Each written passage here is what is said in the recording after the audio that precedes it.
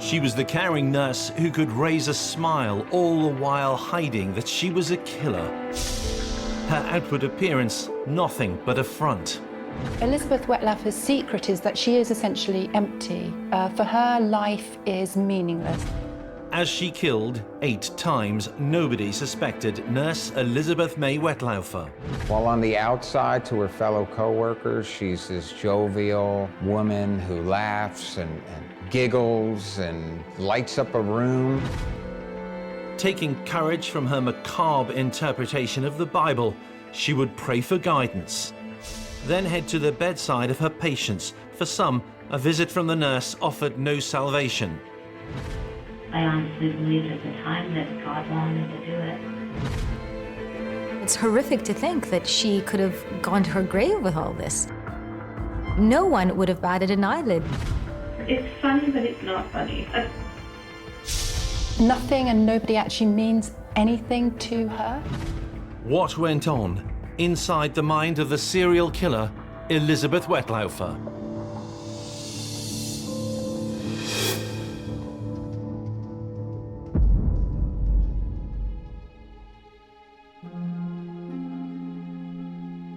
Elizabeth Tracy May Wettlaufer, 45. Someone who appeared to be a genial and capable professional, certainly someone who could be trusted. In the late 1990s, Elizabeth has gone to college. She has her RN. One of her jobs, she's assigned to the night shift. She is the nurse in charge of administering all the medication. She worked in a job as a carer in care homes that she may have been seen as, looked down upon. She worked with people that could be difficult at times, that were suffering with things like dementia. This is a nurse. She's in a position of trust. No different than a police officer, somebody that's in the clergy, a doctor. Of all the people you need to trust, it's that nurse. She's the one you're going to turn to for that ultimate bedside manner, that bedside care. But Nurse Beth, as she preferred to be known, wrestled with a condition that she kept hidden from her patients, one which was affecting her mind. She was convinced that God had sent her on a mission to kill some of those for whom she cared. I just had a sense after my marriage broke up that God was going to use me for something. She said that God told her to do things, but it seems to me that there was a sense that she felt all-powerful in those moments. Moments, plural, as she struggles to make herself comfortable on a September day in a police interview room in Toronto. Beth claimed to have sent at least 8 elderly people the way of the Lord. Her story was hard to believe. Homicide hunter Brian Harris has spent a career learning to recognize those who make a habit of murder. Elizabeth Wettlaufer was not somebody that he would have suspected. Your FBI profilers would describe a serial killer as being a middle-aged, white male, some formal education past high school, educated parents. This was not the case with Elizabeth. Old people that she tended to were of an age and in a place where often people die, hospitals and care homes. You look at these victims, they were all elderly. Nobody would suspect any kind of foul play. As she killed, she was literally beyond suspicion. She's sharp enough to know that if this person that I can give life to or snuff out life to, nobody will question what has happened to them, because there's a reason they're in the hospital. People assume that it was just a natural life cycle, that they're gonna die. She would be killing still today, but for the voices in her head which made her finally doubt that she was in fact carrying out God's work.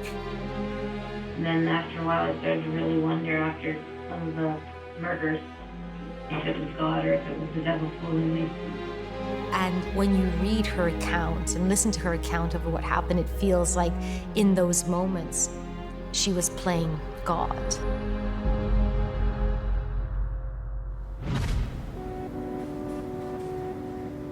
How had it come to this for Elizabeth Wettlaufer? At one point in her life, she seemed settled, enjoyed inviting guests to visit her at her home where she lived with her then husband. So what had happened and what was going on inside her mind as she appeared in front of Canadian police voluntarily on September 29th, 2016? They had no idea who they were dealing with, a homicidal maniac or a fantasist. At first, Detective Constable Nathan Hergott's relaxed demeanour appeared to suggest that he thought someone who could be a fantasist.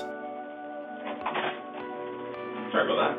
That's okay. There's too many people moving and shaking around here. You can't really keep track of who's doing what. So yeah, like I said, I'm just going to go through for everything in this room is audio and video recorded first off. You okay with that? Oh, yeah. Okay. So I just want to go through, like I said, a couple formalities, cover a few little things off, things that I have to do on my end that I need to do, and things that I just want to tell you and make sure that we're all on the same page before we get going. Okay. Okay? So. The detective was about to hear a story which stretched credibility.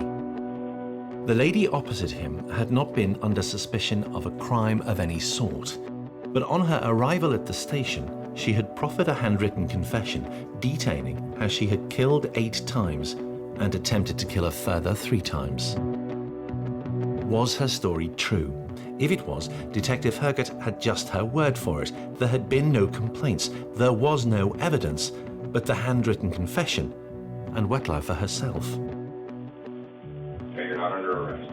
The door is unlocked. Okay, I'm not impeding your way to the door. If you want to leave at any time, if you want to stop talking to me at any time, you just let me know. Who is Elizabeth Wettlaufer? Psychologist Linda Papadopoulos has been tracing her timeline. So we know that Elizabeth grew up kind of a normal upbringing, although it was said to be quite religious, quite strict and religious. And I think there's something about growing up like that that perhaps makes you feel very confined by societal rules and norms. It was normal to get married, so that's what Elizabeth did. In 1997, Elizabeth got married. She was following her life path. This was a woman who was raised with a mother and a father in a household that they were devout Christians. She grew up in the church. Getting married was just another part of the typical life cycle. You're born and raised Woodstock? Yeah, born and raised in Woodstock, married from 97 to 2007. Her marriage, though, didn't work out. She was confused about something. Her devout Christian ways did not allow her easily to accept something she was slowly realizing. You see, there was something else going on with Elizabeth.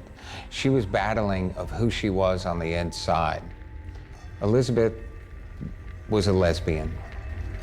I think religion has a very complicated relationship with sexuality. There's a lot of guilt entwined with a lot of religions and sex in general, let alone having a sexuality that isn't that of the majority.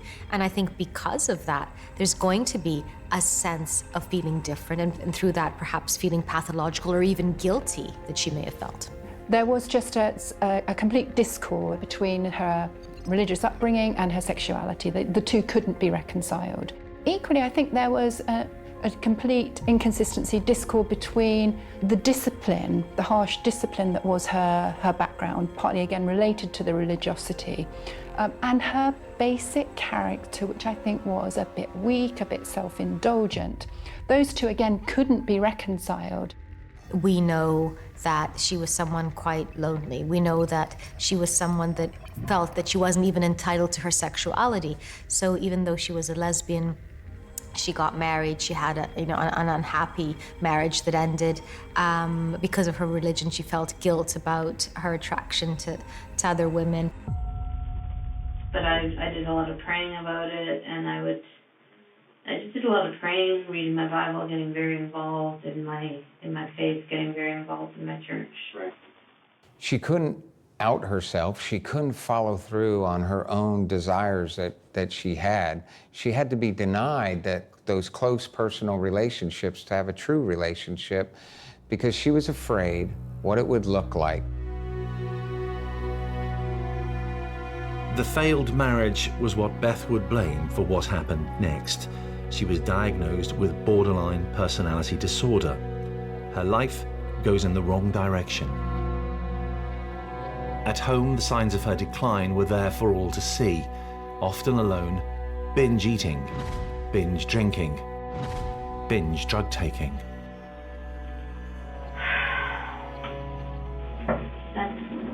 That's where things get a little crazy. Okay. This is part that I haven't told the doctors.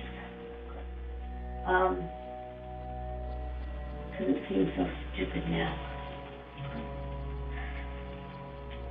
When my ex and I broke up in 2007, I was already taking the medication for my borderline personality disorder. It may very well have been that she felt that her life was spiraling, that she was losing control of what was going on, especially if she wanted to keep this facade up of having this marriage because it allowed her to portray an ideal she felt that she had to portray. And it may be that because of that, she needed to assert some sense of power and control in a different way. And she does this quite horrifically by killing. Eventually, her true sexuality takes its course. And I met a woman online, and she decided to move to be with me. Okay. She was afraid that perhaps she'd be damned to hell because of her sexual orientation. She was afraid she was going against everything that she was raised to be. Her relationship with her new female partner doesn't last long either. Elizabeth's was a troubled sex and relationship story. Elizabeth felt that she couldn't be open about her sexuality. She couldn't own her sexuality. And as a consequence, she felt she had to repress it. Obviously, no one in a million years would suggest that anyone who feels that they can't express their sexuality will go on to hurt anybody. But what we are suggesting here is that if you feel that, then the way that you understand yourself, your identity, and your place in society is absolutely going to be compromised. It's going to be difficult. You're not allowed to be who you are. If this is what she felt, then it's not surprising that she had a hard time with relationships. As she cared for the elderly on wards, mostly on the night shift, Elizabeth's inner turmoil was hidden by how drugs and drink allow her to appear as if together, stable, dependable. She turns to alcohol. She turns to drugs. While on the outside to her fellow co-workers, she's this jovial woman who laughs and giggles and lights up a room. They describe her as maybe being someone that brought joy to the workplace, where on inside she's miserable. There's a dark shadow just eating away at her. And who should she take out her rage upon? Her patients. She felt justified too, because it was God she was listening to, and his message was clear. And I was so angry. And it was like a voice said inside me, I'll use you, don't worry about it. I believe it was the influence of that voice or whatever it was. It wasn't a voice in my head, it was a voice in here. And when I would do it, afterwards I would hear like a laughter in my chest. The first to feel her wrath, Clotilda Adriano. Spending her final years in a care home, Crescent in Woodstock near Toronto, she was doing fine. She had her sister Albina in the same home. One evening, Elizabeth felt what she described as a surge. She inserted insulin into a syringe, insulin that Clotilda did not need. Okay, Clotilda Adriano. She was the first person I ever gave extra insulin to. Okay. I think I gave her 40, and I just, again, there was that searching, but it wasn't so much that I wanted her to die, it was more let's see what happens. And I did that to her on more than one occasion. She now waited to see what happened.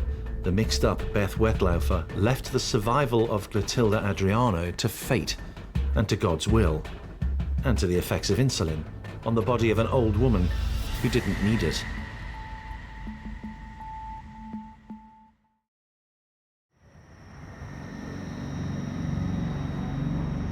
Clotilda Adriano, 87 years old, was made of tough stuff. she survived the attack on her by Beth Wetlaufer. And I didn't really want her to die. I don't know, I was just angry and had this sense inside me that she might be a person that God wanted back with him. And is that feeling you're referring to that you had in your stomach Yes. those times? Yes. Elizabeth's gut feeling, what she described as laughter in her tummy, may have been about her instinct, but her choice of insulin to attack Clotilda was perfect science. The weapon of choice for Elizabeth was insulin.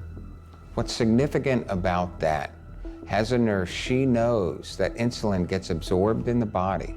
While it can kill, depending on the dosage, it will also dissipate. It is very, very hard to detect, and Elizabeth knows that. Insulin disappears from the bloodstream, so the serial killer in the making was free to try to kill again. And she didn't have far to travel for her next target, Clotilda's sister, Albina. Then Eastern first door on the left was her sister Albina. She was diabetic. Okay. She was October 2007. Sorry, that was her sister? Clotilda and Albina were sisters, yes. Oh, okay. The detective seems incredulous. Wettlaufer was admitting using two sisters as guinea pigs. How much insulin would it take to kill an elderly person? Clotilda was 90 or so. And her sister? Albina was probably 82. And did they have family that would come and visit? Yes, yes, All right. very much so. Who would that be that would come to visit? Clotilda, I think it was her daughters, and Albina was her husband. Like her sister, Albina survived the attack by Wettlaufer, but Elizabeth would have plenty more opportunities. She would go home, hide behind closed curtains, look forward to buying her latest batch of scratch cards. And then she would head back to the bedsides of vulnerable patients. Powerless at home, powerful on the ward. Elizabeth is the one that has to show care for them. Elizabeth is going to be the one to relieve them of their pain. Elizabeth is the one that is going to be in charge of giving them their medicine that will hopefully heal them, or at least aid in their healing process. She has a lot of power working this night shift. And all the time, psychologically tortured. Linda Papadopoulos enlisted forensic psychologist Donna Youngs to help investigate the mind of Elizabeth Wettlaufer.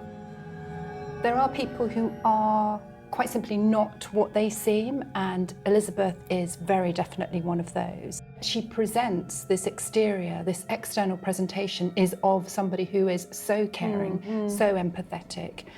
The stark contrast between her inner psychology and her external presentation is really striking. As a nurse, Beth Wettlaufer appeared proficient and professional, but at home she would nightly return to a crumpled world with too much food, drink, and too many pills. Alone with her misery and listening to what she thought was the word of God. No partner, children though she wanted them, desperately seeking a sense of purpose, unfulfilled as a nurse. She knows how to play the roles, and that's what she's doing here, but really, Elizabeth Wettlaufer's secret is that she is essentially empty. For her, life is meaningless. She had failed to kill twice. James Silcox, an 84-year-old veteran of World War II, was next on her target list. She upped the amount of insulin in a syringe. When confessing, she remembered every detail of events of a late August day in 2007. I have written it, I have read it, I have, lived it, so. Yeah, absolutely. So, Mr. Silcox. Yes. Okay, September of 2007. Yeah. Okay. The first one that died as a result of what I did. Okay. The first one to have died as a result of what she did, James Silcox. Wettlaufer suggested she had legitimate cause to kill. And tell me about your knowledge of James and your daily interactions during a shift with him. I didn't see him every time. He wasn't always my patient. I just knew from what people had said that he would grab the nurse's breasts and buttocks, and he would say horribly inappropriate things about his wife. James, who had dementia, did not survive the shot of insulin. He had recently had major surgery, and it was thought that he had died as a result of complications from that surgery. In fact, he had become Elizabeth Wetlaufer's first victim. One afternoon I was working with him and he did grab me. And again, I got that feeling inside that this is his time to go. Wettlaufer did occasionally let the mask slip. One time she was found in the stairwell, passed out, a heavy alcohol smell. Others talked about how they thought they smelled alcohol on her, but no one ever reported her. It was the wall of silence. Just before Christmas 2007, Elizabeth took a dislike to an 84-year-old patient called Morris Granat. He was another one who liked to grab breasts and asses. She was not about to allow that to go unpunished. Where she couldn't control what was going on in her personal life of who she was, she darn sure could control what was going on the night shift or any other shift that she was assigned to work. One afternoon I was working with him and he did grab me. And again, I got that feeling inside that this is his time to go. So I gave him an overdose of insulin after supper. And I believe he died the next day. Morris Granat marked her second homicide. Another day, another death of an old person in a care home. Nothing suspicious. People aren't questioning. They're not questioning Elizabeth. People die in hospitals, especially elderly patients. Wettlaufer carried on with life as usual, in public and online, filling in her business resume on social media sites, describing herself on forums as someone who is assessing patients, administering medications, performing prescribed treatments, communicating with patients' families and healthcare professionals, supervising care staff. The perfect nurse. She was also starting a new hobby. Using a pen name, she began to publish poetry online. Elizabeth has this fascination of writing. She writes poetry. It's a far cry from roses are red, violets are blue. The poetry that she writes is dark. It's death. It's about power. It's about having control. And it's interesting when you go back, and of course when you go back you see things that maybe you wouldn't see the first time, but there certainly are references that are very dark in there, references to murder. Heart beats then sprays as this next victim pays her deft dagger's bill. That's what she wrote, then closed down her computer and headed to the care home to kill again. Who would be her next victim? Elizabeth's poetry gives us an insight to what was happening on the inside of her. Elizabeth had the power of God. She could snuff out life when and how she wanted. She could watch that person and watch their last breath of life go away. Or she could give them the proper meds to keep them alive. And to Elizabeth, that gave her control, that gave her power. With 2 dead, 2 more narrowly surviving, the little overweight lady just kept telling an astonished detective of more and more attempts to kill.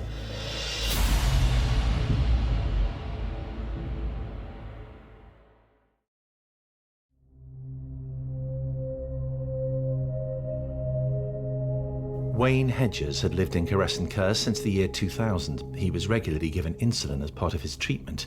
He was also diagnosed schizophrenic and not one of Wettlaufer's favorite patients. Then there was Wayne. He was on the nurse wing. He had dementia. He was diabetic. He could be uncooperative. And I gave him a large overdose. Because I thought it was his turn to go. His turn to go. Wayne Hedges did not have dementia. At 56, he was the latest to be attacked by Beth Wetlaufer. He survived, but she was far from finished with her killing. 56-year-old Michael Priddle, a sufferer from Huntington's disease, survived a Wettlaufer insulin attack too. Occasionally, the dosage she applied was not enough to cause death. Throughout 2007 and 2008, Wettlaufer's personal life continued to be in a mess. None of those that she met had formed a lasting relationship, the kind that Elizabeth May had always wanted. She'd meet people via dating websites, but no one would stick around. One complained she came onto her far too quickly. The fluctuation is a classic symptom of somebody with an emptiness within them, as is the abuse of drugs and alcohol. Somebody looking for meaning, looking for solace, looking for a way not to feel the emptiness that they feel.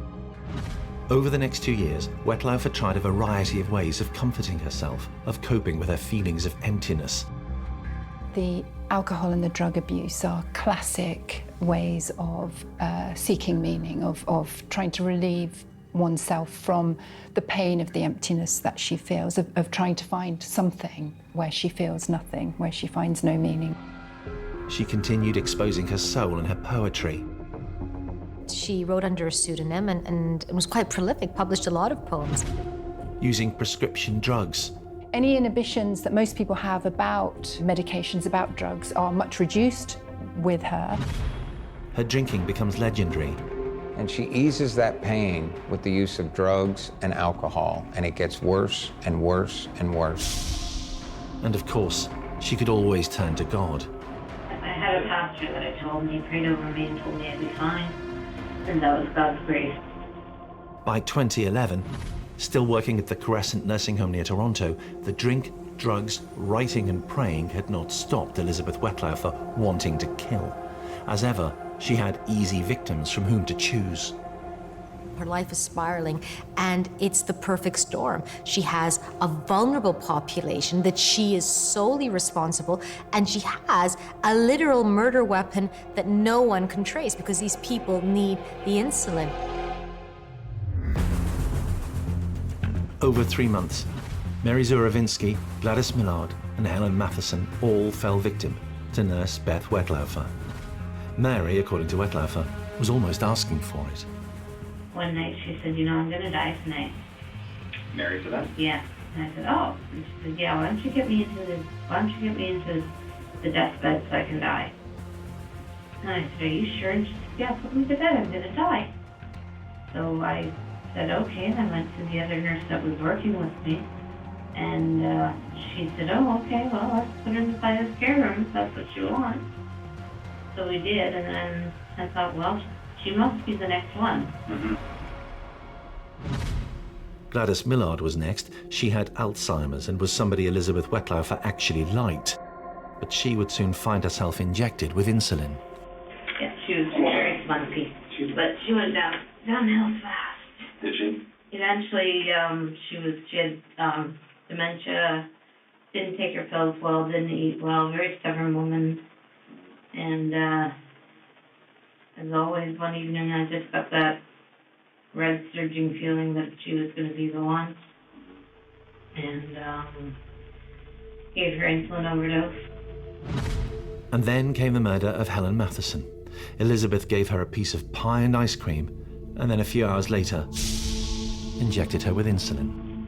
You don't say a lot of negative things about Helen here. Did you get along with her okay? Did she ever do anything to harm you or? No, she was very quiet. It was just, I got that feeling that she's next at her time, so. It was November 2011. The death count was rising, and so were concerns about Elizabeth. By 2011, 5 people had died under Elizabeth's watch. Now, during this time as well, her co-workers, they've seen some changes in her. They've smelled alcohol. They've noticed some bizarre behavior, but they're not connecting it with the deaths of the patients. It's just that, wow, 5 people have died. And Elizabeth's behavior and actions, they don't report anything. She should have at least been removed or sent for treatment for her alcohol or her drug problem. A Scottish woman called Helen Young had settled in Canada after the Second World War. Wettlaufer did not take kindly to her. Miserable and unhappy with her life was how she described her. Hers was another name featured in Wettlaufer's handwritten confession in the interview with the police too. Helen was miserable. She frequently yelled out, help me nurse. She frequently yelled out she wanted to die. She just was not happy with her life. She would wheel around in her wheelchair saying, help me nurse, help me nurse, help me nurse, help me nurse. And when you went to help her, what do you want help with? Like, get away with me. Go away. Poppy nurse, poppy nurse. Didn't want to eat, didn't want to drink. Very difficult to deal with. During this stage of her life, Donna Youngs believes that Elizabeth Wettlaufer felt that she had no role in life, no partner, not a mother, confused about her sexuality. People like that feel they are literally nobody. In the confusion, they just give up. And without any proper identity of their own, then they never develop any feelings about it. Nothing or nobody becomes significant to them, because you need an initial identity of your own before anything else can matter to you. Wettlaufer's victims, in her eyes, simply did not matter. And instead, she almost blames the victims, saying, well, they were very difficult. They were very naggy. They were a very difficult person to deal with. I honestly believed at the time that God wanted me to do it. It was the same throughout the interview. Elizabeth's motivation wasn't, according to her, to kill. It was God's will. She was merely the instrument. In reality, she had the choice of whether people lived or died. And when you have the freedom to choose, you have godlike powers. So you see, Elizabeth had the freedom to choose. She had the freedom to choose between good and evil. And time and time and time again, Elizabeth chose evil. Why? She enjoyed it. You see, if sinning was so horrible, if it didn't feel good, people wouldn't do it. Wettlaufer killed 2 more times at Crescent Care Home. Maureen Pickering was target number 11. Again, not somebody that Beth liked. Maureen was a handful. She would attack other patients. She would pull their hair. She would hit them. She would pinch them. Not diabetic, should never have been given insulin, but Wettlaufer gave her a massive dosage. So, yeah, I overdosed her. I think she certainly felt a great sense of power over the people around her, and I'm guessing that she felt very powerless in other parts of her life. Elizabeth's days at Crescent Care were numbered. Ironically, she fell foul of management because she was spotted giving an incorrect dosage to a patient. She received a firm rebuke in writing from her boss. You had administered the wrong medication to a patient, it read. The resident experienced distress. Beth, although you acknowledged this latest error, this is another incident in a pattern of behaviors. The termination of your employment is warranted. So I was fired from Crescent Care for medication errors that had nothing to do with this. By 2014, 2 more people have died. One in 2013, one in 2014. And so now the facility itself, they're very much aware of Elizabeth. And they decide to remove the problem. They, in essence, fire her. But they don't make any notes, they don't tell anyone, they just fire her. But there is a shortage of care workers who are qualified nurses, so Beth Wettlaufer soon got a new job. Then from there I went to Meadow Park Nursing Home. Okay. And at the Meadow Park Nursing Home, she started killing all over again.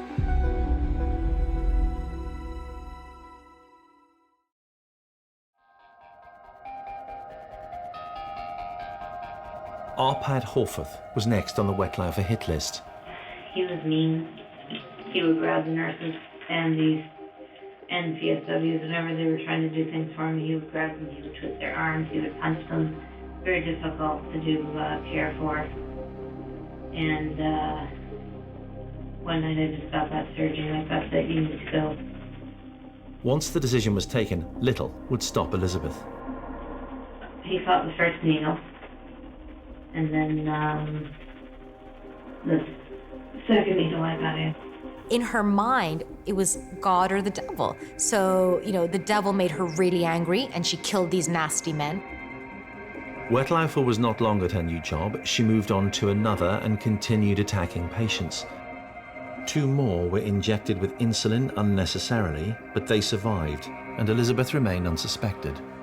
As a homicide detective, even with 8 people that have died under the watch of Elizabeth, they're all elderly, some over 90 years old. As a detective, I might look at Elizabeth as incompetent, as a nurse who never should practice in the field of medicine ever, but criminally, I don't know if I would be looking at her as a murderer. I'd be looking at her as incompetent. Which may well have been why it took Elizabeth Wettlaufer herself to reveal her crimes. Given that, according to her, God had played such a big part in her serial killer behaviour, it may not be surprising that Wettlaufer's next step was to consult a pastor in her local church. I had a pastor that I told, and he prayed over me and told me I'd be fine. And that was God's grace. And then... When was that? That was Halloween 2013. Yeah. And you kind of told us what had happened to you to that point in your life with involving these people? Yeah.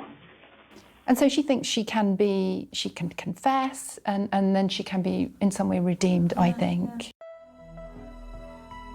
Perhaps the pastor did not believe what he was hearing. Police were not told. Then Wettlaufer had a meeting with friends when she tells them what she's been doing. I told them that I had been killing people using an insulin overdose. And they all said, yes, you better go get help. So off I went. Okay. In 2016, Elizabeth checks in to get mental help, to get treatment for her drug and alcohol addictions. It doesn't take long for her to reveal her secret that she's been carrying around with her, that she is responsible for the killing of innocent life. Now, can you imagine the psychologist that is hearing this? Now, ethically, he can't go to the police. He's bound ethically that this is his patient. She opens up to a psychiatrist and tells him that she's made all these horrible decisions, killed all these people, and he urges her to tell the police right away. As part of her counselling, her psychiatrist also tells Wettlaufer to write down what she'd been doing. She dutifully obeys, and after a few days, followed the advice of her therapist on another matter. Turn yourself in. The doctor suggested to me that I should. Not to give to the police, but he said that if I wrote it out, it would be a good part of my therapy. So, and did take a large amount of pressure off me and helped me to really clarify the fact that no, it wasn't God, it was something wrong with me psychologically that was making me believe that it was God. At first she doesn't go, but eventually she does. She turns herself into the police and starts telling a story, and a story, and a story, and a story. She tells them about each body, each person. She describes how she snuffed the life out of them, watching them die. What was most profound is during her storytelling, she cackles. Okay. Funny, but it's not funny. She giggles. She laughs. Oh, perfect. Sure. There you go. Which one has the vodka in it? While all people are capable of taking human life, only a few actually have. And out of those few that have, very few enjoy it.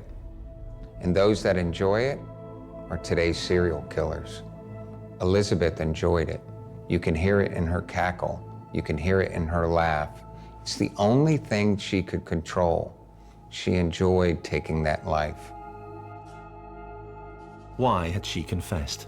According to criminal profiler Donna Youngs, not to help the relatives of those she had murdered.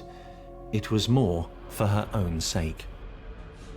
She doesn't like having the responsibility of being the only person that knows what's happened. That's not something that somebody like her would enjoy carrying. She wants to share it for that reason. It's a selfish motivation behind the confessions, and it's an emotional unburdening. She will have had some kind of almost childlike response to having committed murders, and she won't enjoy that feeling. So in her mind, she will, by confessing, she gets rid of the burden, she gets rid of the emotional uncomfortableness that she's feeling. As the interview reached its conclusion, Elizabeth May Wettlaufer was keen to get home, something she was allowed to do before being put before the courts. She had been candid and checks confirmed that she had killed or tried to kill nobody for months. You've done some things to some innocent people. Absolutely. Some pretty, what people are Horrible gonna, things. people are gonna have opinions of you, and people are gonna, right. The interview room confession seemed to be Wettlaufer's way of cleaning the slate now that she had a clear mind, because before she claimed that she hadn't. That is why she misread the signals from God. And now I know that it wasn't God, and I'm ashamed of myself that happened, but I also think that it was mental health. You know, I think it was, I was in my right mind, or I would have been able to tell. I mean, I was raised to believe in God. I was raised from a baby to go to Sunday school, so how could I get such a strong feeling that this is what God wanted, unless it was something wrong with my head? Wettlaufer was charged with 8 counts of murder, 4 of attempted murder, and 2 of aggravated assault. She did not contest the charges, having confessed, and on June 26, 2017, Wettlaufer was sentenced to 8 concurrent life sentences with no possibility of parole for 25 years. But for the confession, it's highly unlikely the crimes would have come to light.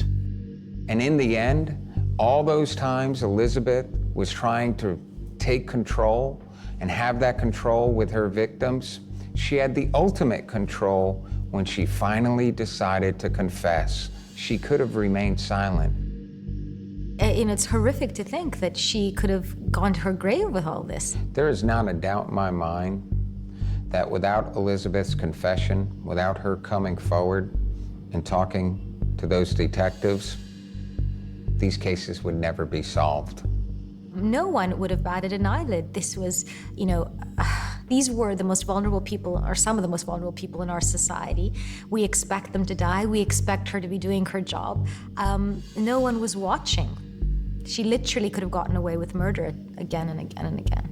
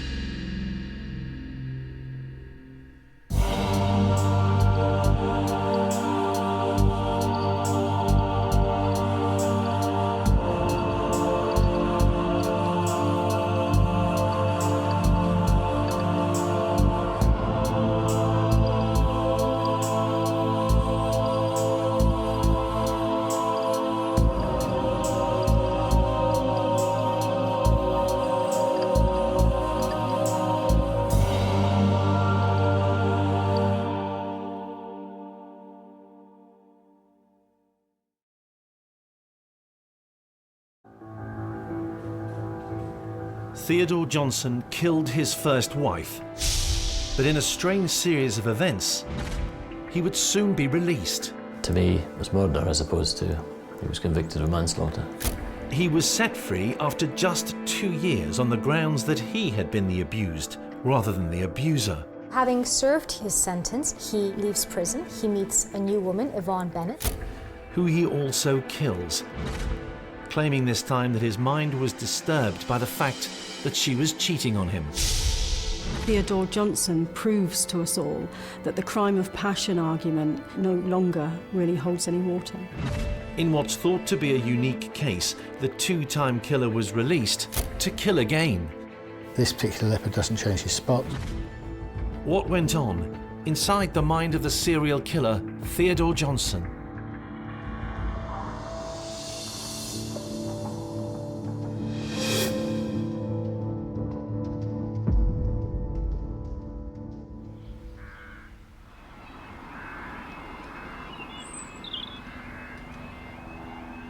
In 2016, Theodore Johnson ran headlong into the path of a train. He survived his latest suicide attempt, but he was badly injured. Earlier in the day, he had killed a woman called Angie Best, a mother of 4, a grandmother too. She had made, quite literally, a fatal mistake. She wanted to stop the relationship, he didn't, and the poor lady paid with her life. To be in a relationship with Johnson was to risk being killed. Angie Best was the third female partner who had lost her life at his hands. Any sense of stepping out of line and disrespecting him by finding another partner, by standing up for themselves, would have been met with this huge, disproportionate anger and violence. Who was this man who could simply not take rejection without killing? Theodore Johnson spent most of his life in England living in high-rise flats in the Midlands or in London. He had swapped the culture and lifestyle of Jamaica, where he'd grown up. What else do we know about the man who would create unwanted English legal history? Theodore Johnson is born in Jamaica, one of 11 kids, poor family, and eventually he moves over to Wolverhampton, where he starts his new life with his young wife, Yvonne. Certainly in the beginning, it looked as if Theodore Johnson wanted to have the normal and traditional life. He wanted children, he wanted a wife, he wanted an ordinary relationship. So they lived in a flat on the 9th floor of a block, and he had a job in a local garage, and, you know, they'd had their family life. Things were going well for them. It was 1981, but soon it was clear it wasn't all plain sailing. The relationship with his first wife started to break down at some point. To some, Theodore cut a distinctive figure because of his height. Well, he's not a big man. He's quite slight, really. Demure, subdued. Weighs just over around 110 pounds. So in terms of his physical stature, he isn't somebody that's particularly imposing, and perhaps feels a bit vulnerable because of that. If he felt vulnerable, small, it did not restrict him from being violent towards Yvonne. There were reports from neighbours of her being beaten. It was a different era. The police seldom intervened. I could personally attest that. I was a police officer in the 1980s myself, and when we used to go to calls of domestic violence and domestic disturbances, there wasn't the kind of support for victims that we have now. It was a kind of, well, this is a private matter, everybody should leave it alone. It was a Sunday, and Yvonne wanted Theodore to dress for church. It may have been about him feeling very belittled, about his wife saying that he wasn't smart enough to understand things to attend church. We also know that the type of argument they're having escalates. He'd attacked her with various items, including an ashtray. Then with a vase, then with a broom. And then the argument supposedly went out onto the balcony, and prosecution and the police would say he pushed her off. He would say it was an accidental push and she fell over. Yvonne Johnson was just 31. Yvonne and Theodore had 2 small children. Their mother was about to be depicted as a nagging wife who'd made their father's life a misery. In fact, he holds that up as a defense. He says to the judge that, you know what, she would make me do housework. And the judge actually refers to this when sentencing. So instead of being seen as the perpetrator, instead of Yvonne Johnson being seen as a victim, it switched around. And all of a sudden, Yvonne Johnson is this horrible, abusive spouse. She was the violent aggressor, not him. A judge and jury was asked to believe that no man should have to put up with a woman like Yvonne. She forces me to do housework and washing up and cooking. He explained his motivation for killing her as a kind of spontaneous self-defense. So he came at this by saying that she was the abuser and not him. He even uses the ferocity of his attack to support his defense. Because he used multiple weapons and it was frenzied violence, and you know he tipped her over a balcony, which is a very visible thing to do. You're not going to be able to hide that you've done that. So it can appear to the rest of us that that was potentially spontaneous rage. Somebody got very angry, lost their rationality, and look what happened. I could not have predicted this was going to happen. Therefore, he wasn't guilty of murder, he was guilty of manslaughter by reason of diminished responsibility. And that's what the court found. It's an important distinction in English law. If a defendant can establish that his responsibility for his actions were diminished in any way, that he had been provoked or that he'd been abused, then the charge can be reduced to manslaughter. The sentence can be reduced from life too. He's so good at reframing the story, about putting himself in the position of victim, that not only does the judge buy into it, but the sentence is reduced and it goes down to only 3 years. And in fact, Theodore Johnson was released even earlier. He was sentenced to be detained in a secure psychiatric unit. He was designated mentally ill. If he could be treated, he would no longer be dangerous. That was what he argued. Former Detective David Nichol doesn't believe that Johnson had mental issues, but the authorities at the time did. So for him to claim provocation and, oh, I'm a poor wee victim here, no. And after 2 years, he was found to be cured, or at least sane enough to be released back into the community. And this happened, and of course there he was, Theodore Johnson, the killer, back in the community and able to form new relationships. By today's standards, his treatment seems bizarre. A wife killer treated leniently because he was so put upon, and free after just 24 months.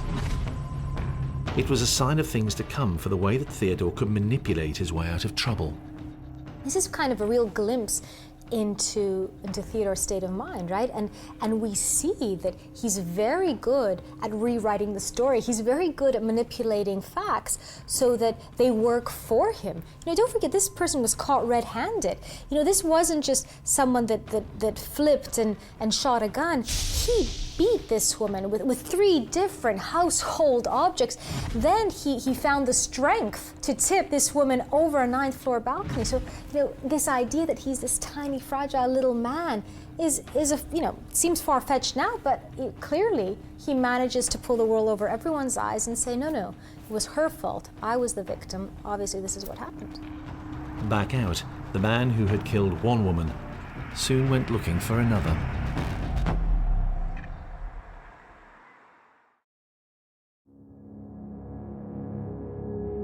The decision to send Johnson to a high-security psychiatric unit meant the probable use of medication. But he had been seen as the victim. He would not have been counselled about being a perpetrator of domestic abuse. So he would have come out exactly the same person, maybe a worse person, than when he went in. And given the kind of person that Theodore Johnson was, he probably would have been searching for another stable relationship almost immediately. He had wanted to be in a settled partnership when he left Jamaica, when he first arrived in England, and now that he was in London too. He liked that stability in his life. He even felt entitled to it.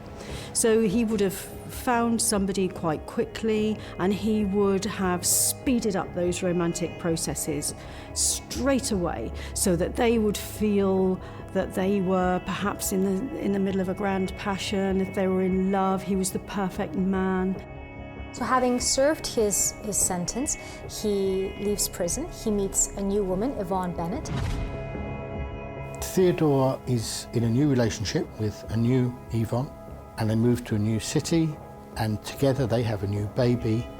He pushes the relationship along as quickly as he can. But of course, the reason for speeding it up is to get that control as soon as possible, because he needs that. He needs to have that stability. He needs to have somebody else in his life who he can control and who will focus just on him. It's very important to him. And you might think that, this is his chance to start again. But as is sadly so often the case, he doesn't change his way of dealing with the woman in his relationship. He doesn't change the way he treats her, and that relationship too becomes abusive. He and Yvonne stay together for another 7 years. Is that a sign that things were going smoothly? Not, according to criminologist Jane Monckton-Smith. If nothing comes along to disrupt the relationship, if they are maintaining control, if the victim is allowing that control to continue because probably they're too scared to do otherwise. That relationship could float along for 50 years. The trigger, the provocation, which is usually separation or rejection, could come at any point. So the fact that they were together 7 years shows more about his need for that stable relationship than hers. Neighbours later described a relationship dominated by two things: regular shouting matches and Theodore Johnson wanting to keep a close eye on his wife, to know where she was morning, noon and night. People who are controlling, like Theodore Johnson, who are very, very controlling, their partners probably don't have time to breathe on their own without him having given permission or not. So we know that this is probably a tumultuous, a difficult relationship, because at least on one occasion, the police are called in because of a domestic dispute. So the violence is there, but then things go quiet. But inside the flat where they lived, there was turmoil. Johnson accused Yvonne of seeing someone else. True or not, he was not one to live with doubt. This particular leper doesn't change his spots, and he carries on being abusive within that relationship. So much so that Yvonne calls police and says, he's been abusing me. I think their relationship was breaking up and she wanted him out, but it's not the sort of thing we can get too involved in. You know, this is in an age where the police way of dealing with domestic violence wasn't as refined as it is today. Johnson suspected an affair. A constant in his life was the willingness to self-harm or threaten suicide. Johnson would make serious attempts to kill himself on several occasions. Ironically, making threats to hurt himself was a way of protecting Johnson. It gave him the emotional upper hand, and it's what abusive, controlling people like Johnson sometimes do. But one thing that quite often happens is threats to suicide. And this is to try and get the person who they're maybe losing to change their mind. That was indeed the state of Johnson's mind. He would both use violence and threaten to end his own life. A controlling mechanism applied by a man who had already killed once. After she told him she intended to leave him, Johnson tried charm, bought her a box of chocolates. According to him, she rejected them. Yvonne decides that she wants Theodore out of the house. A very dangerous thing to do. He'd felt rejected by his first wife and killed. Would he kill again?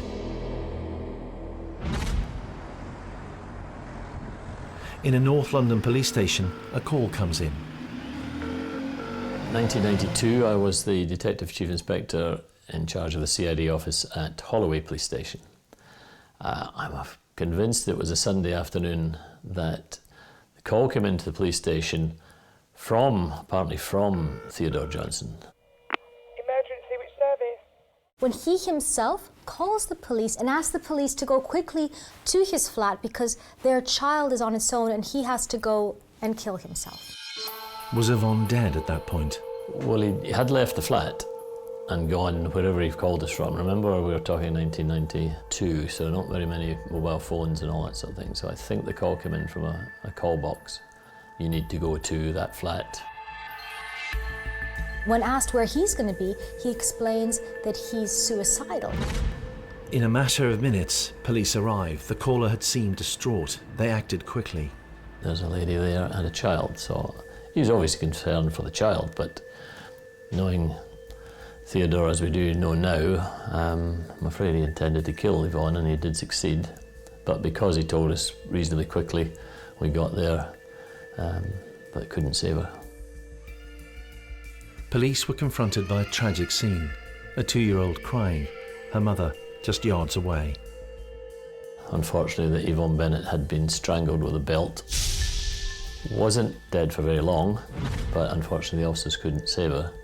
And the 2-year-old child was unharmed in one of the bedrooms.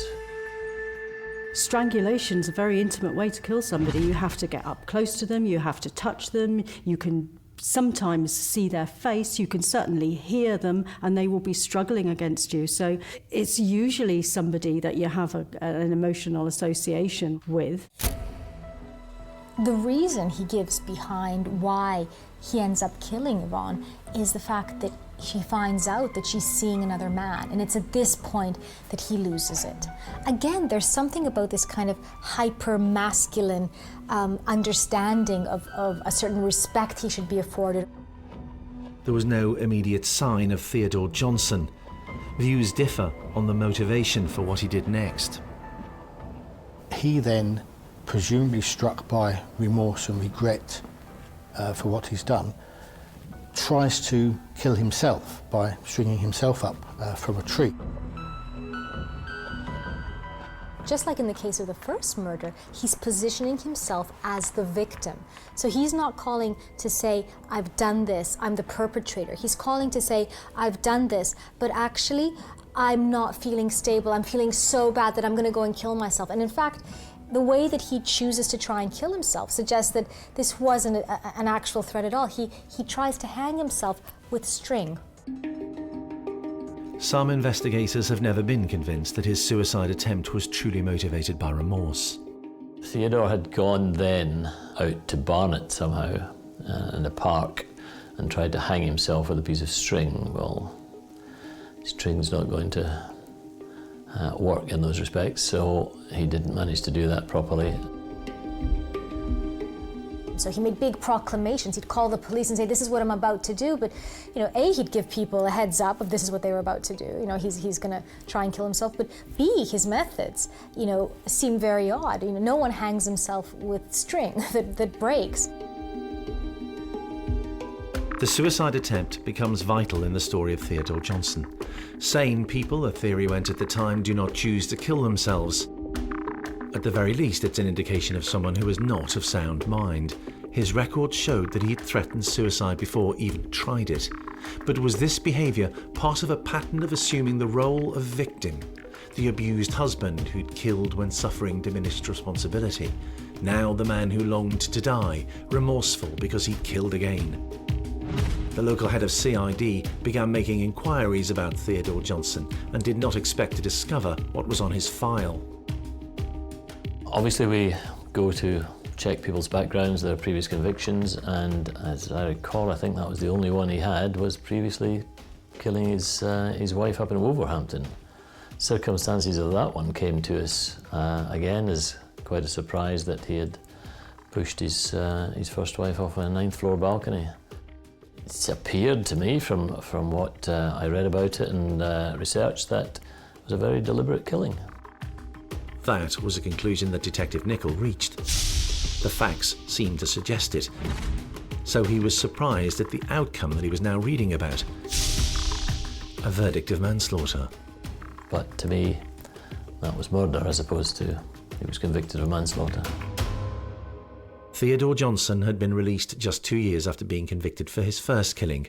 Was he about to claim diminished responsibility again and so have a murder charge reduced to manslaughter?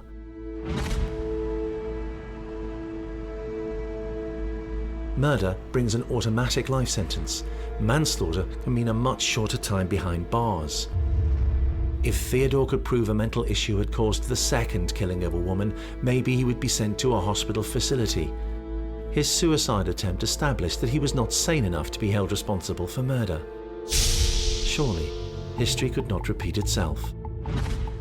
So even if people were prone to understanding and couching sort of that first murder, you know, as a spouse who'd kind of been abused for so long that he reached the end of his tether, now that really calls everything into question, right? This has happened twice. There's been reports of domestic violence and the modus of not only how he operates around women, but how he then positions himself as victim is something that's happened almost identically twice in a row.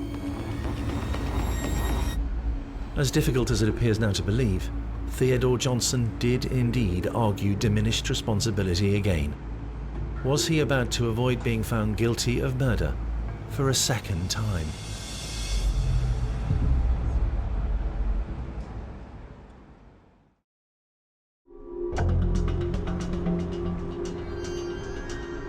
In 1992, Theodore Johnson appeared before a court at the Old Bailey. He denied murdering Yvonne Bennett, his second partner, claiming he was mentally unwell at the time. Amongst the evidence he offered, his failed attempts at taking his own life. Certainly his history of suicide attempts may have been seen more as a mental health issue than a control issue, and that actually might have supported his diminished responsibility plea. The court accepted that his attempt at hanging himself from a tree with a string was evidence of a disturbed mind. He was able to plead manslaughter by reason of diminished responsibility and ended up yet again being sent to a mental institution rather than to prison. His admittance to a psychiatric unit is quite strange, but there were other things that came into the picture, like depression, and he had a history of suicide attempts, which probably made it look more like he was a man with mental illness problems. And off he went. It was a manslaughter plea of guilty, diminished responsibility, and he was given a hospital order. Now that's a secure hospital, and in most cases, and as I say, my anticipation at that time would be he'd be in for a very long time, if not forever. At least for those who felt he should have been found guilty of murder, there was some consolation. It was unlikely Johnson would ever be released from a secure unit. For criminologist Jane Monckton-Smith, the verdict was a byproduct of different times. Though there's no defence of crime of passion, domestic murders are often seen in that context. We're very, very used to using the crime of passion to rationalise these kinds of homicides. We have done for years and years and years. I mean, going back decades, we've used the crime of passion to understand domestic homicide.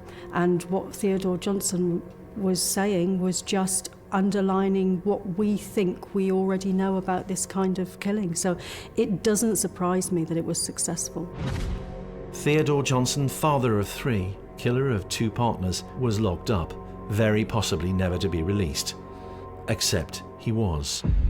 He convinced carers he was no longer a risk.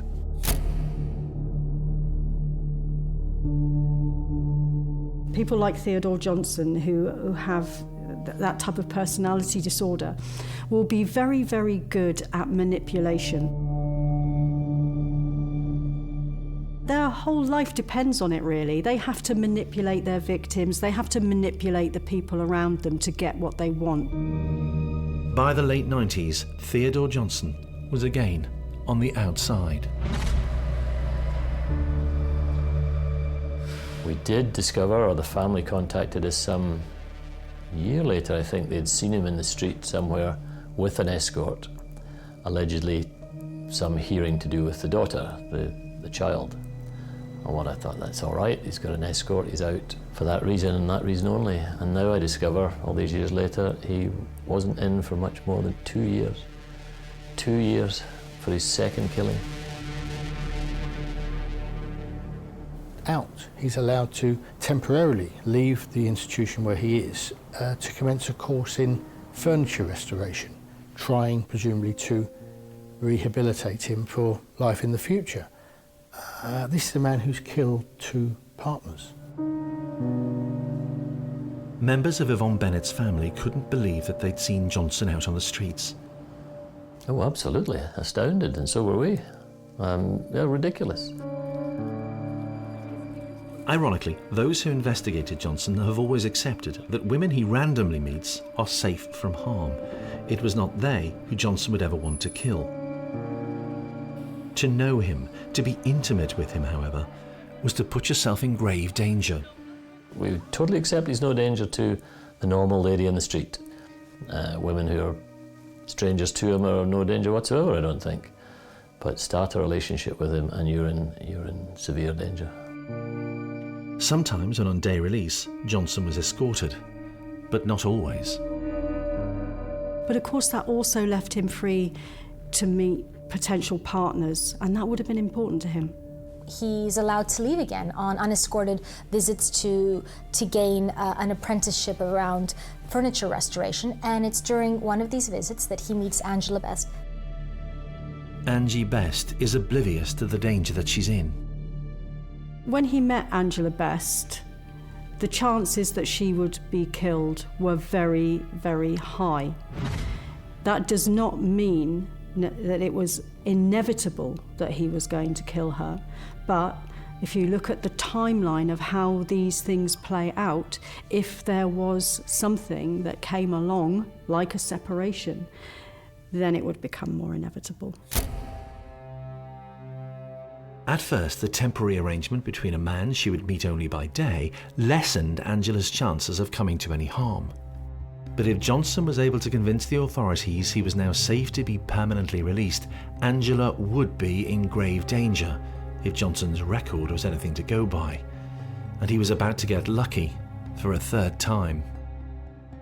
About a year after he started this course and started being released temporarily from the institution, Theodore Johnson's able to convince a mental health tribunal that he should be released permanently, and he is. A stipulation is added to the conditions of Johnson's release. He could not start a relationship with another woman. Where there's been a history of domestic abuse and there's been serious violence, it's not unusual for there to be licence conditions that that person has to inform the authorities when they are starting a new relationship. So it doesn't surprise me that that condition was put on Theodore Johnson. However, a mere condition was not something that some officers felt would be a deterrent to the twice convicted killer. Well, what can I say? What a weak condition to your release. Because, am I going to tell you? Because you'll be possibly put back in. He wouldn't want anything to come in between him and that relationship. And if he thought that the police or the probation service were going to tell his partner about his past, that would have been a significant threat to him. He probably would have tried to hide it. So I'm not going to tell you. And unless you start visiting at odd hours or putting surveillance units onto him, well, you don't do that. He just carried on. In fact, he starts a 15-year-long relationship and nobody knows. Despite what was going on, he must have had some degree of charm, an ability to connect with women, to keep them engaged. Johnson had killed 2 long-term partners. How could he justify starting a third significant relationship? Having a woman in his life is something that Johnson appears to simply have needed. There's obviously something in his past that has destabilised him in some way. He maybe doesn't feel safe in the world, he didn't feel loved, lots of different things like that. And he feels that he can get those things through a relationship, but it's a relationship he has to own and control. So whenever he comes out of prison, the first thing he's going to do is go and seek out another partner. And his third long-term partner, Angela Best, seemed happy enough with Theodore. So when he's released, he actually moves in with Angela Best. So he's lying on both sides. To the authorities, he's lying and saying, no, there's no relationship with a woman, even though he's living with someone immediately. He manages to keep his past secret from her, keep the fact of his relationship with her away from the authorities, and perhaps crucially, she, Angela Best, has no idea for 15 years that she's living with this man who's killed his last 2 partners. He's lying to her consistently as well. She does soon suffer the same fate as the 2 women he had killed. So it became clear that he hadn't changed at all, really. It had just taken him a little bit longer to get to the stage where openly he was abusive to Angela. But he clearly had treated her in the same way as he'd treated his other 2 partners. In 2006, 2011, 2015 and November 2016, Theodore Johnson, in planned meetings with his probation officer, lied by denying he was in a relationship, and he was believed. In the warped world of Theodore Johnson, a woman he barely knew was safe. And when things are going well in a relationship with Johnson, a woman seems to have been safe. How would Angela Best's time with Theodore work out? So they're in this relationship for 15 years before Angela Best actually finds out about Theodore's past. I think it's very difficult to try to imagine what it must feel like having been involved in a committed relationship for 15 years with somebody who's got two such dark and terrible secrets and kept them from you. It's at this point that she leaves. By leaving him, she had rejected him. By discovering about his past, she was endangering him. She could report the relationship that he had with her, so exposing that he had breached the conditions of his release. And I guess there must be a real fear in her mind as well that I've just split up with him, or I'm just trying to split up with him. And is this how it's going to end for me as well? You know, do I need to be especially careful now? She did. Johnson only knew one way of dealing with things when relationship issues caused him to get angry. He killed.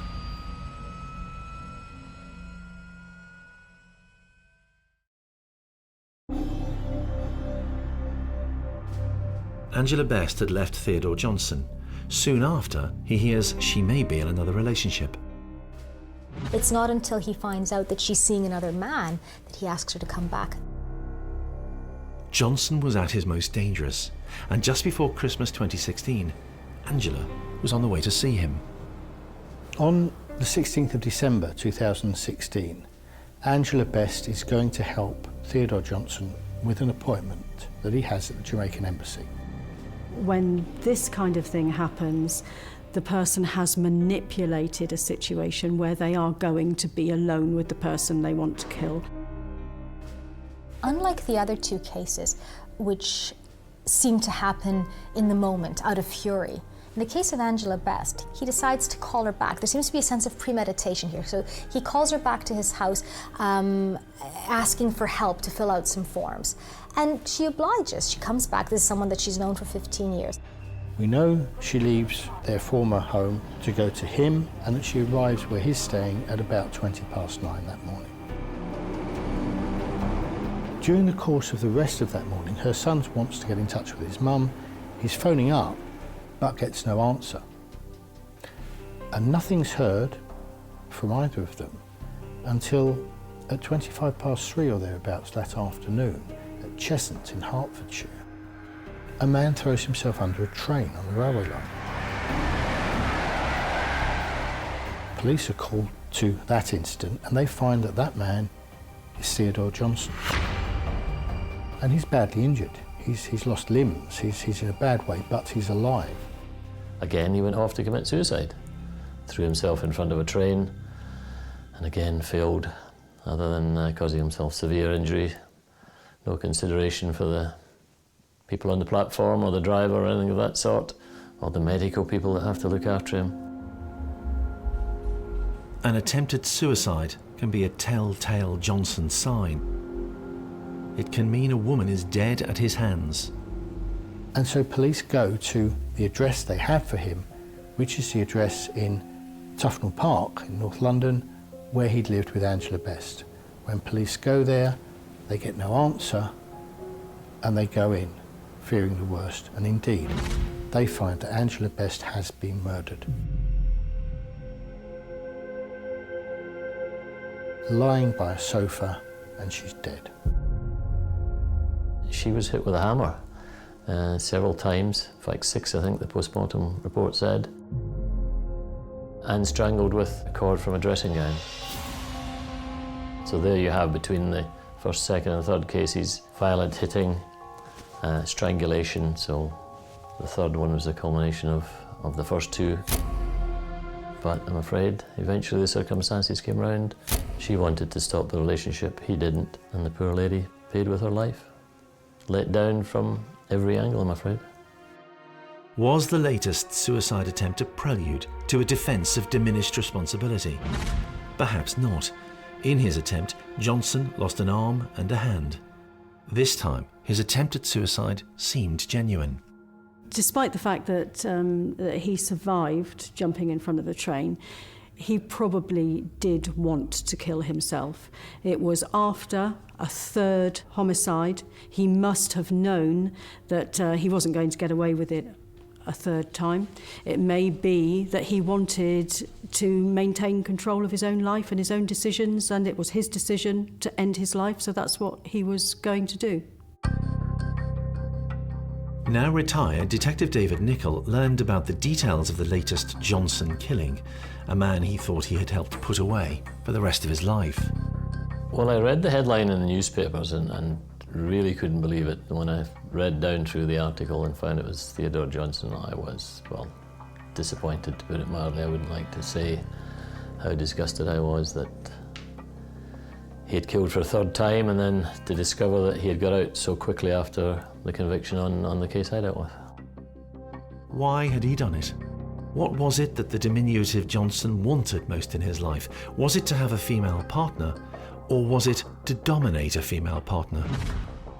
A question for psychologist Linda Papadopoulos as she considers what went on inside the mind of the serial killer Theodore Johnson. A lot of his actions speak to his need for control. So while things were going his way, it seems that it was fine. As soon as someone, came out of line, he would, it seems, resort to violence. And this was evidenced by how often he was, called the police in to kind of deal with domestic disputes. And then ultimately, the fact that time and time again, 3 partners in a row end up being killed when he feels somehow that he's been disrespected, somehow when he's lost that control. True to form, when Theodore Johnson was accused of killing Angela Best, he refused to accept it was murder. He did indeed look as if he was attempting to get the charge downgraded to manslaughter on the grounds of diminished responsibility. There was a real possibility that he would again escape a life sentence. Theodore Johnson was charged with murdering Angela Best, and he denied it. And he denied it right up until the first day of his trial at the Old Bailey in January 2018. He wouldn't have had any idea what he put his victims through, because he would only be seeing things from his perspective. And his narrative in court would have had no insight at all to what actually happened. Everything would have been a manipulation. It was part of a game, one Johnson had won before. A lighter sentence for a lesser crime had been his reward. But, probably advised that he had slim chance this third time, he had a change of heart. And decided to plead guilty to murder. So there was none of the trying to prove provocation or diminished responsibility that had happened with his previous 2 cases. This time, he just admitted straight up, yes, I killed her. And that gave the judge no option but to sentence him to life imprisonment, because the minimum sentence for murder is life imprisonment, and that's fixed by law. Still, the Johnson cat-and-mouse game that he played with the justice system continued. The judge recommended a 26-year minimum prison term, which would have made Johnson 90 years old on release. He, presumably on advice, appealed that length of time, and the Court of Appeal looked at it and decided, yes, it ought to be altered, but it ought to be put up. And they raised that figure to 30 years. So he will spend 30 years in prison before he can even be considered for release. Yvonne Johnson had been thrown from the balcony of a high-rise flat after being beaten repeatedly with the nearest weapons that Theodore could find. Her sin was to ask Theodore to dress well for church. So this was very much about ensuring that they knew who was boss, that they didn't step out of the parameters that he felt represented this man that he needed to be in his eyes, this kind of hierarchy of who was in charge, who was in control. Yvonne Bennett had been strangled with her belt. Her sin in the eyes of Johnson was to fail to submit to the regular beatings that she received. I think what we're seeing here is someone that possibly felt less than, perhaps because of his size, perhaps of his experiences of being devalued or not respected by those around him. The sin of Angela Best was to have uncovered the truth about the man who hadn't told her of the 2 others he'd already killed. So that when he found someone that was in his life, he felt in order to control them, he had to subjugate them. He had to be the powerful one, to put them in line. The 3 women, unwittingly, had become a unique part of recent English legal history. In his 46 years as a Met detective, David Nichol had never seen such a case. Theodore Johnson is a unique serial killer. in the circumstances of killing, serving a sentence, killing, serving a sentence and killing again. The last time I researched it, I think there was 60 plus cases over several decades who had killed, served a full sentence for murder, as in life sentence, come out and killed again. But nobody, and I'm afraid I rather told the relatives of Yvonne Bennett that we wouldn't expect to see him out for an awful long time. We were let down by the system all round, I'm afraid. Most people, the vast majority, having killed a second time, just get such a long sentence that they don't come out and they don't kill a third time. I think it's almost unheard of. Theodore Johnson lost both of his hands after his latest suicide attempt and will not be released, if at all, until he is 94 years old.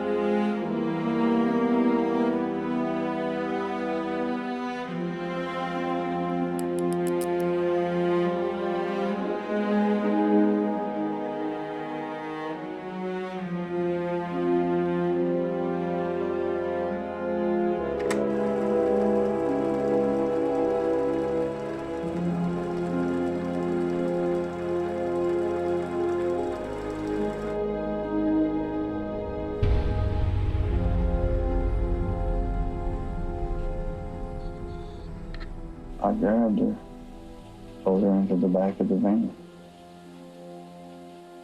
And then she fought. She bit me hard, drew blood.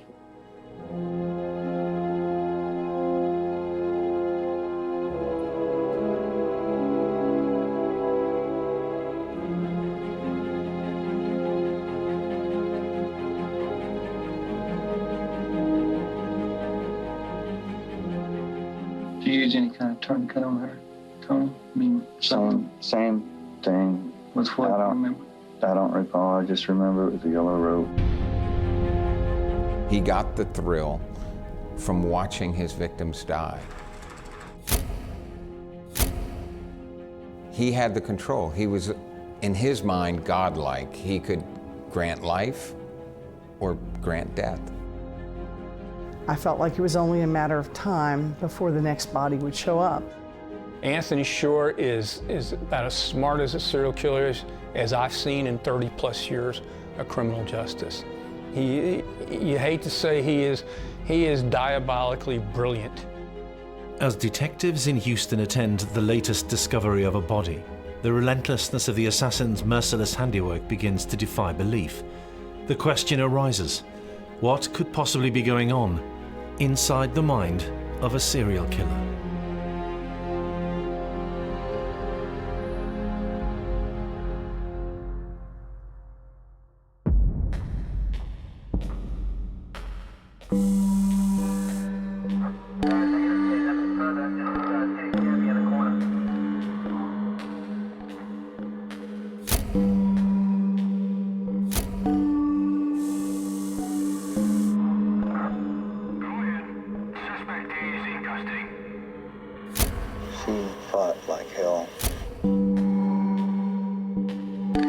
Serial killers have a desire to kill. They have a thirst to kill.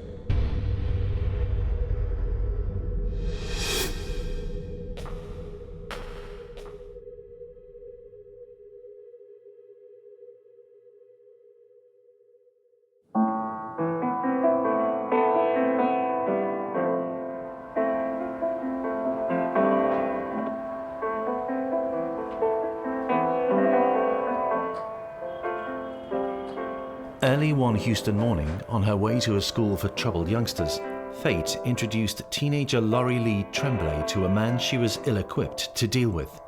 He had driven past her before, spotted that she was often alone at a bus stop. Anthony Shaw recalls that day as particularly memorable.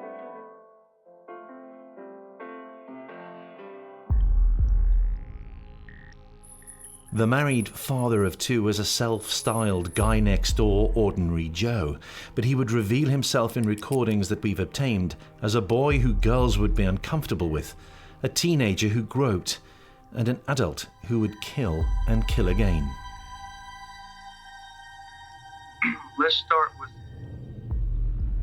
at the start, just tell me. First, Lori Tremblay.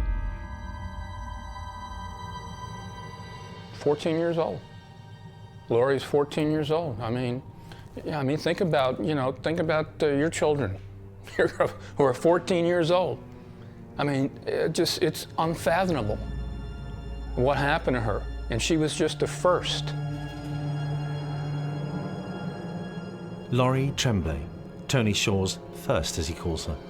By his version of events, she comes on to him. One morning, this girl comes up and asks me for a cigarette while I was at the stoplight. I asked if she needed a ride, and I gave her a ride. And a couple days went by. She saw me. I gave her a ride again to school. To school. The man claiming it was Lori Lee who was leading the 25-year-old Shaw into a relationship knew she was at school. She and I became more than friends. He's trying very hard to make something that is very dark and sinister normal. She and I became involved just in the sense of kissing and, hello, goodbyes. I started giving her a ride on a semi-regular basis. He's trying to normalize the idea that he would pick up somebody else's child in the car, drive around with her, and that naturally one thing would lead to another. Lori is tall for her age, precocious, playing at appearing like a young woman, but focused on catching the 0641 bus every day and getting to class on time. Lori was walking to school, doing what thousands and millions of youngsters do every day. And here comes this predator. Shaw targeted them because of their vulnerability. And one day it was misting rain. She saw me, asked me for a ride, and I wanted to get more involved in just the kissing and stuff. And it started off okay, and then she freaked out and said, "No, this ain't going anywhere." Let me out, threatened to tell on me.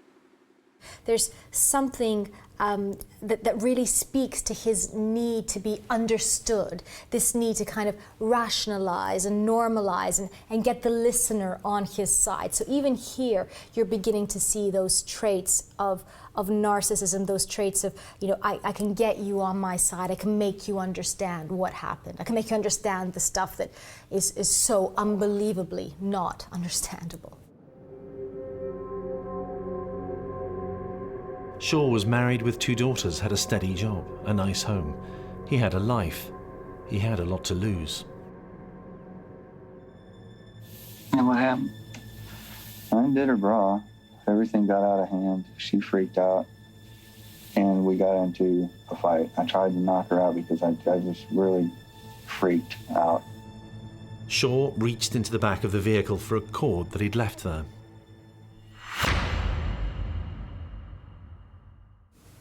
I think the incident with little Lori Lee really speaks to the premeditation and the boldness of this act. He tries to make it out like, well, the cord just happened to be there. He knew this was something that he wanted to do. He places the cord in the car, ready for use. I took this cotton cord and I tried to make sure that she would never, ever tell anybody, even though I knew that was insane, and I strangled her. He got the thrill from watching his victims die.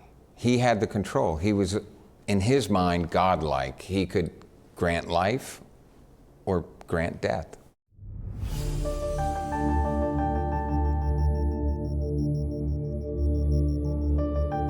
he had not perfected his method of killing.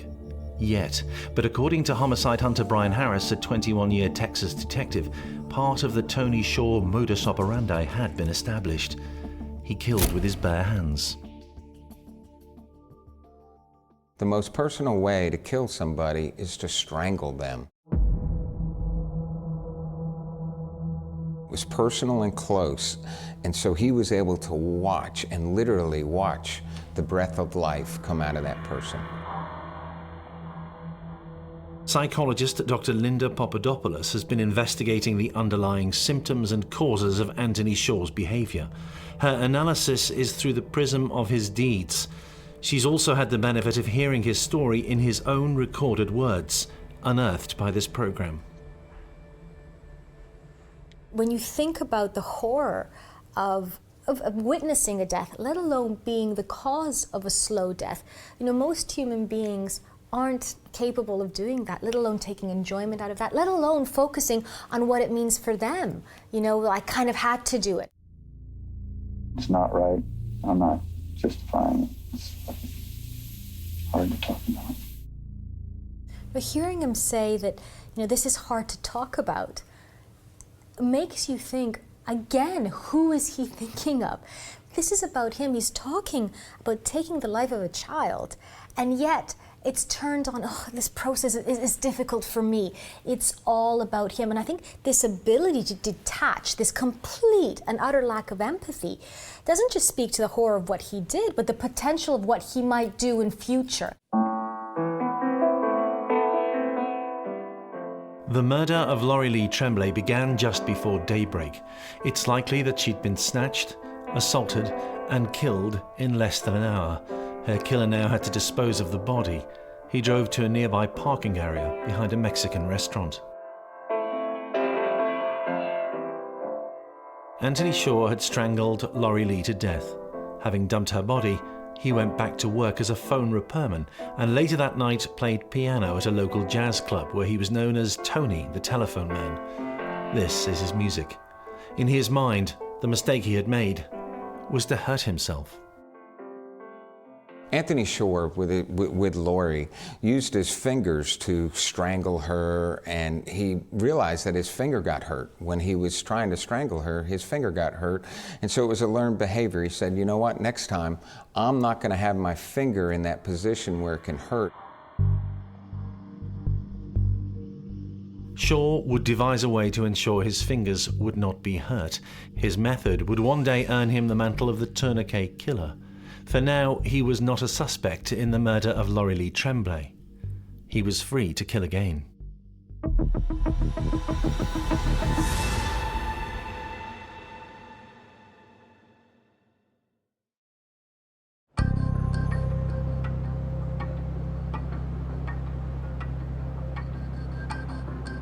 In the late 80s, Anthony Shaw was working as a telephone repairman for Southwestern Bell in Houston. Married, he had 2 children and styled himself as Mr. Reliable, good-looking, a good neighbor, good company. But he was deft at deceit.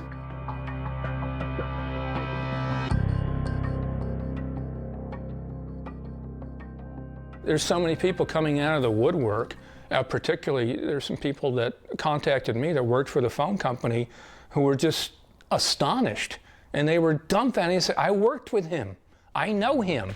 I went to lunch with Anthony. Sure. I can't believe that's him. He was so nice, such a normal guy. There were large gaps in time where nobody knows what Anthony Shaw was doing. Even his wife didn't know, or his family. That's what makes serial killers so difficult to capture. That's what makes serial killers so difficult to recognize, because they're your next door neighbors, they're your coworkers. One of the things that makes Shaw so dangerous was that he really was the guy next door. And it's that cliche when you find out, the horror, and you hear everyone say, but really? Like this is the Tony the telephone guy. Shaw was, I think, a master of lying and secrets and disguises and things that covered his trail.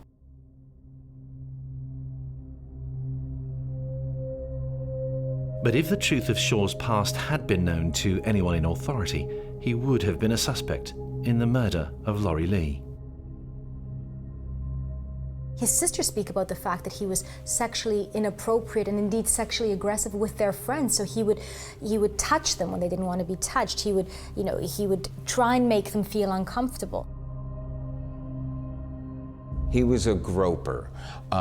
Sometimes it could start off as simple as somebody in an elevator and they like the fact that they can bump up against a stranger and get away with it. Anthony was that kind of person. He would bump up against people, he would grope people and see how he could get away with it. In his mind, there wasn't a woman that was exempt from sexual harassment. If he was in an elevator and he was aroused, he'd sexually harass the woman in the elevator. If he was at home and his sister brought home a friend, he would sexually harass the friend. You know, there was such a sense of entitlement over the way that he saw women. He engaged with them as objects to be used for his sexual satisfaction. Years followed the murder of Laurie Lee Tremblay without a breakthrough. In 1992, Shaw's habit was to drive through a part of Houston every day, which saw him pass a girl at a bus stop. She was 21-year-old Carmen Maria de la Strada. Some called her Maria, others Carmen. And I ran across this really, I thought, beautiful young lady, and I offered her a ride. And she turned me down. Said she was on my way to work every morning. Out of all the victims, one of the more interesting stories of Anthony Shore is what he believes was a relationship with Carmen. He describes Carmen as somebody that came to him, that wanted him, that this was a willing relationship.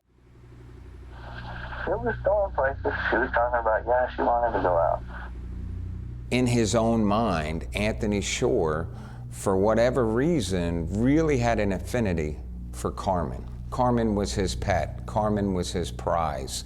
And he liked Carmen, so therefore he didn't refer to her the way he did the other victims.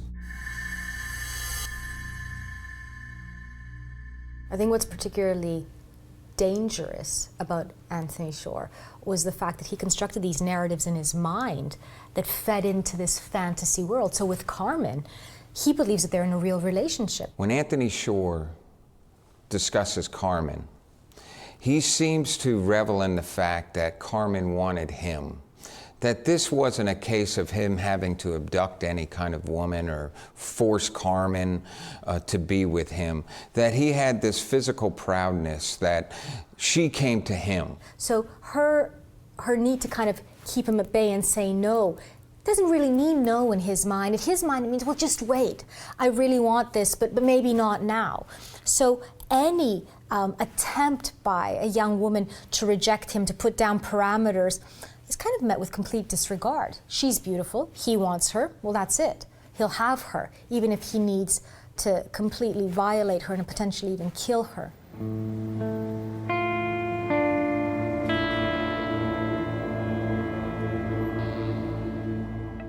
She was, again, you know, a hard worker, trying to help her family, you know, just taking public transportation to and from her work and just helping her family just go about life. And here she was again, vulnerable, by herself, no one else around.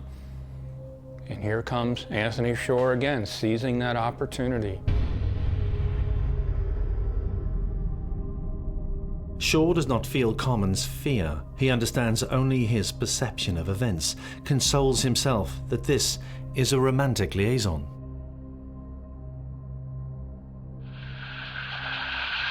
I remember I opened her blouse and she was resisting. So then I had this sick consumption that I was going to have her regardless. I wanted to possess her somehow. And my intention was to have sex with her initially, and that wasn't happening. She became real violent, just fighting, wanting to get out of the car. He begins to fear that, hold on a second, she's going to tell on me. Shore knows all too well what the reality now is. A woman he attacks is trying to break free. He reacts the same way that he had years earlier with Laurie Lee. Abducts her, rapes her, kills her in excruciating slow fashion, and then dumps her.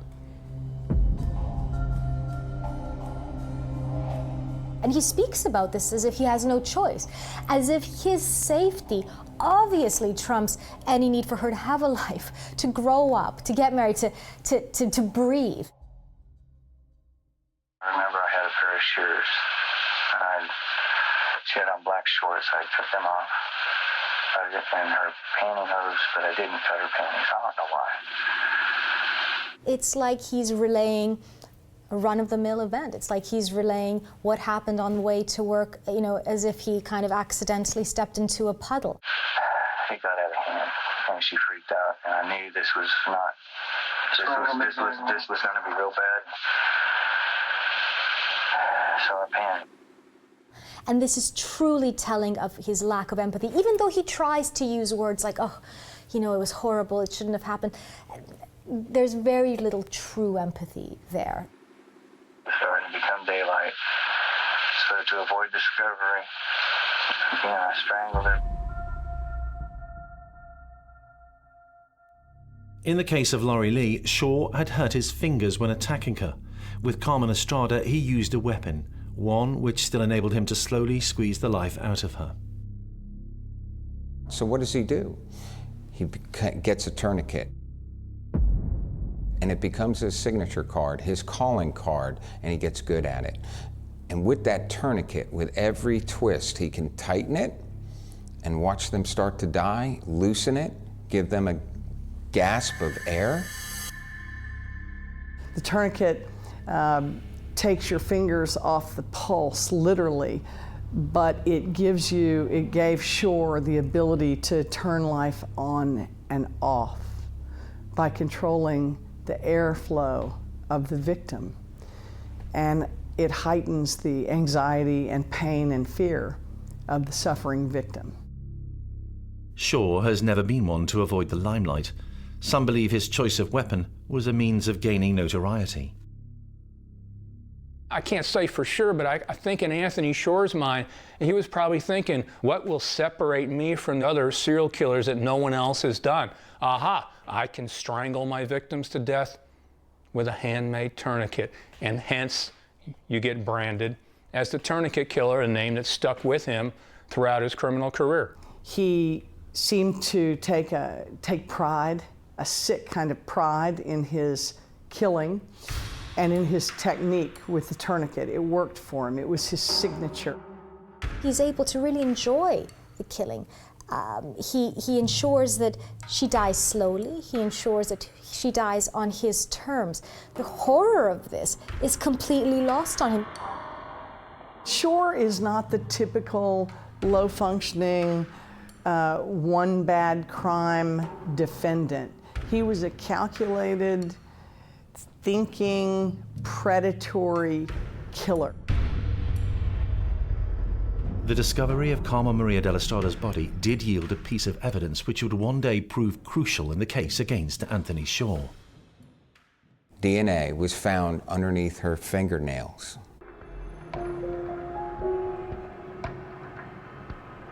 The problem was, it was early days in DNA technology. And what sample detectives had did not match any on the Texas database. The murder of Carmen was not linked to that of Laurie Lee. Laurie hadn't been raped. Carmen was. Laurie had been strangled whilst Shaw had used a tourniquet to kill Carmen. Different MOs. And there were 6 years between the crimes. 18 months after the murder of Carmen Estrada, Shaw was still working in plain sight of those that he targeted. No young woman was safe in Houston. Well, here's a guy that worked for the phone company, telephone company, Southwestern Bell, as a repairman. I mean, that gives him access to, you know, so many different parts of town where you can basically spy on so many different people throughout the day. He had access to every neighborhood in Houston. He had a reason to be there. He had a marked vehicle. It made it totally easy for him to just look for victims. In October the following year, 18 months after Shaw had killed Carmen, he spotted a girl coming and going from a house. I'm guessing she was probably 16, 17 at the time. I'm not really sure how old. The victim was a young person whose house he surveilled for several days. She was young, she was attractive, and I was a farm man working outdoors, outside plant. And I worked down this street several times. I'd seen her coming home. I knew that she was a latchkey kid coming home from high school or whatever school she was going to. To me, this is so methodically calculated on his part as to how he picked his victims, and then, of course, what he did to his victims afterward. This was not some spontaneous spur of the moment. This was somebody who was so devious and so cunning in nature. Having broken into the house where the teenage girl lived, he waited until she returned from school. She entered. He pounced. Told her it was a burglary, got her cooperation, and tied her up with electrical cord and raped her. The young lady fought the way Laurie Lee and Carmen had. Shaw had killed them. Would he let his latest victim survive?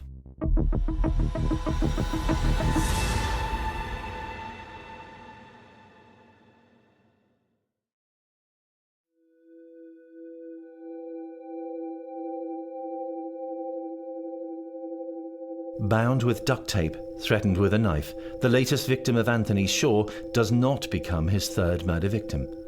As he strangled her, he claims to have realized the wrong that he'd done. Well, and I thought, no, I just can't. I just need to get out of here. And I left.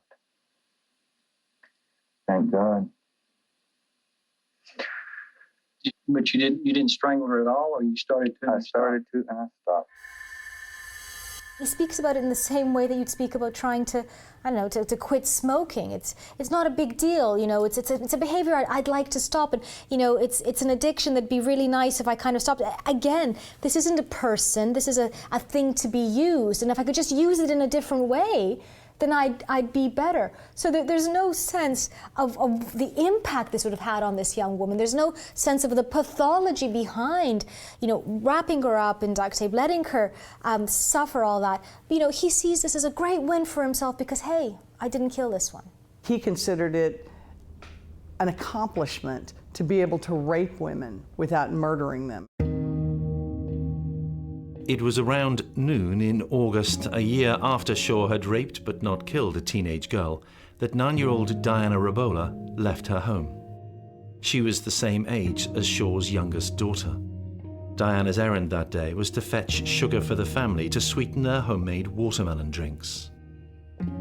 Her mom simply sent her a block away to go to the store. We're not talking about someone walking, you know, in the dark, after hours. We're talking about the middle of the day in a neighborhood. We're not talking about some isolated area where there's no, this is a populated part of the town. That's pretty brazen. Shaw shows no pity as he recounts events that day, complaining that his victim had shown tenacity in defending herself. She fought like hell. Strangely, she fought like hell. She was sexually tortured and just dumped like the rest of them. Just wouldn't go along with anything. And she was so afraid. You know, someone that can do that to a 9-year-old girl without any care in the world and just leave her out there just to rot. It's about the lowest of the low you could possibly imagine of a life form in this universe. And she fought and fought. And I don't recall what type of cord or strand or piece of wire or something. And I did the same thing. But if you look at Diana, he's got to explain why he chose her. So he talks about being the nice guy, that he always gave her little rides here and there, and that's why she would just hop in with him. Couldn't be farthest from the truth. Her mother didn't raise her that way.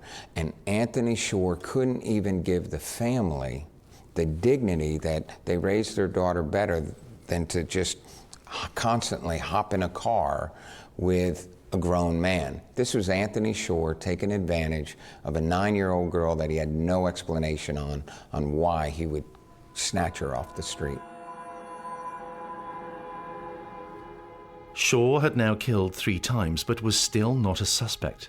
The murder of Diana Rabola was a turning point of sorts in the Shore storyline. Publicly, Houston police did not admit they had a serial killer in their midst, but privately, they did. As a young line prosecutor, I worked in the Special Crimes Division of the Harris County District Attorney's Office, which I now lead. And pre-DNA, 1992 through 1994, when it was very uncommon for it to be tested, there were a series of crimes involving a signature mark, a tourniquet, left on the bodies. And 2 of those cases came across my desk. They were brought by homicide investigators who were working the cases, trying to figure out the whodunit. The police were now looking at those on the registered sex offender list, but Shore wasn't on that list. In 1995, a girl went missing in Houston. Her name, Dana Sanchez. Last and final case, Dana Sanchez. Middle of the day, minding her own business, not doing anything wrong, not doing anything illegal, just doing what teenage girls do, you know? And again, the one common denominator all 4 of his victims had, besides being young, were they were by themselves. And little did they know how vulnerable that made them to a sadistic predator like Anthony Shore. I was driving around. I saw this girl. I want to say she was wearing white coveralls and a striped shirt underneath. Dana goes to make a phone call. In the days of telephone booths, she's just going to make a phone call. What a perfect victim for Anthony Shore. He's the phone man. He's the guy that's there. And she's outside, and she just wants to get a ride. And she was mad. She had this look that she was angry and upset, and she was at a payphone. She needs a quick ride, and here's somebody that perhaps she's seen in the neighborhood before. She's seen certainly repairman. This guy's doesn't look like much of a threat. I mean, my goodness, he must be at work. So she's very trusting. And that's one thing Anthony Shore made note of, that all the victims were very trusting, and Dana trusted him for a ride. One night I just said, hey, would you like a ride? She says, man, I'm going to see my boyfriend somewhere. I forget where she told me. I said, no problem. She jumped right in. And we went driving. And then we had conversation. As with others he had chosen, Dana was Hispanic in appearance, slight of build. Anthony Shore chose his victims primarily based on their size, of course. All of them were small in stature, thin. I was flirting with her heavily. That time I had really long hair. I thought I looked good. Maybe I just looked like a freak. I don't know. But she was real friendly, you know, talking about, I think she said she was a runaway. If you go and look at someone like Shore, how many countless hours he must have just roamed around. I mean, I can't imagine this being spontaneous. I mean, to me, this is so methodically calculated on his part as to how he picked his victims, and then, of course, what he did to his victims afterward. This was not some spontaneous spur of the moment. In fact, despite his claims, it's all but certain that Dana resisted Shore from the moment that he approached her. She was joking like, no, I got a boyfriend and this and that. So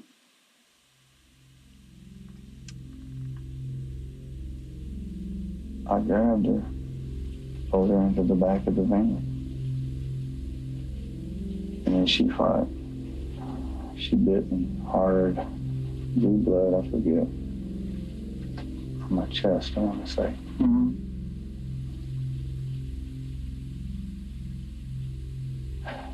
So I restrained her, tied her hands.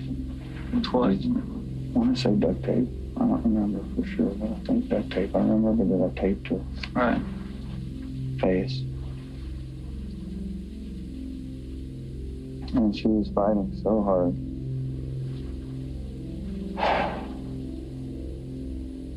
I knew there was nothing I could do to get out of this. And I used a ligature. Shaw drove to a deserted area nearby and dumped Dana's body in scrubland, his signature tourniquet abandoned by her body. I didn't throw in a dumpster this time. I drove around somewhere away.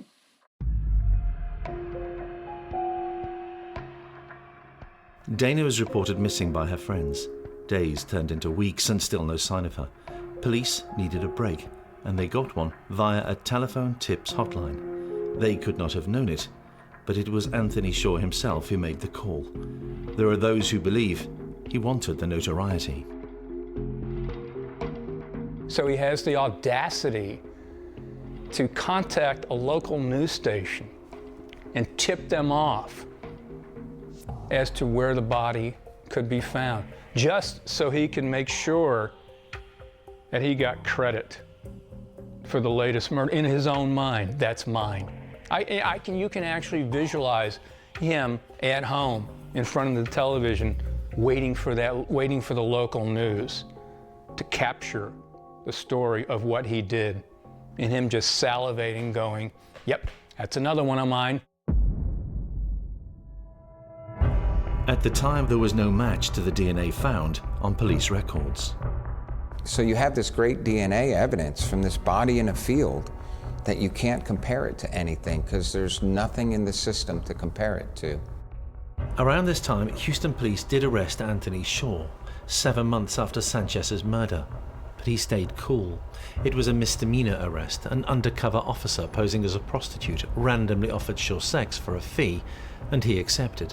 He was given 3 months unsupervised probation and a $122 fine. No DNA sample was taken.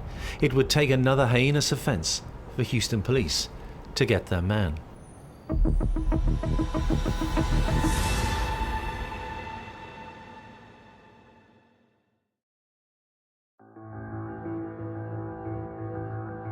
Over the decades that Shaw would spend talking to police, he aged, losing the long hair he thought had made him look so good. By 1997, Shaw had remarried. His mother and sister looked after his 2 daughters, but his readiness to terrorize women and young girls never left him. All of a sudden, Anthony Shaw does another despicable act when he sexually abuses and assaults his 2 young daughters.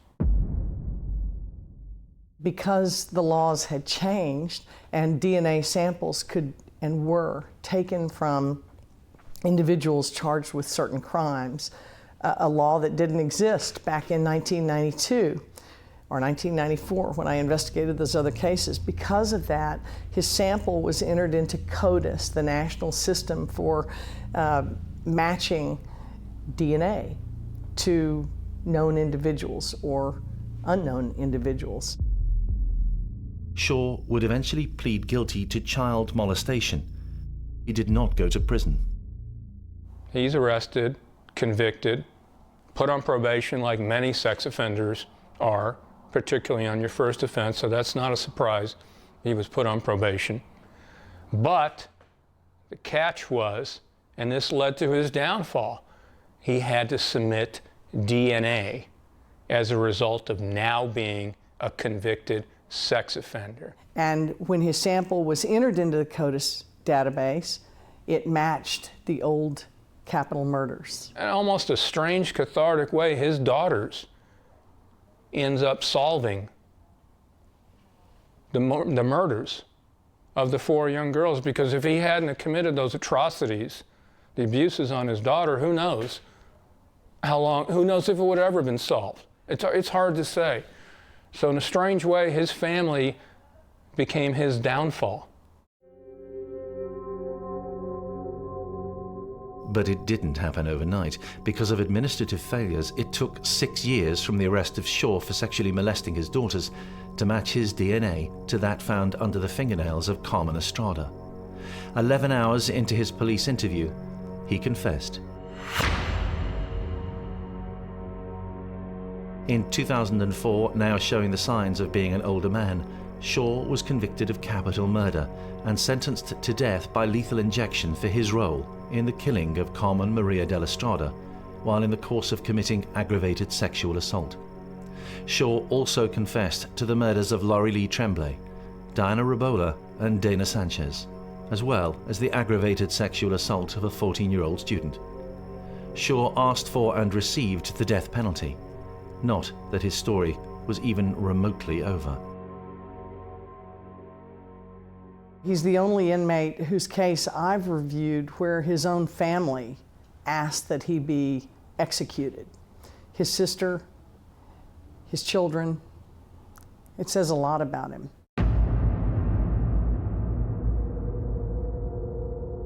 But during his years on death row, Shaw embarked on a game of cat and mouse with the authorities by hinting at other crimes he may have committed, so forcing them to open cold case files. He confessed to a number of alleged rapes that he said he committed on women that he met in social settings or bars where he would slip them Rohypnol, the date rape drug, take them to his van, rape them, sometimes sell them to others, and then deliver them back, supposedly without them knowing what had happened to them. You know, it's hard to know what to believe from a serial killer, but it's easy to imagine other victims because Shaw was prolific, but he was calculated. Anthony Shaw was still on death row at the beginning of 2018, 14 years after he was sentenced. At the start of the year, his time looked to be up. Kim Ogg is the district attorney who pursued the death sentence in the case of Tony Shaw. She's known to be reticent in the use of capital punishment. Well, when the government exercises the greatest power it has, which is to kill a citizen, it always has to be taken with great care. It's the most serious act our government commits. What was it then that made even those slow to see the use of the ultimate state penalty like Kim Ogg to pursue the execution of Anthony Shaw? I thought that we would always be in danger from Anthony Shaw, and taking a look at his victims in the waiting room with them before the execution. These were broken people, and I think the future dangerousness is that every breath that man took caused those families pain, including his own family, who testified and told the media they wanted him dead. Shaw even claimed to have murdered a man for whom another prisoner on death row had already been convicted. His story wasn't true. He claimed other rapes. The seriousness of those claims kept him alive for another 90 days as investigations were launched. And he got a 90-day reprieve in order to look at all the, quote, offenses he was claiming credit to, just to make sure and determine that he indeed didn't commit any further murders and rapes. Finally, Shaw's game of claiming crimes to his name to avoid execution ended. He was put to death by lethal injection on January the 18th, 2018. Anthony Shaw's the worst of the worst. Serial murderer, torturer, enjoyer of other people's pain and suffering, murderer of little children and women, the kind of guy who we can never be safe enough from.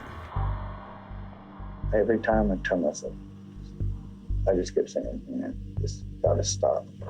I'm a sick puppy.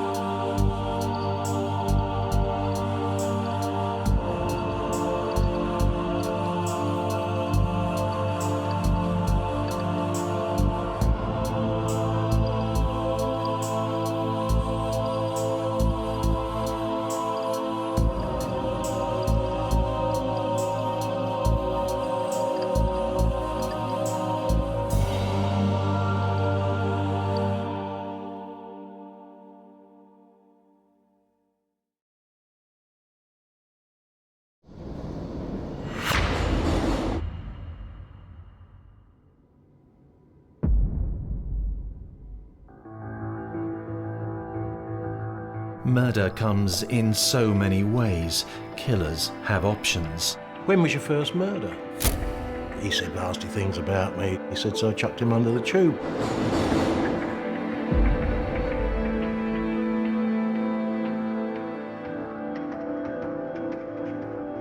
When talking to police, a man called Kieran Kelly owns up to being a murderer. Some will one day claim he's killed 31 times.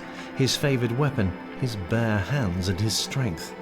He pushes some victims onto the London rail tracks. The very first murder that he admitted was under a tube.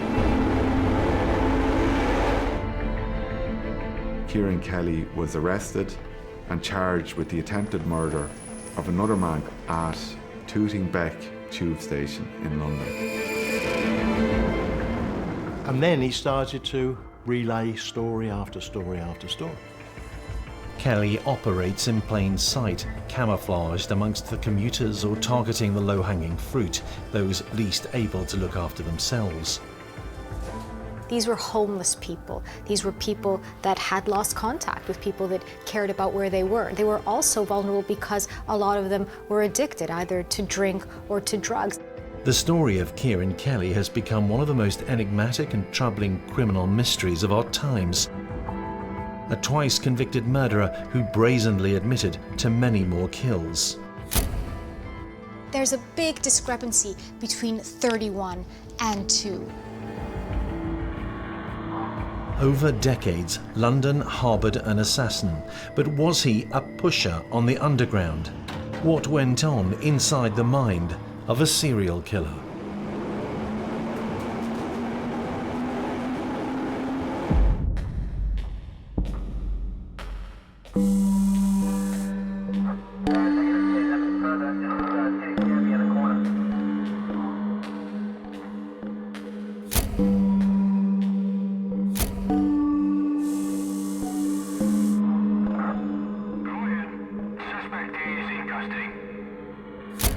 She fought like hell.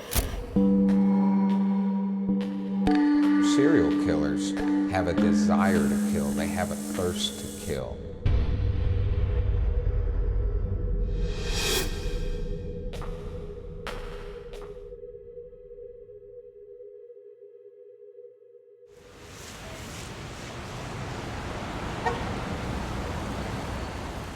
Travelling the underground is a means of getting from A to B, but not for all of us. For some, it's a place of warmth.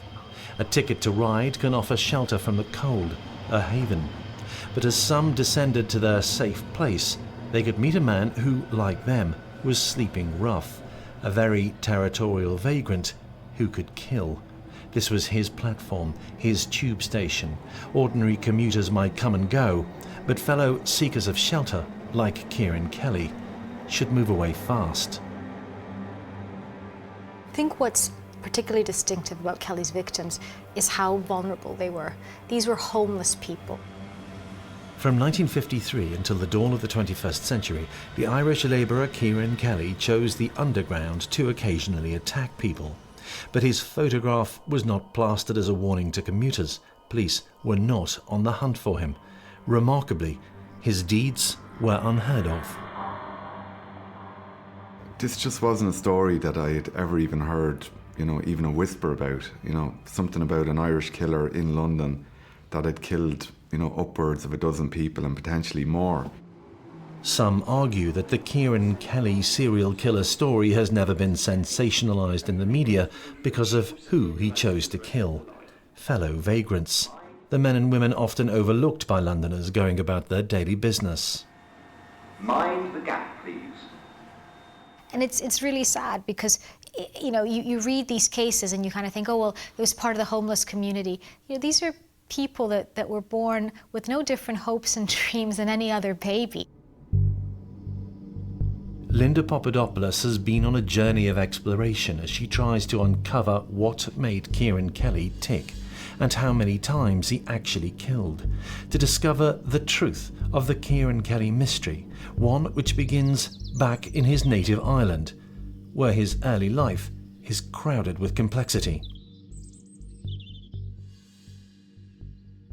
Or I went back to his home place. So I could use a parish record in where he's from. It's a small village called Rathdowney in County Laois. You know, a couple of thousand people, very rural in the Irish Midlands, very quiet village. A trip to Rathdowney serves only to deepen the mystery about Kelly. The apparently happy family were lifelong locals who disappeared overnight. What we know about his family background is that it's relatively stable. They left all of a sudden, which in itself was slightly unusual because the family had roots within that area, within that rural area of Ireland. They weren't a first-generation family living in that area. They had parents and grandparents who had grown up in that area. He doesn't leave this small town in Ireland, to find his fortune. I think he's running away from something. It was kind of noteworthy for people who lived in the area that the Kellys just left town all of a sudden. Why had the Kelly family been so quick to leave? Was it because the still teenage Kieran had killed for the first time?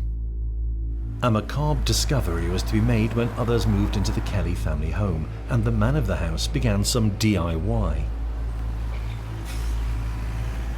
Digging his garden one day with his son, digging a trench to bring a water pipe from the house to the road, they hit bones and they dug a little bit further and they turned the sod and they found what they assumed were skeletal remains. Now they felt that it could have been a person. There was a wire noose around the neck. It lends itself to the theory, did Kieran Kelly, could he possibly have killed in Ireland as well as England? So it's just another point of intrigue that hangs on the Kelly story. The Kellys moved to Dublin, where Kieran was no stranger to the local police. Something else emerges about him in devoutly Catholic Ireland. He seems to have done battle with his sexuality. I think what he may very well have been running away from was the fact that he had this ambivalence around his sexuality, a sexuality that at that time would have been vilified. Perhaps then his homosexuality is one of the causes of Kelly's decidedly antisocial behaviour.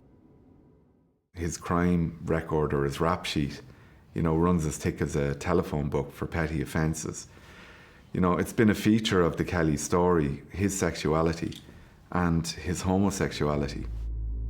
Not only was being gay frowned upon in society, it was still a criminal offence. Kelly's sexuality will become fundamental to understanding his methods, motivations, and his mind. The idea that you have to repress your truth, right? Repress something as natural as breathing and eating, something as natural as looking in the mirror and knowing what you see is hugely detrimental, hugely detrimental. We know that this kind of repression can lead to things like depression and anxiety and indeed a self-loathing or a loathing of one's community. And it may be that this is precisely what we're seeing in this case.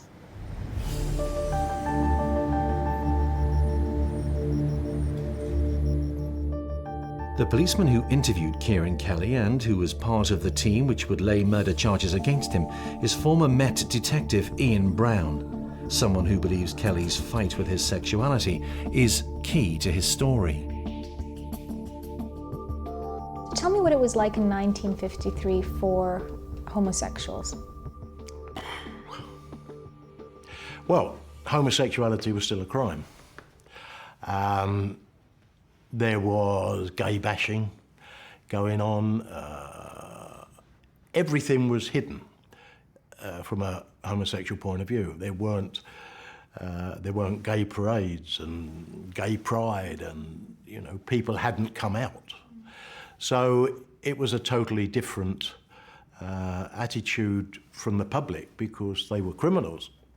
So although people say, oh, it's homophobic, it wasn't. It was the fact that that is a criminal act. So you were brought up to think, well, that is a criminal act. It's the same as theft or other things. Sure. So Kelly would have been brought up thinking there's something wrong with me, right? That this is not only not okay, I'm bad. Thinking that he would never admit to being homosexual, yeah. In unravelling who Kelly may or may not have murdered, the start of his confirmed killings is 1983, when, already a heavy drinker, Kelly was a vagrant living rough in South London. That's when Detective Ian Brown came across him and discovered the ferocity of extreme vagrant-on-vagrant violence. I was detective inspector at Clapham Police Station. The night before I met Kelly, there's an old tramp by the name of Boyd, who's a typical tramp, no trouble at all, but always drunk. And that night, the two young police officers went out onto Clapham Common, where they found Boyd comatose and it's raining and it's messy. Well, they didn't exactly do the right thing. They should have picked him up and taken him over to Brixton, but they didn't. They put him in a police van and took him to the police station. Boyd was put in a cell and passed out. The following day, at about midday, an old guy is up in Clapham High Street, sitting down, just watching the world go by, when he's approached by two tramps, one called McManus and one called Kieran Kelly. Kelly and another street drinker called Paul McManus were on Clapham Common. There was a botched robbery of a guy called Walter Bell. Kelly twisted his arm around his back, pulled the ring off his little finger. They basically rob him of a wedding ring and his watch. Very quickly, they're arrested, two vagrants, two tramps, taken to Clapham Police Station. The station sergeant has got 4 cells, and he doesn't really want to contaminate all of them, so he thinks it's a good idea to put the two new tramps in the same cell as the drunken old one who's asleep on the floor. When they got to the cell, William Boyd was there, another homeless street drinker, often picked up to the police and pretty well known. He was in the cell sleeping it off. Ian Brown, it was coming up to the end of the day. Ian Brown was getting ready to go home when he started to hear screaming coming from the corridors of the police station. A young detective shouts, "Governor, Governor, quick, down the cells." So I go down to the cells, and there I see Boyd with a sergeant giving him the kiss of life. Lovely, dirty, smelly old tramp, and somebody's giving him the kiss of life. So I went over and felt his pulse, no pulse. And when he looked into the corner, he seen a calm, cross-legged Kieran Kelly in his bare feet. And I looked down and I noticed that round Boyd's neck is 2 long socks that have been knotted together, and he's been garroted. So the officers that are there haul Kelly out of the cells, pull him into an adjoining cell, and pretty quickly he confesses to the murder of William Boyd. And within 24 hours, they have him in an interview room. Ultimately, we get Kelly out and talk to him. It's obvious what he's done, and he's quite happy with it. Puts his hands up and says, "Yeah, well, the dirty old bugger was snoring, and he ain't going to snore no more." And it's just, that's it. So we've got a murder in the cells, we got Kelly, and end of story. Except it wasn't the end of the story. It was just the beginning.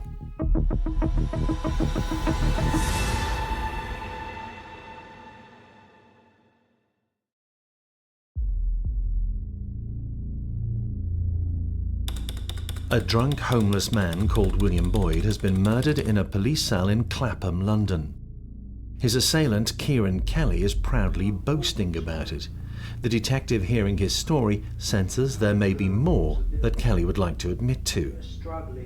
He was in a mood to reveal, rather than hide truths that he'd lived with for decades. So I said, "All right, well, tell us the story then." I said, "When was your first murder?" He said, 1953. Coronation year.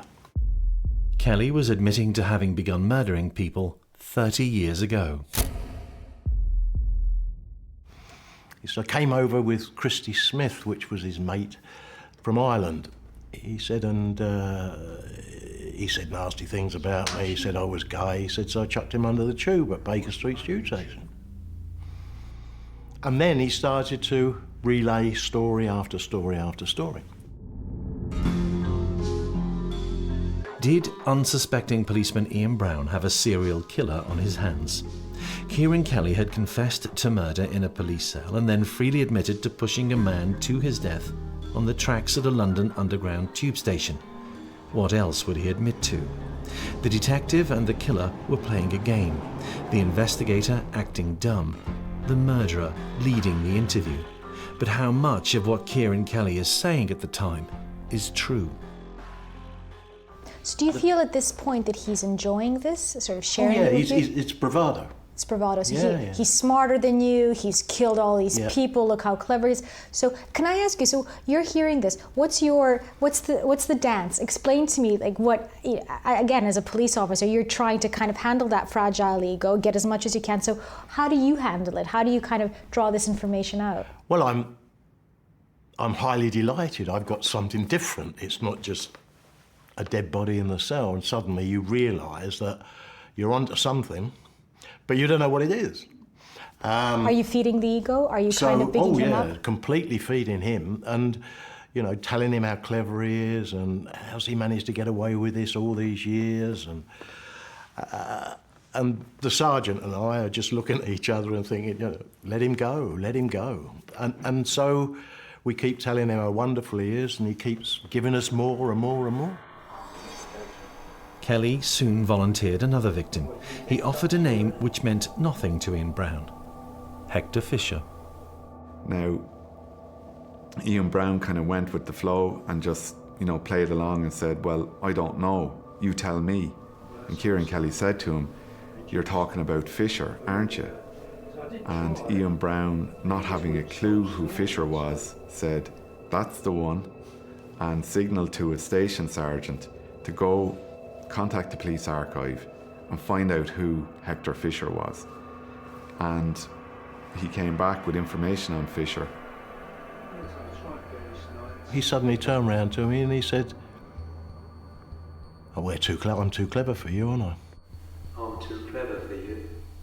I said, oh, always, Kelly. He said, yeah, you didn't know it was robbery, did you?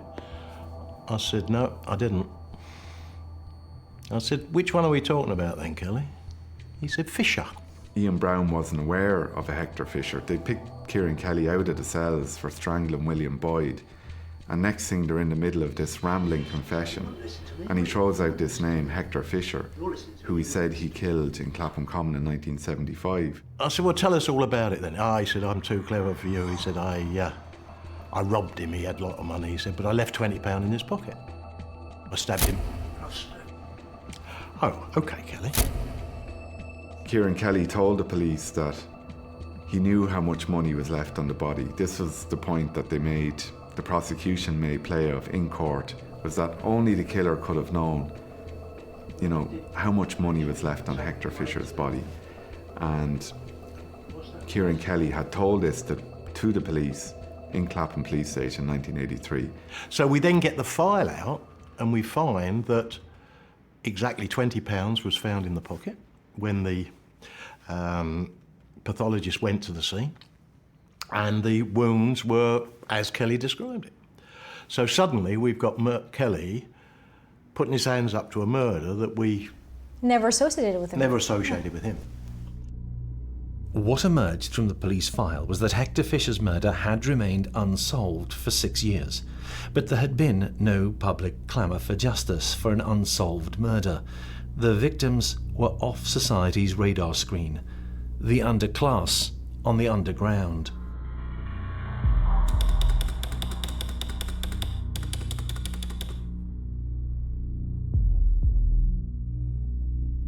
Kelly's reputation amongst the homeless community meant that he was actually interviewed about the murder.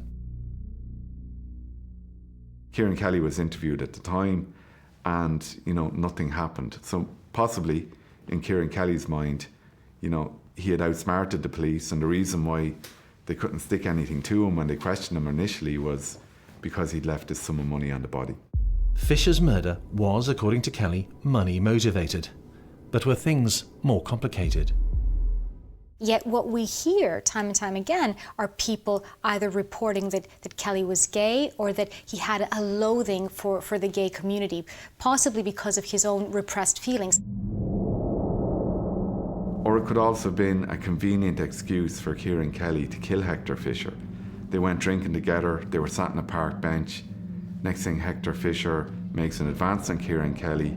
He repels this advance, repels it in the most brutal way. You know, he attacks him. I think there was upwards of 21 stab wounds and wounds from blunt force instrument and a deep wound on his chest as well. So, you know, there could have been some kind of sexual relationship, some kind of sexual arrangement between Kieran Kelly and Hector Fisher that led to Kieran Kelly attacking Hector Fisher in Clapham Common in July 1975, you know, that led to his death. With such a brutal attack on Hector Fisher, why were police unable to find witnesses at the time of the crime? The answer helps explain why so much of the Kieran Kelly story remains unproved. The biggest problem, of course, with this whole system is that Kelly is a vagrant. The whole of the vagrant community is a moving community. And when I looked down, The Hector Fisher murder in 1975 had gone unsolved in part because the witnesses, homeless wanderers living on the very edge of society, had simply moved on. Another scenario which explains why Kelly was seldom found guilty of killing involved his claims that he had murdered a man called Maurice Whaley. In that story, the truth was almost impossible to establish. One of the ones that Kelly admitted to was a guy who he said he'd hit over the head with a brick. And was found at the bottom of a set of stairs going down to a ground floor flat. And everything was right. But Kelly said he'd hit him over the head with a brick. Well, it had gone down as accidental death because he was a tramp who'd fallen down the stairs. And this was the biggest problem. So there's a fear that, from your point of view, that he's just now at this point wanting to big himself so much that he's going to just pick on every death and say, no, that was me as well, and that was me. So there's going to be an overestimation, right? Yeah, I mean, everything that Kelly now says has got to be investigated to see if the facts tie up. And there's, in actual fact, there was one that he told us he'd done, and he couldn't have done because he was in prison at the time. So he chucked in a few, and I don't think that anybody will ever know exactly how many murders Kelly committed.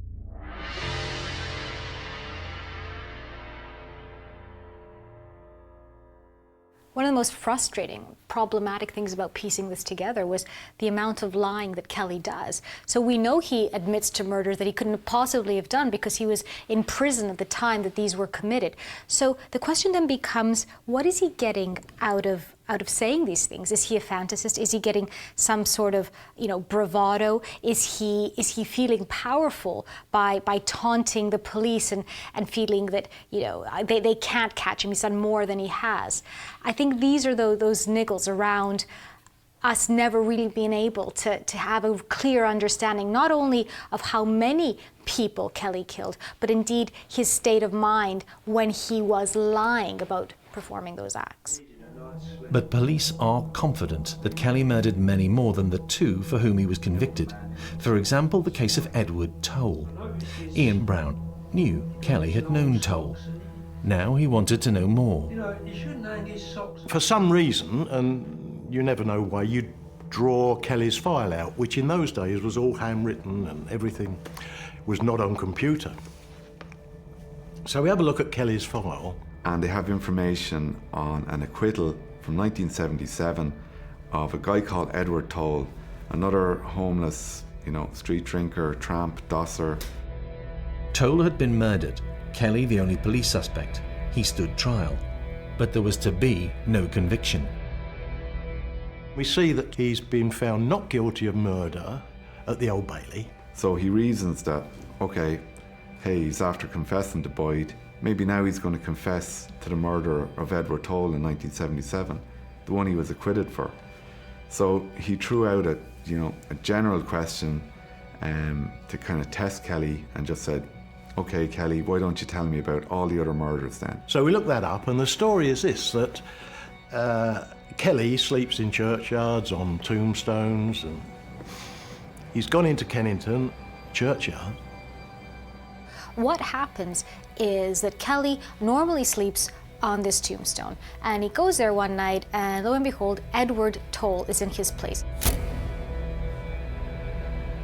So he's not very impressed with that, and he has a rope round his, keeping his trousers up.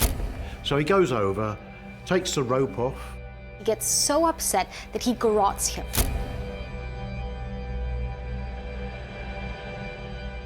And he does this with other homeless people watching him. As he walks away, one of the other old tramps says, "Oh, Kelly, you might have killed him." So Kelly goes back, puts the rope round again, does it again and says, "I effing well have now."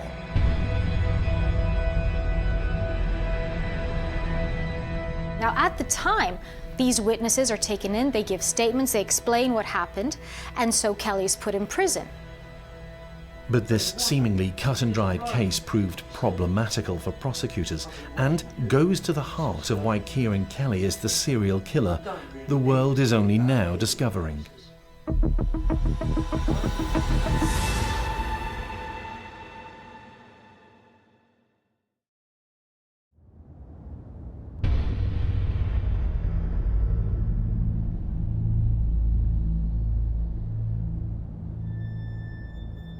With witnesses who'd seen Kieran Kelly garrote Edward Toll, a murder conviction looks certain.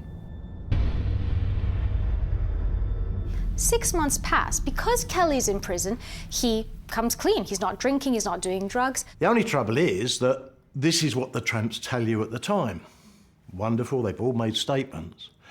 But by the time it gets to court, which is 6-7 months later, Kelly's been in prison, he's cleaned up, he's quite smart. He's able to seem articulate and he's able to seem confident. However, the people that saw it, the homeless people that were around at the time who were struggling with alcohol and drug abuse, haven't had 6 months to get clean. So their stories seem disjointed, they've forgotten half of what they said. And the tramps that are giving evidence against him can't remember yesterday, let alone 6 months ago. I think it's quite beautiful that he would never, ever admit the murder in the churchyard. Would he not? Well, he wasn't guilty, was he? The court told him he wasn't guilty. And therefore he took what the court said. Wasn't guilty. Oh, yeah. Kelly was guilty. Of course he was guilty. So it's interesting. So he admits to things he hasn't done, and yet this one incident, which is one of, very similar to other things he admitted to, he decides not to because he was told. So there's something in a very almost childlike way of, well, they've said I haven't done this, but... So I haven't. And that's Kelly, in a nutshell. And so the case is thrown out, and he lives to kill another day. Though Kelly was acquitted, Edward Toll is acknowledged by all who have looked at the case as a Kelly murder victim. That brings his murder count to a minimum of 3. So what is the likelihood that he killed many more times and on the London Underground? The way he murdered makes Ian Brown convinced that Kelly had struck many more times. Kelly was spontaneous. I don't think he would ever have planned a murder. It just happened. Just impulsive. Oh yeah, completely and absolutely. He didn't like him snoring, so he snuffed him. That's Kelly's version. The one sleeping on my tombstone. So he killed him. He didn't go into that part thinking, who can I murder? No, indeed. This guy just happened to be there and Kelly didn't like it. And fellow vagrants just happened to be in tube stations, which can provide a safe space. Warm, plenty of people who might call the police in the event of violence. According to Kelly in his interview with Ian Brown, it was the Underground where he allegedly pushed a friend onto the tracks, his first kill. And he said Kelly told him, "It started in 1953 when I came to London for the Queen's coronation and ended up pushing a friend of mine, Christy Smith, in front of a train at Baker Street tube station."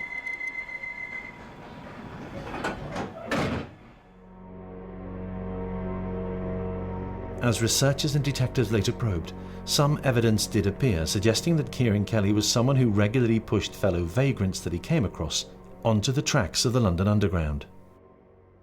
In 1982, Kieran Kelly was arrested and charged with the attempted murder of another man called Francis Taylor at Tooting Bec tube station in London. Taylor and Kelly had been in company, had come into the station together. There'd been some kind of altercation, and Kelly had pushed Francis Taylor in front of a train that was entering the station. Now, by some kind of miracle, Taylor ended up in the well underneath the tracks, and when the train backed up, he got himself back up onto the platform, and Kelly was later picked up by the police, charged with attempted murder. But, you know, Taylor wasn't unknown to Kelly. They kind of drank together on the common, and, you know, after a few weeks, the police picked up Kelly. He was arrested for the attempted murder of Francis Taylor, but that case was acquitted. It went to the Old Bailey and nothing became of it. And then in 1982, another man who was called Gordon McMurray, who went by the nickname Jock Toland, he was pushed in front of a train by Kelly at Oval tube station. Again, bizarrely, similar circumstances to Taylor. He ended up in the well underneath the tracks and survived too. The police had a line-up. Jock Toland, aka Gordon McMurray, fingered Kelly, but, you know, after that decided that he didn't want to press charges either. So there's two definite attacks on two different tube lines, 5 years apart. 1977, a man called Francis Taylor, and then 5 years later, 1982, Gordon McMurray. Both survived, and this is one of the interesting things about the case, is the branding of Kelly as a London Underground serial killer. There's nothing on his rap sheet that shows him having murdered anyone on the Underground, but there is, you know, an attempted murder charge that he was acquitted of, and it's also on the police records that he pushed another man in front of the tube in 1982. 3 certain murders to his name, 2 convictions, and Kelly's own word that he'd killed many times by shoving vagrants onto the tracks of the London Underground. 2 recorded cases of him attempting murder in precisely that way. Just how many people did Kelly kill, and why?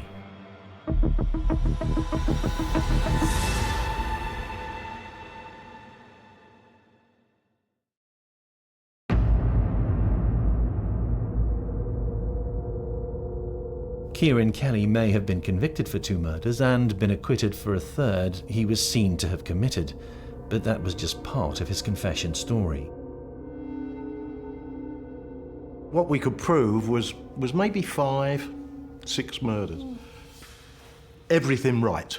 Everything that Kelly said was exactly on the dot. Even down to one in Balham. It was another tramp. And Kelly had told us that, again, he didn't like him sleeping where he was sleeping. And it seems certain that the man was called Mickey Dunn. Irritating Kelly was not a good idea. As Dunn sat out on the common, Kelly disappeared, then returned with a bottle of something. So he bought a bottle of white spirit, and he'd actually poured it down the guy's throat.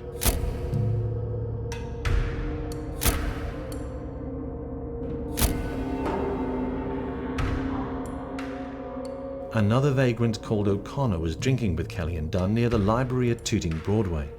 O'Connor left to buy more cider, and on his return, he found that Kelly and Dunn had been fighting.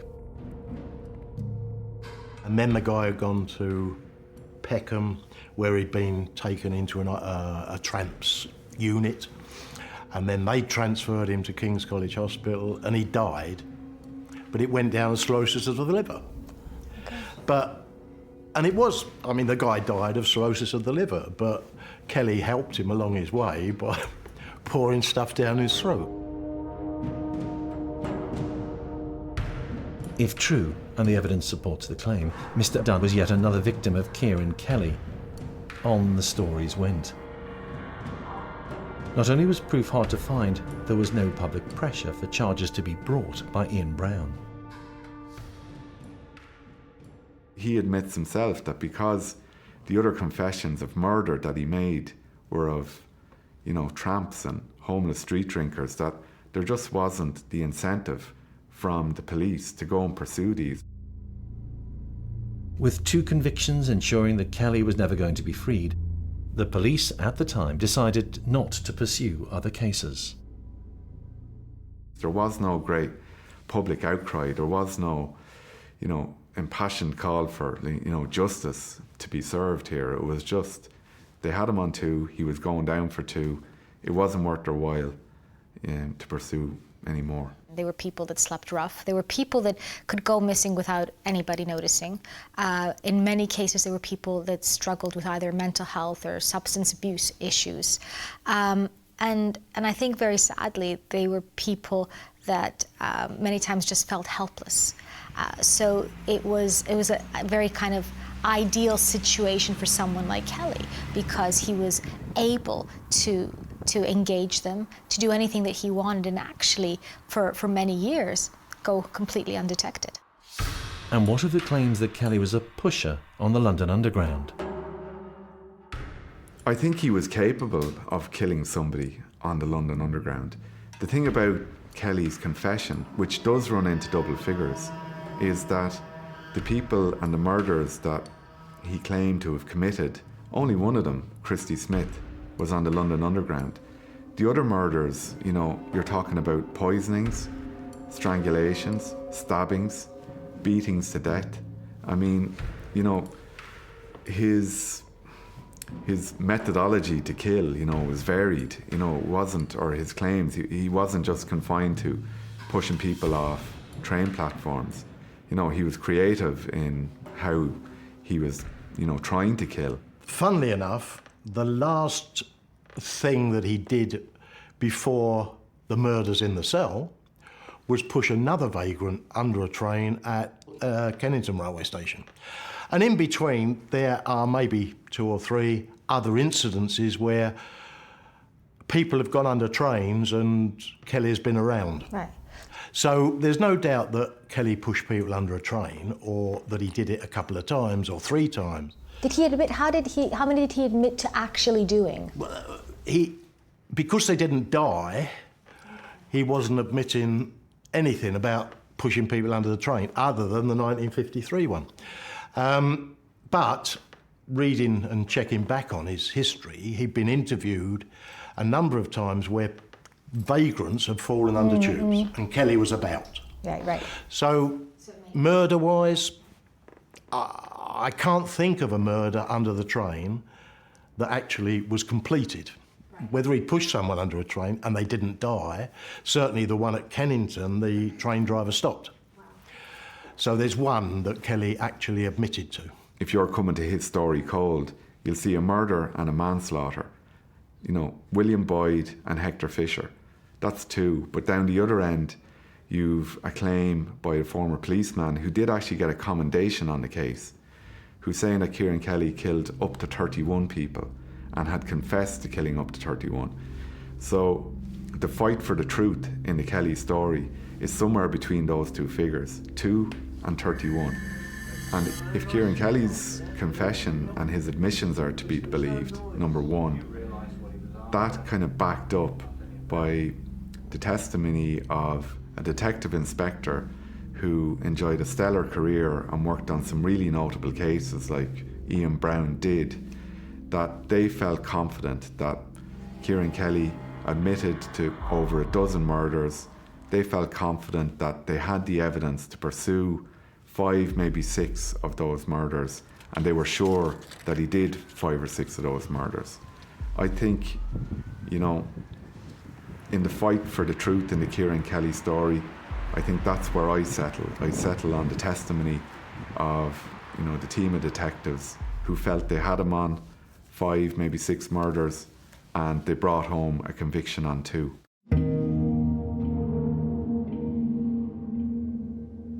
2 convictions, 1 acquittal where it seems certain he was the killer, 2 murdered vagrants who'd been with Kelly moments before they died, 2 charges of attempted murder which saw juries return not guilty verdicts, and Kelly himself claiming to have killed a further dozen vagrants. But no murders on the London Underground can be assigned definitely to Kieran Kelly.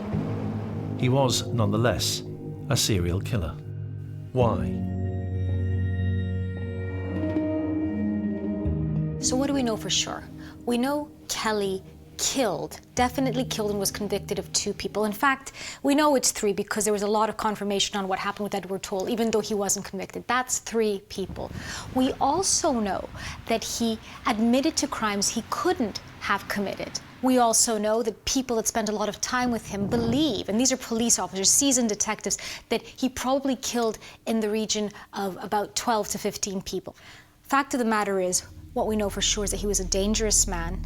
He never got to a point where he was able to settle whatever demons that he was fighting with. And finally, the fact of the matter is that he was a murderer. Now, why he did it? Well, that's a key question. So there's these themes, right? There's this, he's annoying me, he's snoring, he's sleeping where I am. But then there's also these themes about, you know, he said I was gay, he tried to, you know, he wanted my bum, all these kind of. So are you at this point starting to put together a picture of who Kelly is? So if you were to get an impression at this point, how would you know, what's in your mind? Mad.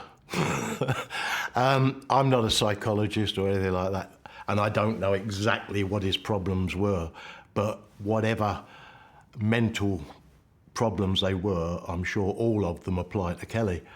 Kelly had 3 problems. 1, he hated homosexuals. 2, he hated alcoholics. 3, he hated tramps. And he was all 3.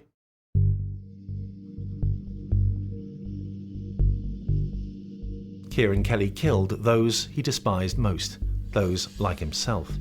Homeless drunks, some of whom may or may not have been gay, whilst Kelly himself refused to admit whether or not he was gay. Suggestions that he might have killed 31 times, with many victims pushed to their deaths on tube tracks, are largely dismissed by those in authority. But those same investigators do not deny that many died at his hands, and that the demons Kelly kept hidden from those who passed him by each day mean we will probably never truly be able to get inside the mind of the serial killer that was Kieran Kelly.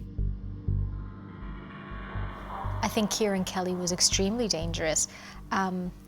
His audacity, his disrespect for human life, and I think the lightness with which he took his crimes, the way that he'd at the same time take pride and taunt and go back and forth. It was a game to him. And I think when life and death becomes a game, well, then you have a recipe for a very dangerous human being.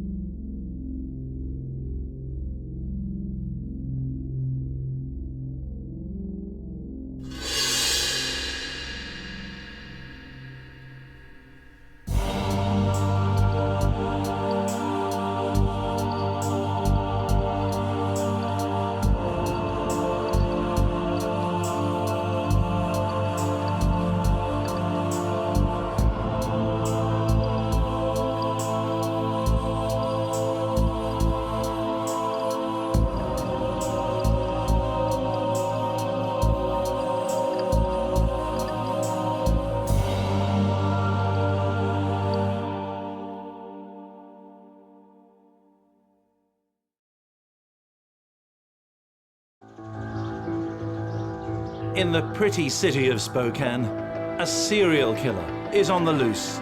This is where Kathy Brisboe's body was eventually recovered. The man they hunted was one with dual obsessions, using prostitutes and weapons. Police not only know that they have somebody with an arsenal of weapons, but they actually have clinical evidence from a doctor saying this person is potentially dangerous. Douglas Perry was the gun-obsessed murderer targeting sex workers, but tracking him was not going to be easy. By 1994, he was identifying as a woman in a man's body, and he was a self-described transsexual. It's in Thailand that Douglas Perry becomes Donna Perry. As detectives in Spokane attend the latest discovery of a body, the question arises, what could possibly be going on inside the mind of a serial killer?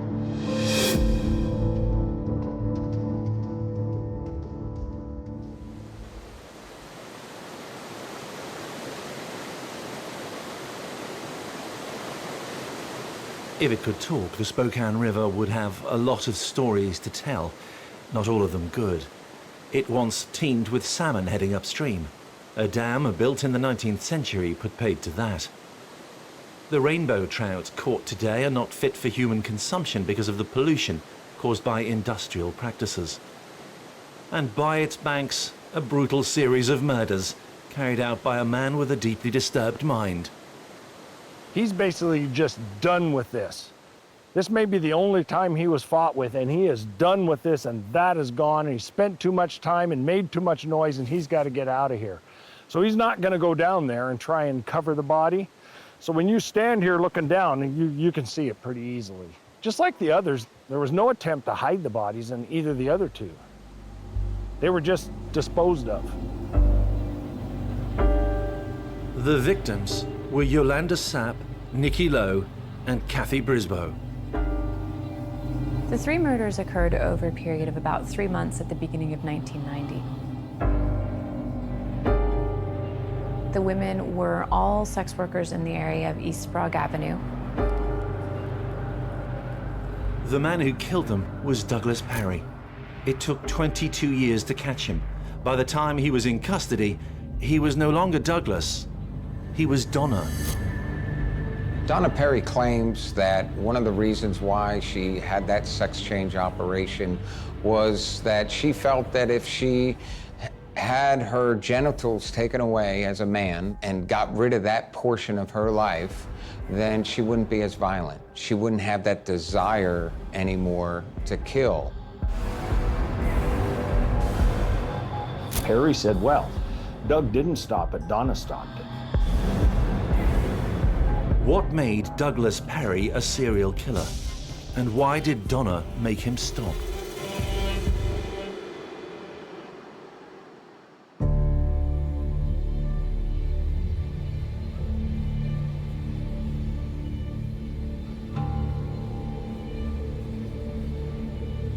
Getting inside the mind of Douglas Perry begins in the countryside of the state of Washington.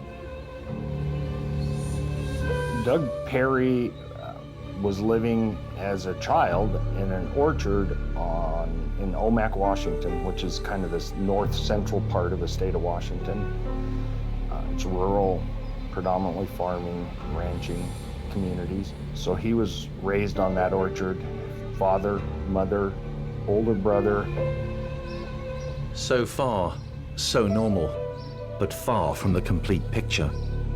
He was molested by his dad, picked on in the family, and abused emotionally, sexually, and physically.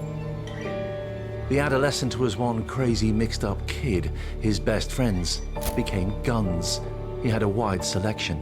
He really seemed to have an affinity to guns. He loved them a lot. When he describes a firearm, it's almost as if it's taken on a human characteristics and he's in love with the actual weapon itself.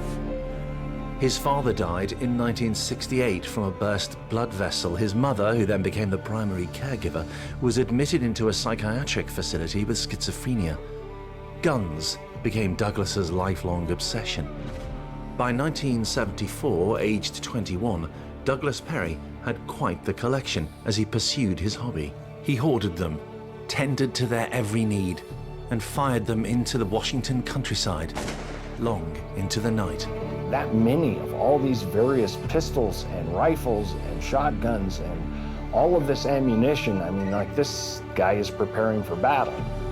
The once abused child had grown into a man willing and able to defend himself. His rap sheet in the 70s included assault and charges related to using his array of weapons.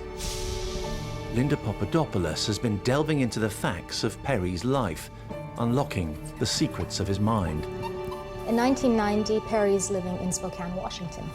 The previous year, he'd been picked up by police for patronizing a prostitute in his new hometown. It was behavior associated with a second obsession: sex workers. One of the things that we do know is that he often used sex workers, and in fact, we are not aware of any significant relationships outside of this sort of transactional relationship that he had with sex workers. What does that say about the complicated mind of Douglas Perry?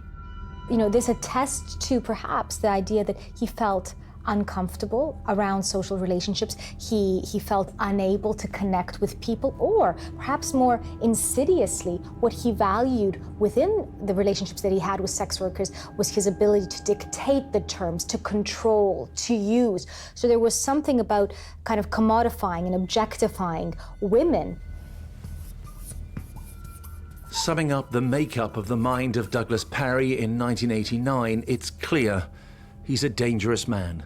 He tended to violence, and his lifestyle was dominated by a love of guns and a use of sex workers. And there was a third element: his feelings generally towards women. He didn't like women. He found them disgusting and vile. At least the women that were involved in the sex trade, that were prostitutes. He viewed them as pond scum. That's how he described sex workers to a cellmate when serving time later on for weapons offences. A conversation featuring an outlandish, still unproven claim. He allegedly told his cellmate that he had murdered up to 9 prostitutes and that he killed them because they were pond scum who were wasting their lives, and that because they could have children and he couldn't. What he said is he hated the prostitutes, and he hated them because they could reproduce, and they were wasting it.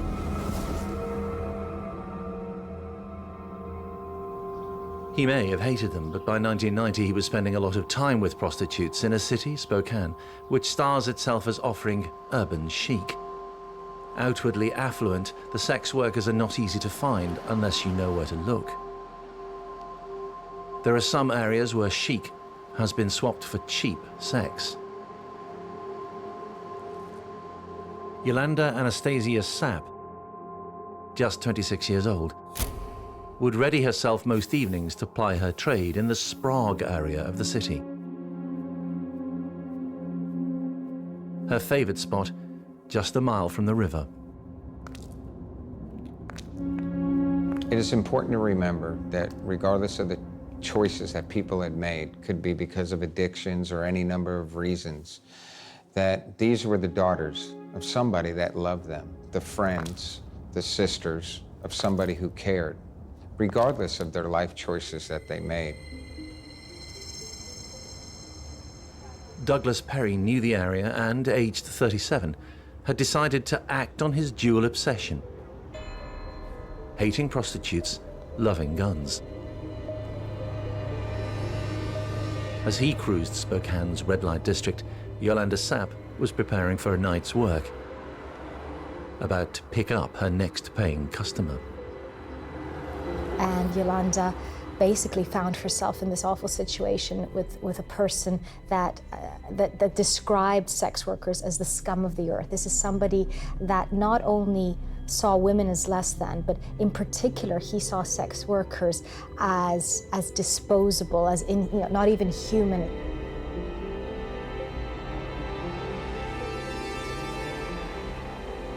Not far from the river, an area of wasteland near East Trent Road, Spokane. Perry had already checked out the lie of the land.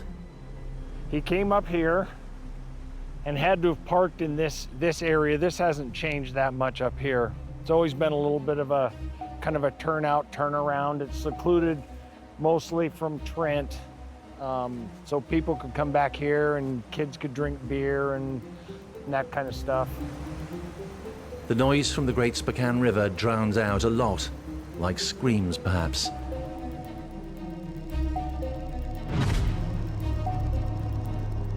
It is February 21st, 1990, when Douglas Perry is in his car with a gun and an urge to kill.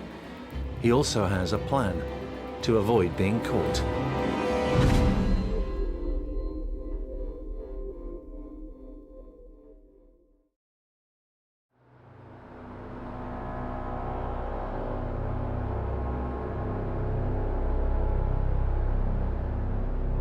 On the streets of Spokane, Yolanda Sapp cut a striking figure and was, according to her boyfriend, popular to those looking to pay for sex.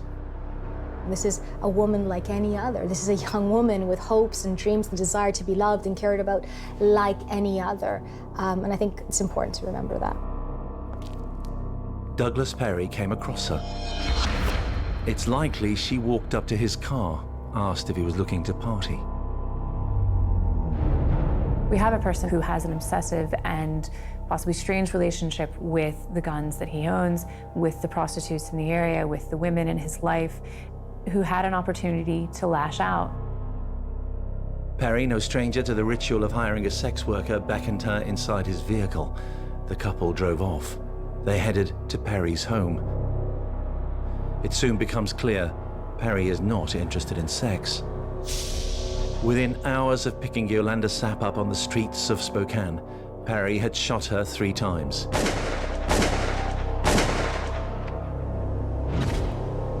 He headed towards the river to get rid of Yolanda's body.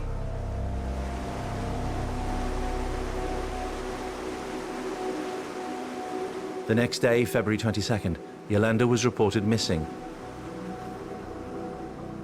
Later, passers-by on the trail overlooking the river called police. Yolanda's feet were bound by a distinctive green blanket. Aside from that, she was naked, her body left as if a trophy on display. When you read the report about how this young woman's body was found, it was treated with a lot of contempt. Her breasts and genitalia are exposed. Douglas Perry wasn't trying to hide his victims and get away with murder. He was trying to send a message. This was his calling card. He was displaying them as if they were trophies. In a bitter irony, Perry knew his victims as friends of his own girlfriend, also a sex worker. He would even help the prostitutes by bringing them food, yet now he was looking to kill them. He had an interesting relationship with the prostitutes who worked on that street. He also worked on that street. He told police later that he had been feeding them and taking them to his home, and people saw him doing that. He was presenting the image of someone who was trying to help prostitutes. I think what this really speaks to is this kind of incongruous relationship that he has with what it means to be a woman. At the same time, he deifies and vilifies. So the woman is something that is the mother, is this angelic figure that can give life, that can create, and then the prostitute, the sex worker, is someone that's the opposite of that, it's the underbelly of that takes away life because she doesn't have children. And interestingly enough, I think he sees himself as kind of delving in both. On the one hand, I want to become this mother and be better, and I'll never be able to do that. So what I can do, though, is balance the stakes by killing what I see in these awful words he used as the pawn scum of the earth. He'd killed just once, but he would soon kill again.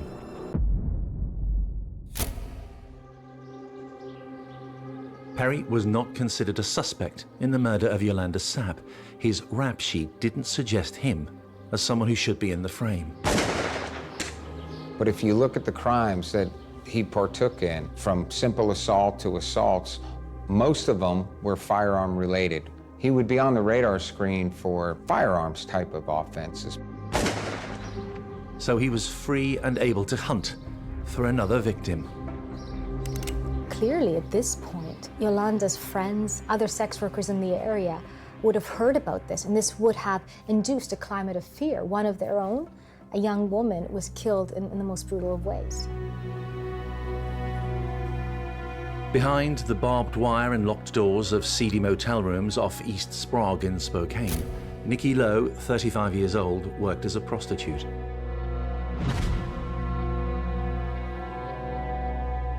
Known to police as a drug user, she was officially designated a street-level prostitute.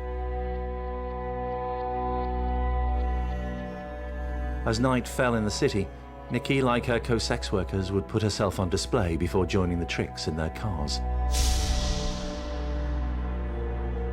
She might head to a district of warehouses or alleyways. She may head towards the main roads over the Spokane River. One, Green Street, has a busy underpass. Not far from this underpass, Douglas Perry slows down on seeing Nicky Lowe. She will have had no problem approaching him. His was a familiar face. He would have been well known in the prostitution community because he would have been a familiar face as somebody who dates these very prostitutes that he would kill. She climbs in, and the couple head for Perry's place.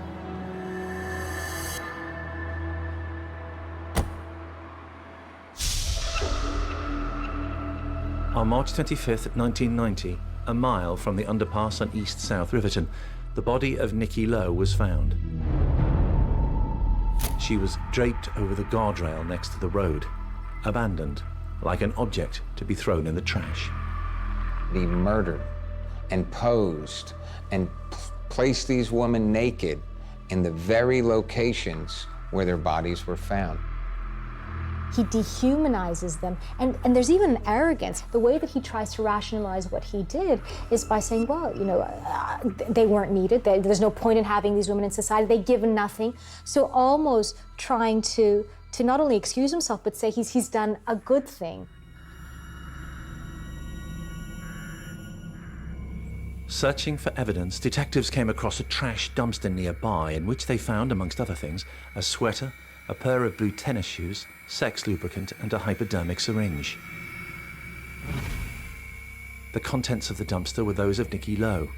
The evidence was kept, but at that stage did not incriminate Douglas Perry. He was still a free man.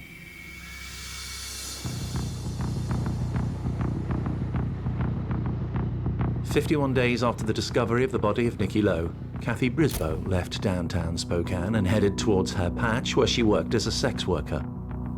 It was about 200 yards from the river on a road called East Trent. Douglas Perry spotted her, pulled up alongside her. The gun obsessive was armed with one of his small caliber weapons. Sometime later that night, Kathy Brisboe, still alive, had gone with Perry to a secluded area that he knew all too well. Doug Perry brought Kathy Brisboe here. He drove in along that embankment where that dirt mound is built up. I think basically they came here to do the sex act, whatever that was. And that either before, during, or after, she must have had some sort of event that caused her enough concern that she probably tried to get away from him. So she ended up losing a coat. She lost her shoes over there. The jacket was found up in this area. She probably outran him down to there because when we get down to the bottom of that hill, he's probably chasing her, and then we start seeing blood drops. So he may have injured her up here, but we wouldn't see the blood till she gets down there on the path. Brisboe had told her fellow sex workers that if she was abducted, she wouldn't go without a fight. Well, I think basically she was fighting for her life. Kathy Brisboe could not know it, but her fight would lead to the arrest of a female prisoner called Donna, thousands of miles away from the Spokane River, and 22 years later.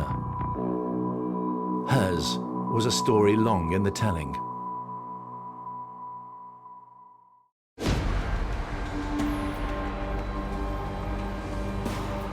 Kathy Brisboe's fight with Douglas Perry continued as she and he tussled down the embankment near the Spokane River. As she tried to stay alive, she grabbed at his arms. She obviously battled well enough to collect DNA under her fingernails of skin from him. It wouldn't have been from scratching his coat or grabbing his hair. It's more likely that she scratched some skin off and probably left scratches on him, doing it to collect enough skin so that would be still there 20 years later. The encounter saw the couple scramble down to what is now called the Centennial Trail. Detectives could follow the path of the scrap. Back then, kind of starting in this area, we started to see some blood drops and some pieces of hair and clumps of hair on the ground.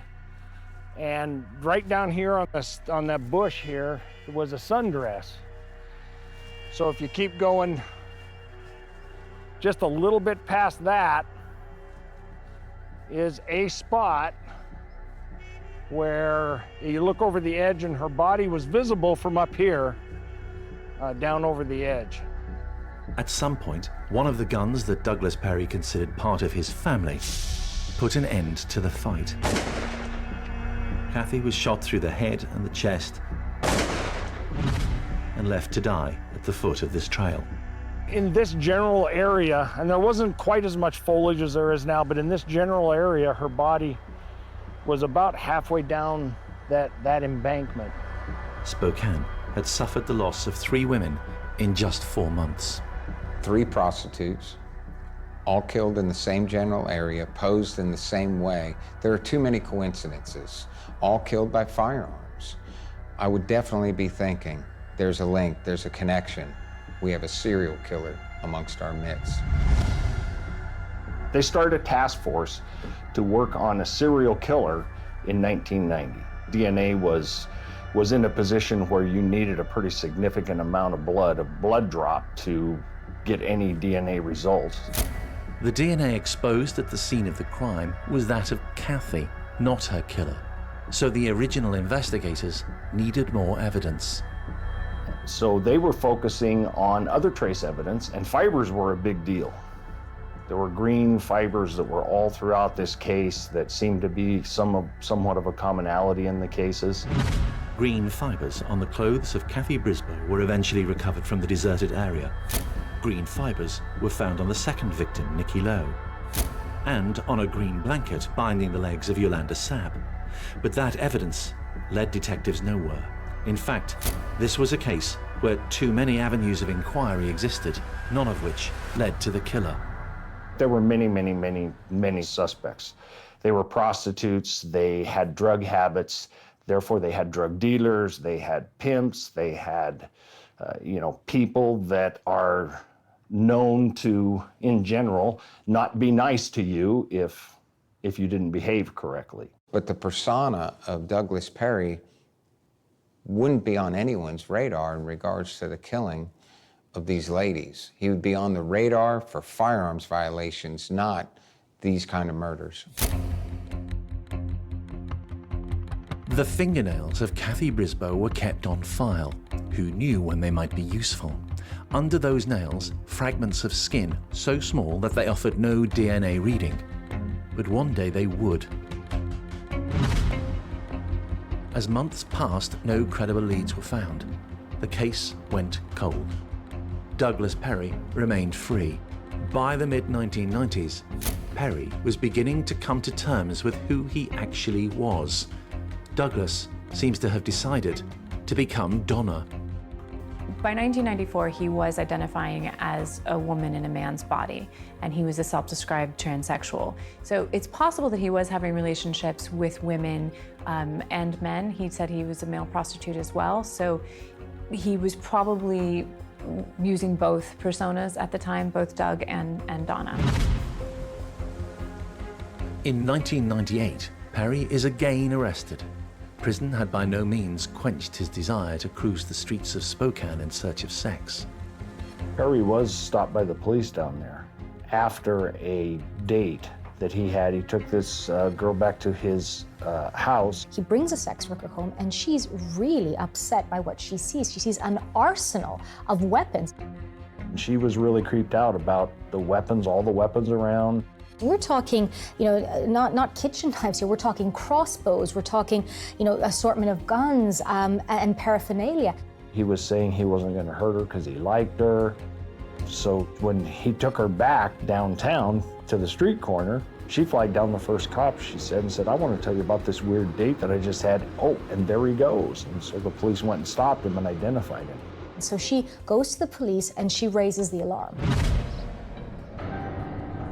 Police find 5 pipe bombs, 49 guns, 20,000 rounds of ammunition, all in his house. There was yet more evidence in the paperwork recovered by police.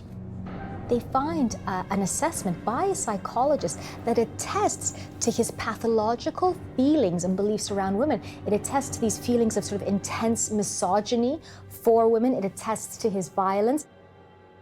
There is writings about his mental health, and it's from mental health workers about his disdain and disgust for women.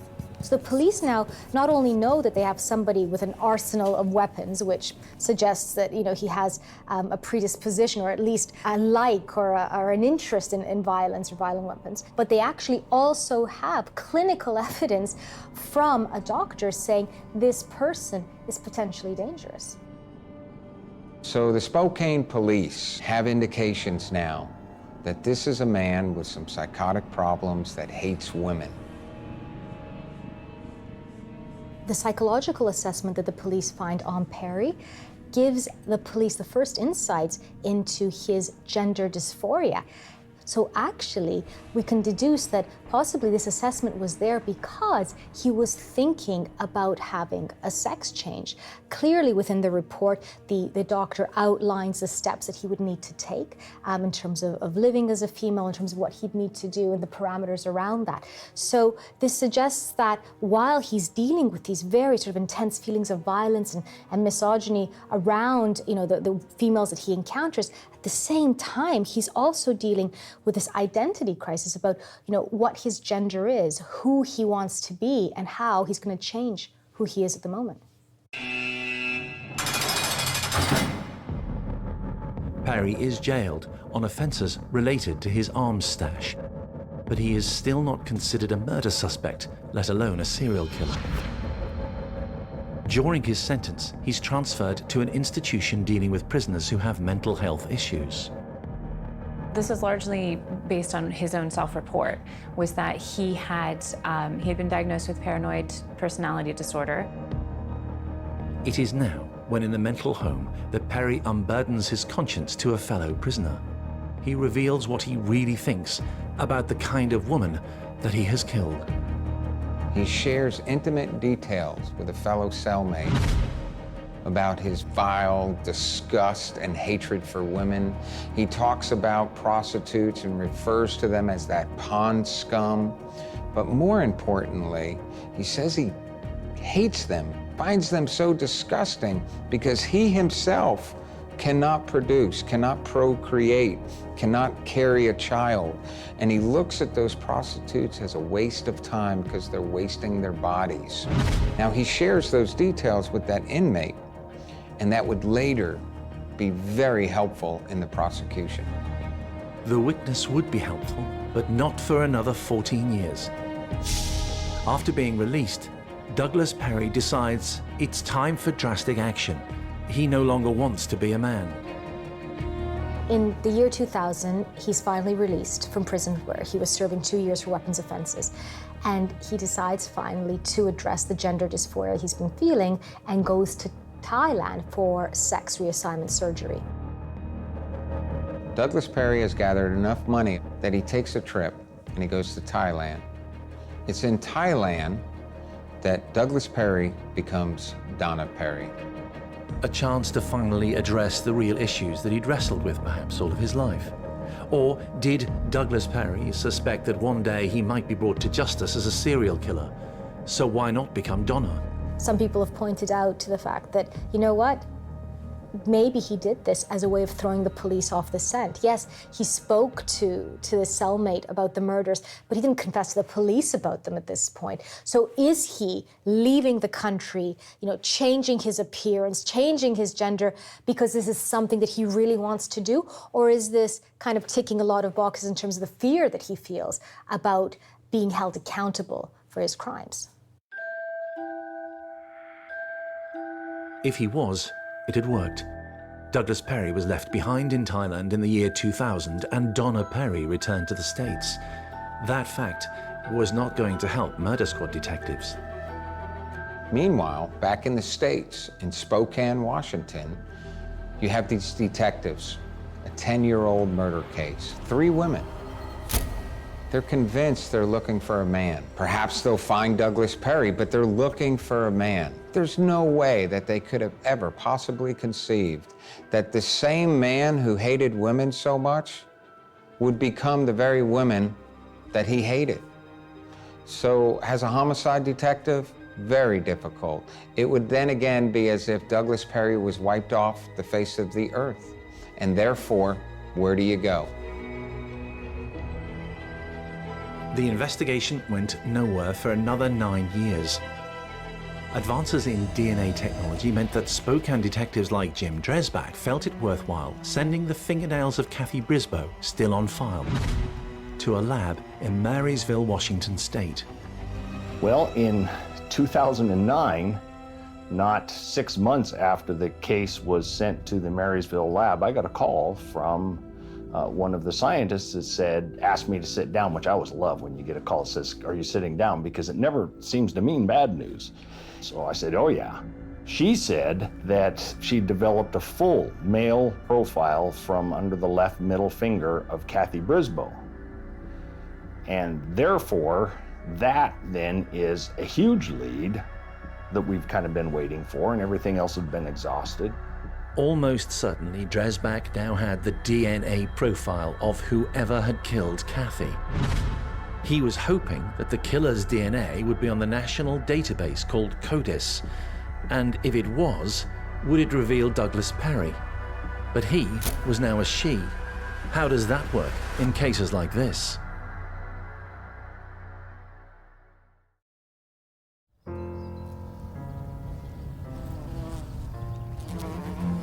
In 2009, a shard of skin found under the fingernails of victim Kathy Brisboe as she'd scratched her attacker revealed a DNA profile nearly 2 decades after her murder. But there was no match to the DNA on the national database.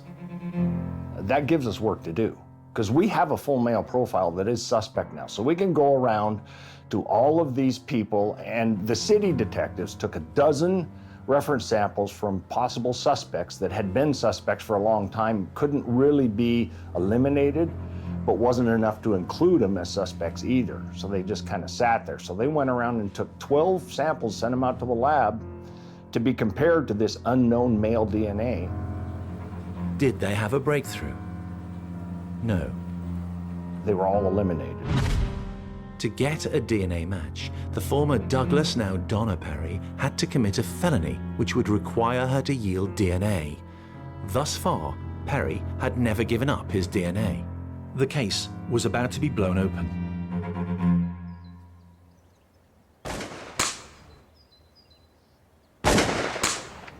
One Perry obsession had not completely deserted when he became she.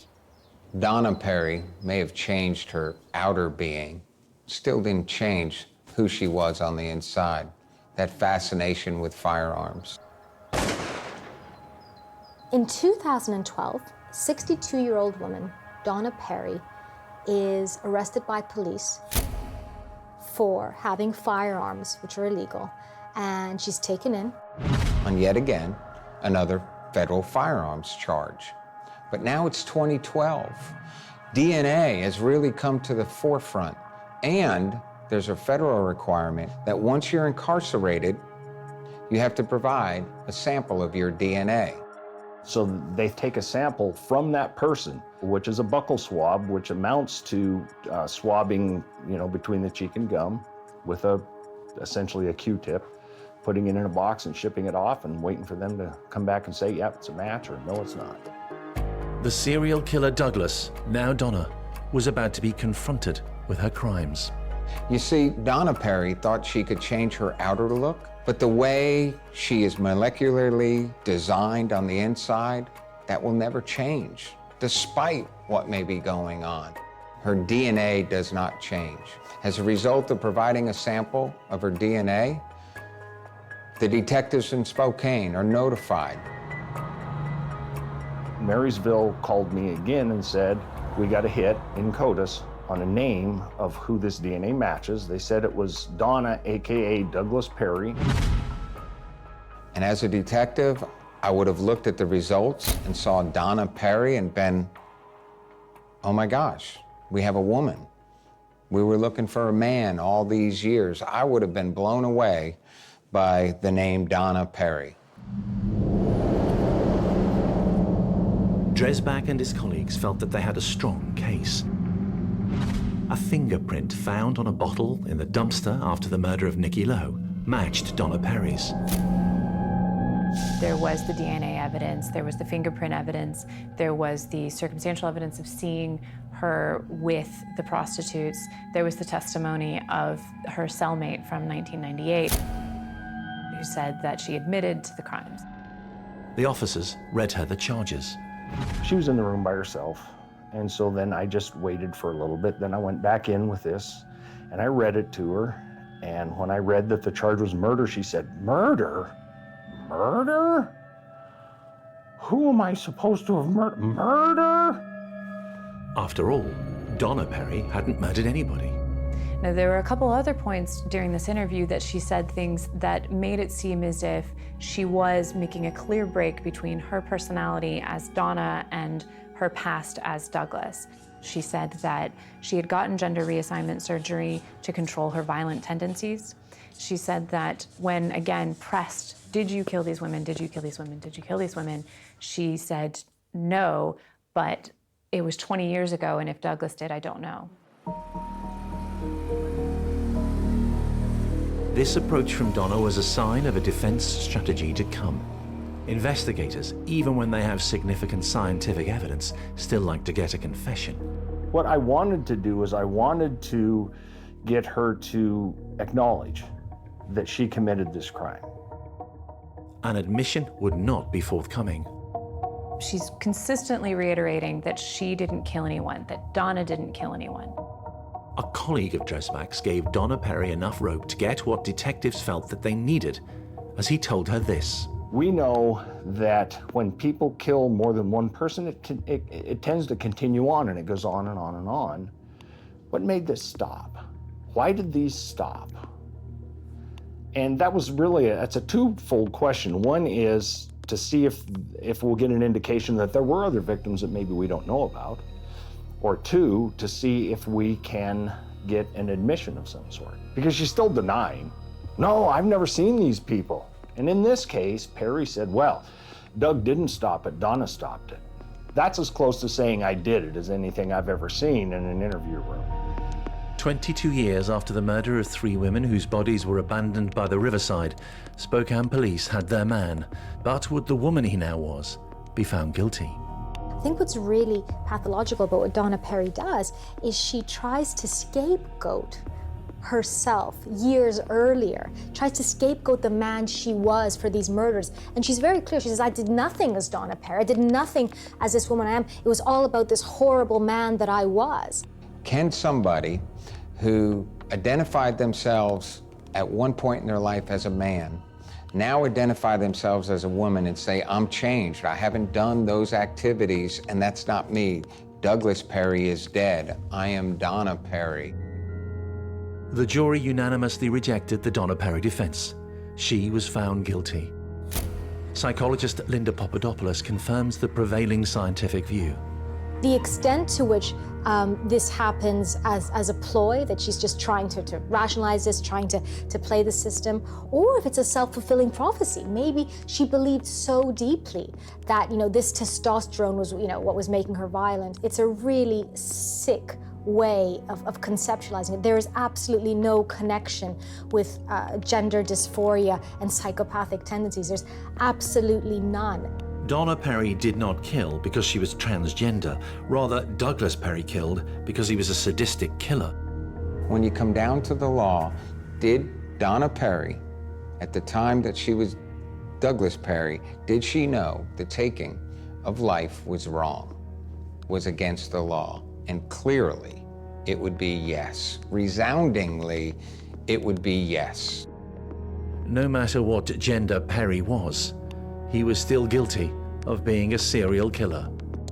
I would think that the danger of Perry is that Perry doesn't look like what Perry is capable of. Perry looks like a meek, mild, doddering old woman, but it has potential that's far beyond what they look like. And for seasoned detectives, the judge, jury, and law's attitude to those who claim innocence for the actions of a former self when a different gender came as a relief. It sets a real precedent that she was ultimately incarcerated for these murders, because if that was the precedent, can you imagine the number of murderers who would suddenly, if they knew somebody was hot on their trail, would opt for a sex change operation somewhere. Because I think she's kind of confusing what it means to have gender dysphoria. She didn't have, multiple personalities. This is somebody whose personality traits were there, were consistent. What she did wasn't about how she felt about her gender. She did this because of how she felt about women, the anger, the violence that she had within her. And I think whether she was male or female is almost besides the point. The mind of the serial killer Douglas Perry may well work differently now that she is Donna Perry. But Jim Dresbach doesn't care. Perry was a killer and could not hide behind a sex change operation. You kill somebody, you're going to get caught. And I don't care if you go to the extent of changing your sex by surgery or not, or color your face or cut your hair, you're going to get caught. It doesn't matter what the genitalia says. What matters in this case is what the DNA says. Donna Perry, Douglas Perry, they're one and the same. They are the killers. Donna Perry, gun obsessive, transgender, and serial killer, was sentenced to life without parole.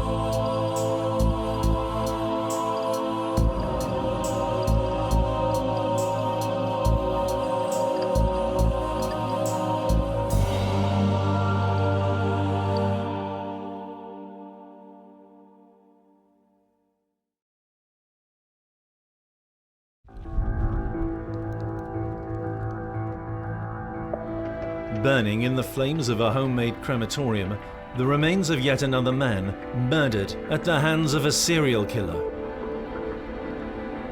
He wasn't just a statistic. He was somebody's son. He was mine.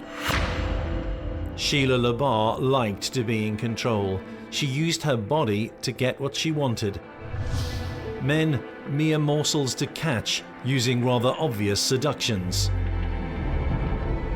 People around town gave her a nickname. They called her Sheila the Peeler. They were always hoping that she would flash a little this or show a little bit of that. As investigators tried to uncover the layers of Sheila Labar, they were trying to get inside the mind of a serial killer.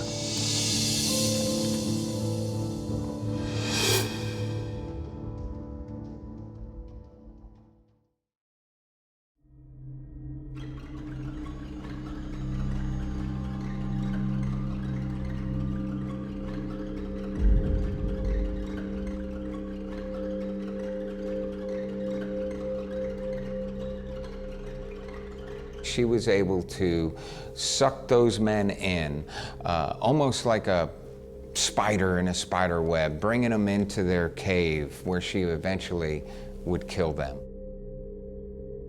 Sheila Labar's seductions were not about sex. They were about taking lives before hiding the evidence. This is a story that begins with the discovery of bones in a burning pile on a remote farm. They were human bones, and they were male. An investigation into who and why they were being disposed of in such a do-it-yourself way followed their discovery. The picture exposed revealed a rare species in the grisly portrait gallery of serial killers, a woman called Sheila Labar, who ran a farm one day sold at auction, attending a mother who had warned many times that it was here her son was tortured. His face was all cut up. His hands were all cut up. One of them was immobile. His head was down. He was ashen in color. He was all cut up, and he was in a wheelchair, and he couldn't walk.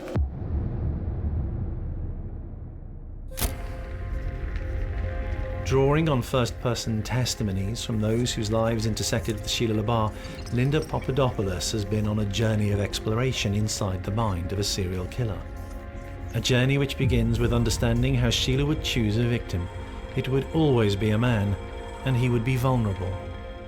I think Kenneth County was particularly vulnerable because he actually had learning difficulties.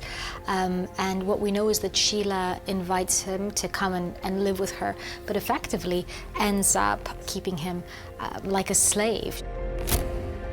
I said, did she hurt my son? Did she hurt my son? Please tell me, did she hurt my son? What brushstrokes are needed to make up the complete picture of Sheila Labar? Not good ones. Then known as Sheila K. Bailey, she grew up in a tiny mill community in Alabama.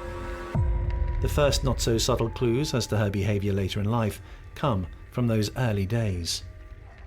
Sheila's childhood was very troubled.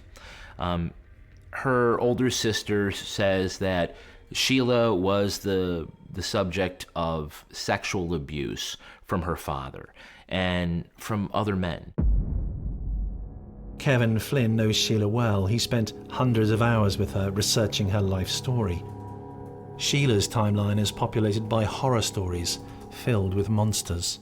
One evening, Sheila's father comes home drunk, and he's rummaging around in the refrigerator and throwing everything on the floor, and he's in a very foul mood. And he turns his attention to his wife and his two youngest daughters. They decide that they're going to flee the house. They're running towards the cornfields near the back of their property. Their angry father picks up a can of paint and throws it at them, and it hits Sheila in the head, causing a lot of bleeding. Her suffering escalated. Sheila was a victim of monstrous abuse.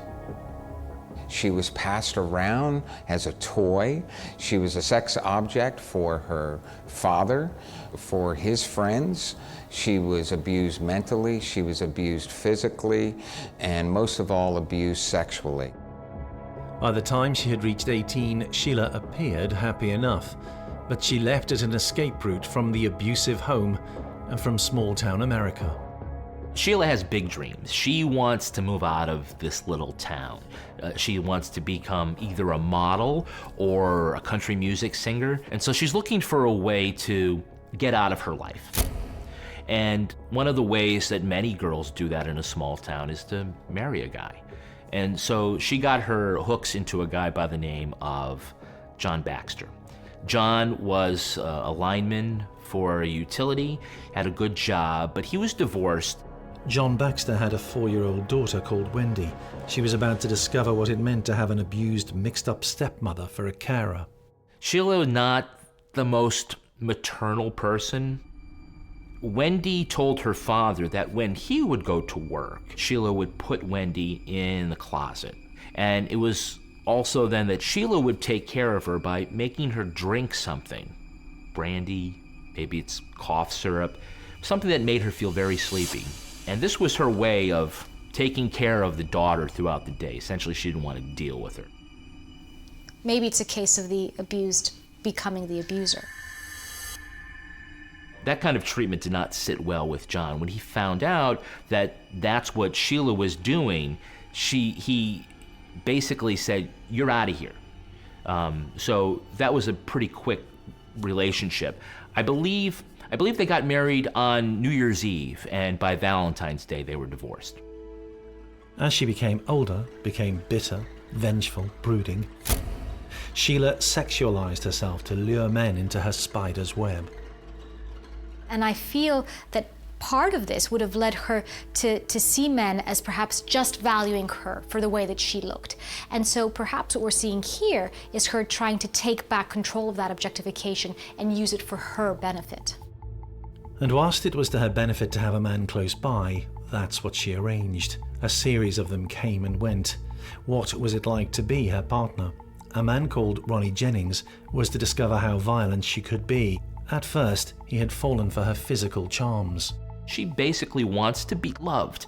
She wants to have a normal life. She thinks that Ronnie can provide that, but they're not really clicking. They're not really getting along. She takes out her frustrations on Ronnie. She's abusive to him. No longer was she going to be the victim. She wanted to make sure that the people she was involved in a relationship, that she had utter, complete, 100% control, much like her father had complete control over her. It was early days in the development of what Sheila would become. She controlled by being physically abusive. Ronnie would later give evidence that he was concerned she'd attack him whilst he slept.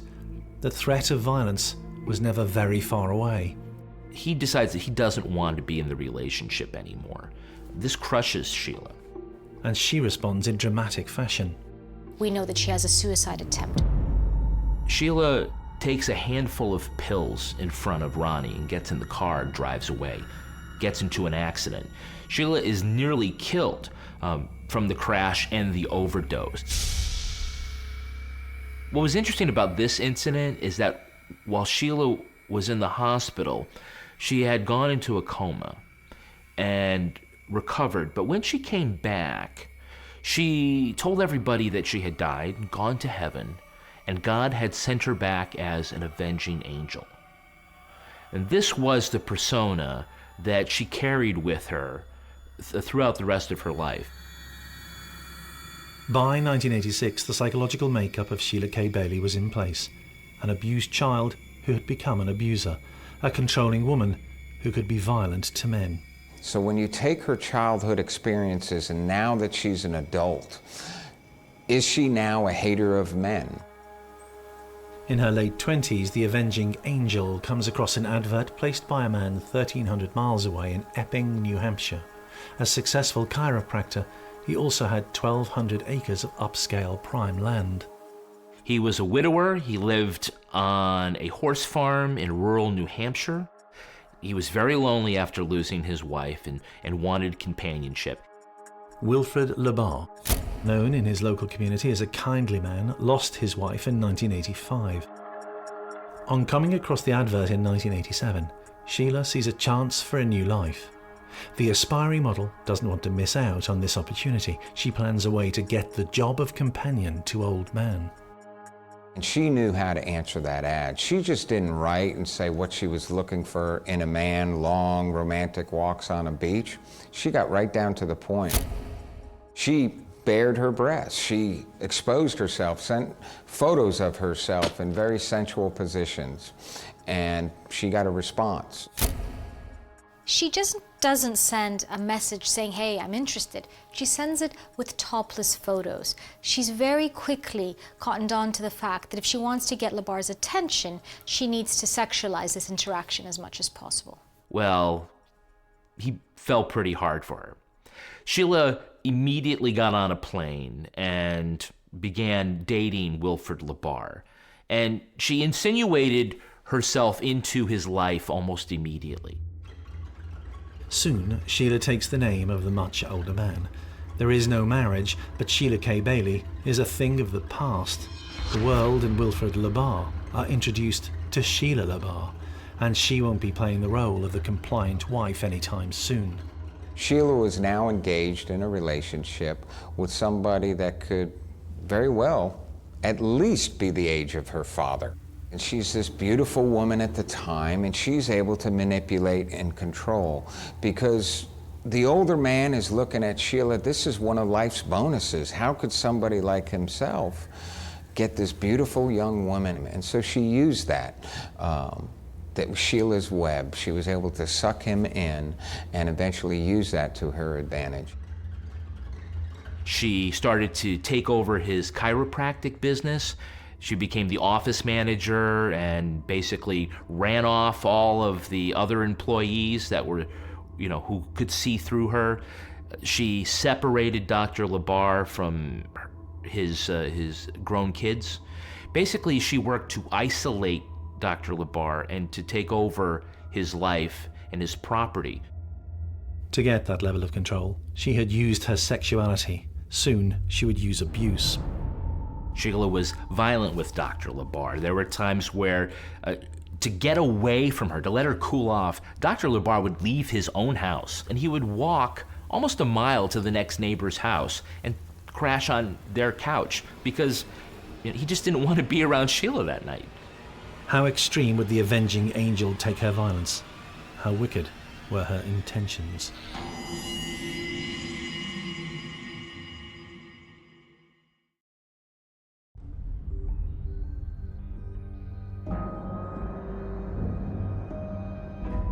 Between 1986 and 2003, Sheila Labar insinuated herself into the life of a man who had been a successful businessman and capable father. The relationship lasts, but at a price to Wilfred Labar. This is a woman who's in total command. For 17 years, she rules Wilfred Labar's life. This was all part of a larger scheme of Sheila's, which was to separate Dr. Labar from his children and to take control over his life financially, emotionally, physically. Sheila had it all: run of the farm, control over the business, and soon, who was going to get what from his estate?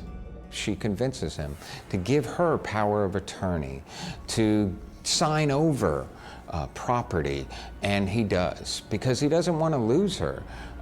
He perhaps maybe doesn't feel worthy to just have somebody at the time as beautiful as Sheila, but she's able to use what she believes is her beauty and charm to convince him to basically sign over everything. How was she controlling Wilfred? Flaunting her sexuality, using it to manipulate. Indeed, she had quite a reputation in Epping. People around town gave her a nickname. They called her Sheila the Peeler. She would often be in very scantily dressed clothes and sometimes just drop it and bear it all. Well, she had no problem coming to the door for delivery men wearing almost nothing.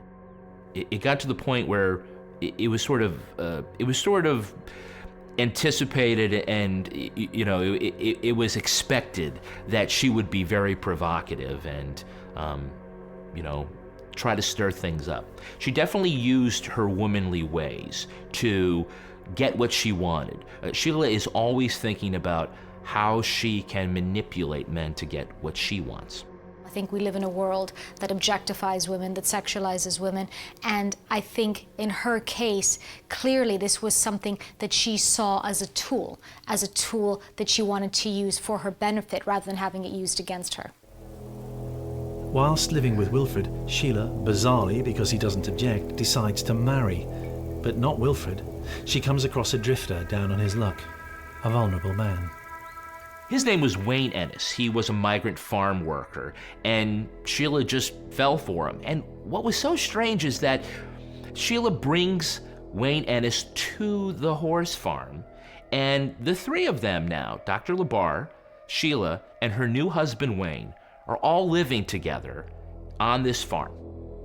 According to Wayne Ennis, when later tracked down by police, 18 months after marrying Sheila, she proposed something radical to make their lives a little more comfortable. She's intimating to Wayne Ennis that he needs to do something to hasten Dr. Labar's death. Wayne is very troubled by this, so he goes to Dr. Labar and tells him what Sheila is planning. And he's fearful as well for his own safety. Dr. Labar then drove Wayne to a bus station, got him on a bus, and he got out of town, and Sheila never saw him again. In the year 2000, Wilfred Labar died. Sheila told Dr. Labar's family that just one day he'd had a heart attack and died on the kitchen floor. And she insisted that he be cremated. It wasn't until later that people thought that this was suspicious. At the time, nobody thought much about Dr. Labar's death, that it was anything other than natural causes. Sheila K. Bailey, the abused, penniless, aspirant model of old Alabama, is ancient history. As the new millennium begins, Sheila Labar is a propertied woman whose appetite for men is still alive and well, especially if they're easy to abuse. She went from being the victim to being the predator, to identifying those who are vulnerable, whether by age, or by mental capacity, or because of their own relationships with their own family, and she chose her victims wisely as far as being vulnerable. She lures one after another, always being violent towards them, eventually meeting this man, Michael Deloge. Michael Deloche is sort of a lost soul. He sees himself as a songwriter, as a poet. He had been married and had a kid, but that relationship fell apart. He got into drugs and alcohol, and he found himself many miles from home in a homeless shelter in Portsmouth, New Hampshire. He was separated from his family, and it was Sheila who came along and found him. The prospect of staying in a homeless shelter or going with this woman to a farm where he could get a nice warm bed and a steady job and sex, well, that's a very easy decision to make. It was around now that Sheila began a go-to tactic, taping conversations. Sheila has a interesting habit of recording her telephone calls and her conversations. The recordings would be used by her to control whichever men she lured to the farm. She would force them to make false confessions, to agree that they'd been abused as a child. Mike was the first to suffer what would be described later as brainwashing. Sheila convinces Mike that growing up he was sexually abused and that he is a pedophile. Now the family says, no way, this isn't... The people that he is saying that he abused were never abused. Where is he getting this idea? Sheila is telling him this. Sheila is preventing him from calling his family. Almost a brainwashing technique. You isolate someone and you can have vast influence over that person. So she would isolate the people she had relationships with, keep them away from others in society. She's also poisoning the relationship and getting into his head until he believes it. He actually believes that he is a child molester because she has told him that so many times. So therefore she would have that ultimate control, much like a puppet master. The puppet master had Michael Deloche dancing to her tune. There were regular sightings of him over the 2 years that he was known to be on the farm, but one day he was seen in troubling circumstances. The neighbors describe an incident where, coming down the wood path from the horse farm, they saw a man stumbling and bleeding from the head. It was Michael Deloche, and he just walked right past a neighbor and said one word: Sheila. Michael Deloche would never be seen alive again.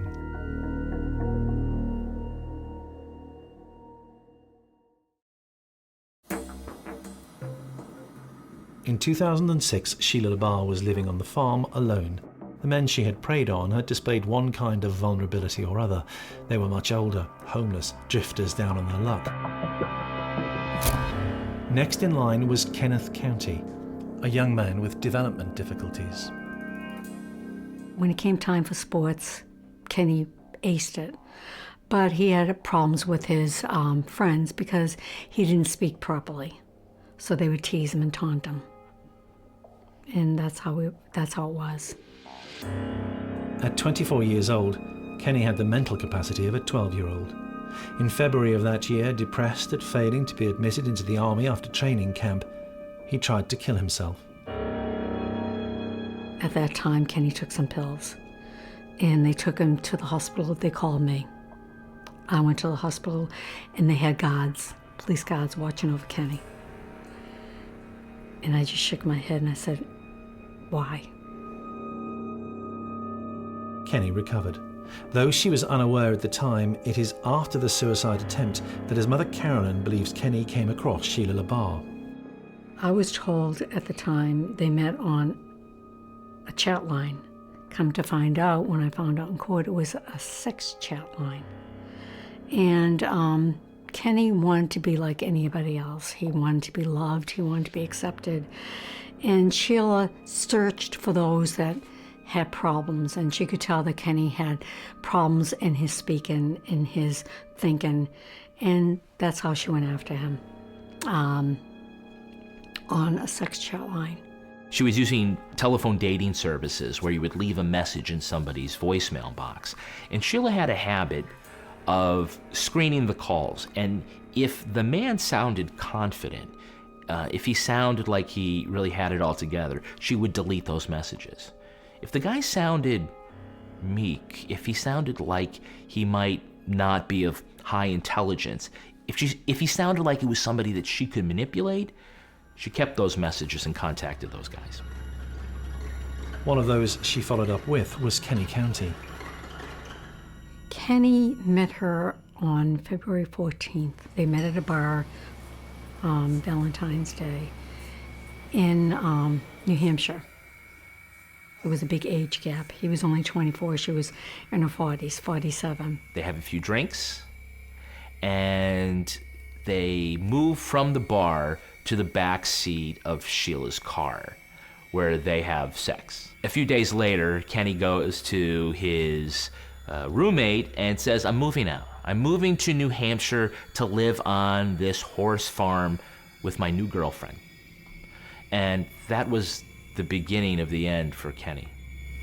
Kenny excitedly told his news to older brother Brian. So Kenny says, oh, by the way, I have a girlfriend. So Brian says, you do? And he said, yeah, yep. He said, I met her on Valentine's Day. We went out to eat. We went out to eat before. He said, and she's rich. She has a big farm. She has a beautiful car. And she's 47 years old. So Brian looked and he said, what? He said, Kenny, no. You don't want to be with a 47-year-old. There's ulterior motives there. No. And Kenny looked and he said, no. He said, she loves me. And I love her. And my son Brian said, you just met her.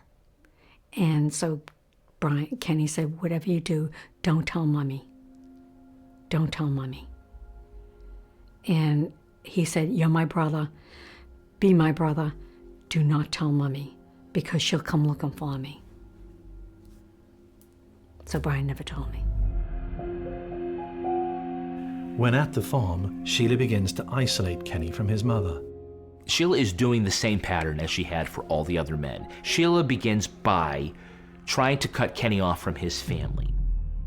So I think what you have here is a man with cognitive deficits, so he wasn't able, or he didn't feel entitled to escape, and a woman who clearly is very capable when it comes to controlling men.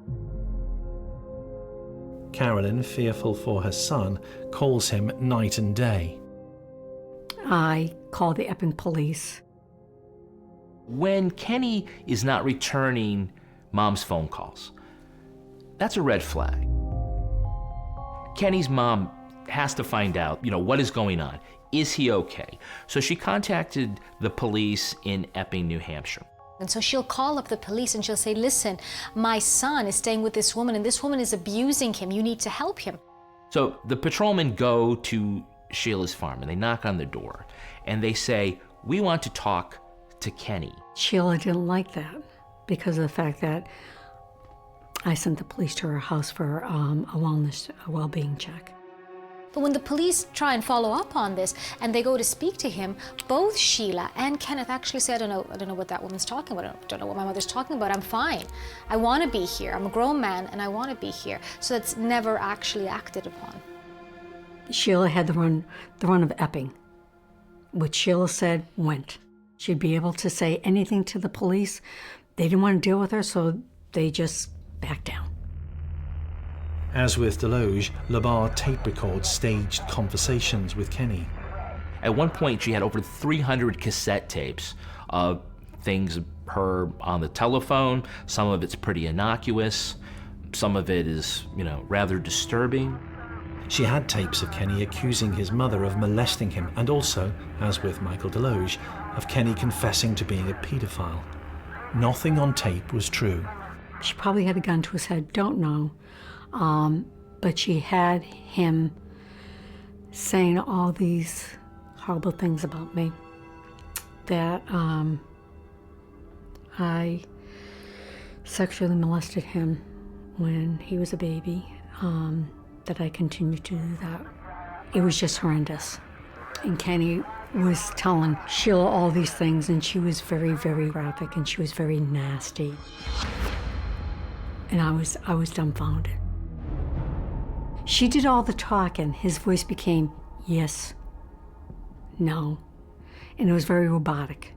When I heard that tape, I didn't want to see him anymore. I didn't want to talk to him because it was just so, it was horrible. It was horrible. But that's Sheila. When Carolyn calls the police about her son, she discovers that Sheila has also played a recording of Kenny's voice to the police. And what the officer heard was Sheila berating Kenny and getting him to confess that he was a child molester and that he had abused kids. And on the tape, the officer could hear Kenny becoming weaker. And at one point, he heard Kenny vomit. And then he thought he heard Kenny faint because Sheila was saying, "Get up, you can't fake fainting." So Sheila made this tape as a confession for some reason.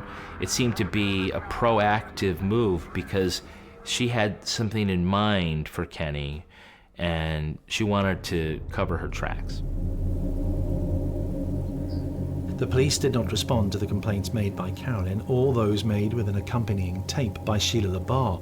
Kenny was an adult, they said, and anyway, they'd seen it all before.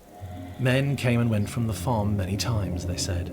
She would take young men to her farm, and they'd work the farm, and then she'd call the police department to say that they left. Well, I found that pretty bizarre, and I said, well, how do you know they left? How do you know she didn't hurt them? She could have killed them. Did she kill them? And they started laughing. He said, no, that's not Sheila's MO. And I said, did you ever go there to check to make sure that they were okay? Detective Cody said, no, there was no reason. And I said, is she going to kill my son? Carolyn County had become fearful for her son's life. It's worth reiterating in the story of Sheila Labar that the Epping police were aware that men regularly appeared then disappeared from her life. As regards Kenny, there were soon signs that he was being abused. He was next seen in public when out shopping, and he looked awful. Sheila took Kenny to Walmart and he was unable to walk through the aisles himself. She was pushing him in a wheelchair. His face was a weird color and he had bruises and cuts and burns. And the thing that she was buying were diesel fuel cans. And she made Kenny hold these fuel cans as she shopped. So there's Kenny, he's slumped down, he's not really responsive. He was spotted by a police officer, photographed, asked, "Are you okay?" They asked Kenny if he was all right. His head was hanging. He was drooling. And she told him to shut the F up. At that point, the police should have taken him. They didn't. Despite the fact that he looked like he was in distress, there was nothing for the officers to do. He wasn't a minor. They couldn't take him into protective custody. All they could do was watch Sheila push him out the door. They escorted her out of Walmart. They watched her take him to the car and lift him from the wheelchair into the car. Why had she bought so much diesel fuel when spotted with Kenny at the local store? How much danger was Kenny County in whilst down on the farm with Sheila Labar?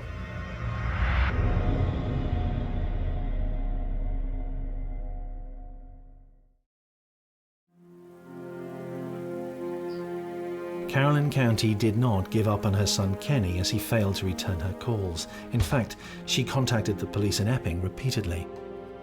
I'm putting on a second missing persons report. I want you to go to the house. The detectives, after being pushed, they go out to speak to Sheila, and they want to know about Kenneth. Where is he? When was the last time he was seen? When they got there, Sheila was not home. So they walked around a little bit and they found a burn barrel. There was a fire going inside, so they went over and took a look inside. They don't like what they see. And what they found in there was a human bone. And on the knob of the bone with some human flesh. So now they are very worried about what has happened to Kenneth County. The officers make no arrest. There is not enough evidence. You can't just turn around and right away arrest somebody for a fire. There has to be tests that are done. Are these possibly human bones? Sheila returns home, and she's angry that the cops are there on the property, but she lets them come into the house and see that Kenny is not there. Imagine what that says about her. Imagine what that says about her sense of being able to manipulate, to control perceptions, about her sense of intelligence, her sense of control over the situation, that she will actually, invite people to investigate a case that could lead directly to her. Investigators think they see what could be blood on the walls. They also find Kenny's shoes, and they find it kind of odd that he would leave without his shoes. But they have no warrant to be there. They can't take any evidence. They decide, we're going to come back and get to the bottom of this. Detectives return 2 days later and go back to the scene. The sneakers they had seen in Labar's home had gone. When asked, Sheila confesses to burning them. They return to the fire. The bones, which appeared to be human, have largely disappeared, but some bone shards remain and are sent to a forensic team for analysis. So now, analyzing and sending those bones off, looking at those pieces of evidence, that process is now taking place. And it's probably now at the point where the detectives are no longer treating this as a missing person case, where is Kenneth? They're thinking to themselves, what happened to them? Inside the house, police carry out a detailed forensic investigation. Using specialized blood detection devices, they are shocked by what they see. Though attempts have been made to clean surfaces, there is widespread evidence of human blood on furniture and on wood. An indication that there was an extremely large amount of violence that took place inside that room. Nobody can question the physical evidence that was there at that scene. It was close enough and enough probable cause to now go and arrest Sheila. They asked her point blank, where is Kenny?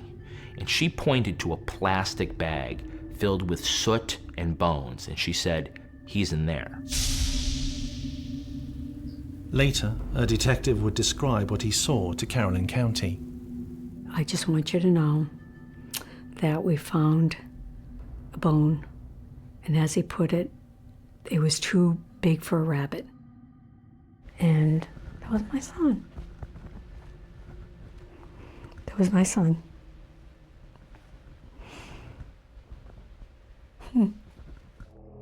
Sheila did a lot to obfuscate the evidence that she had. She took bits of bone and teeth and smashed the teeth so that they couldn't be used for identification. She had dismembered the body.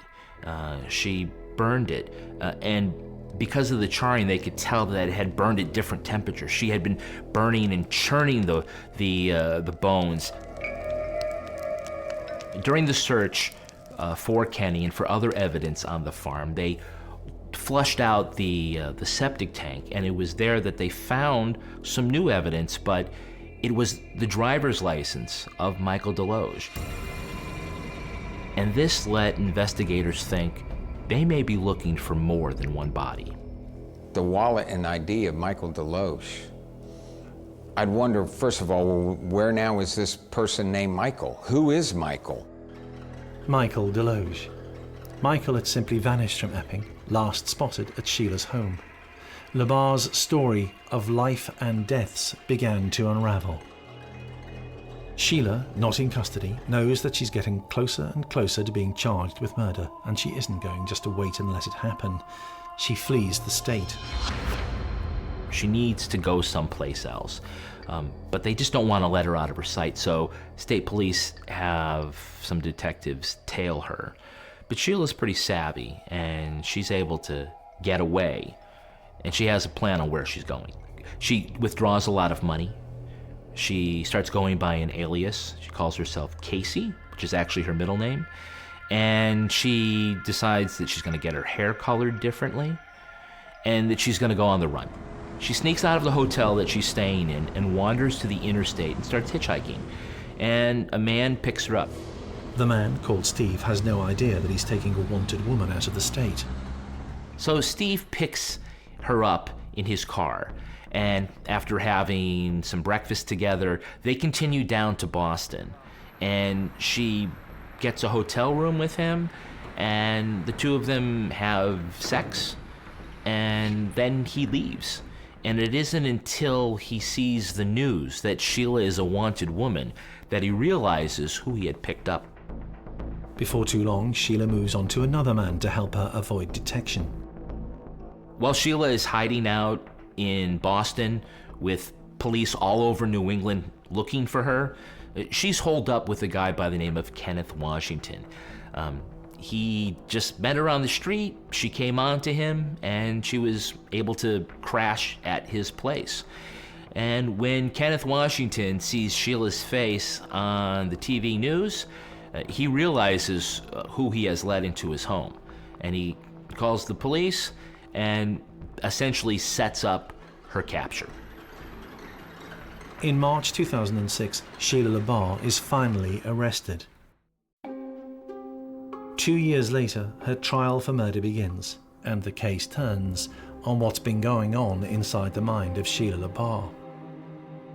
The defense's strategy was not to argue that Sheila wasn't the killer of Michael Deloge or Kenneth County. What they did was argue that Sheila was insane. Sheila tells the story of what she did with Kenneth and Michael in the hopes that she's going to try to claim insanity. Initially, she pleads guilty, and then she reneges that and says, actually, no, guilty because I'm insane, for reason of insanity.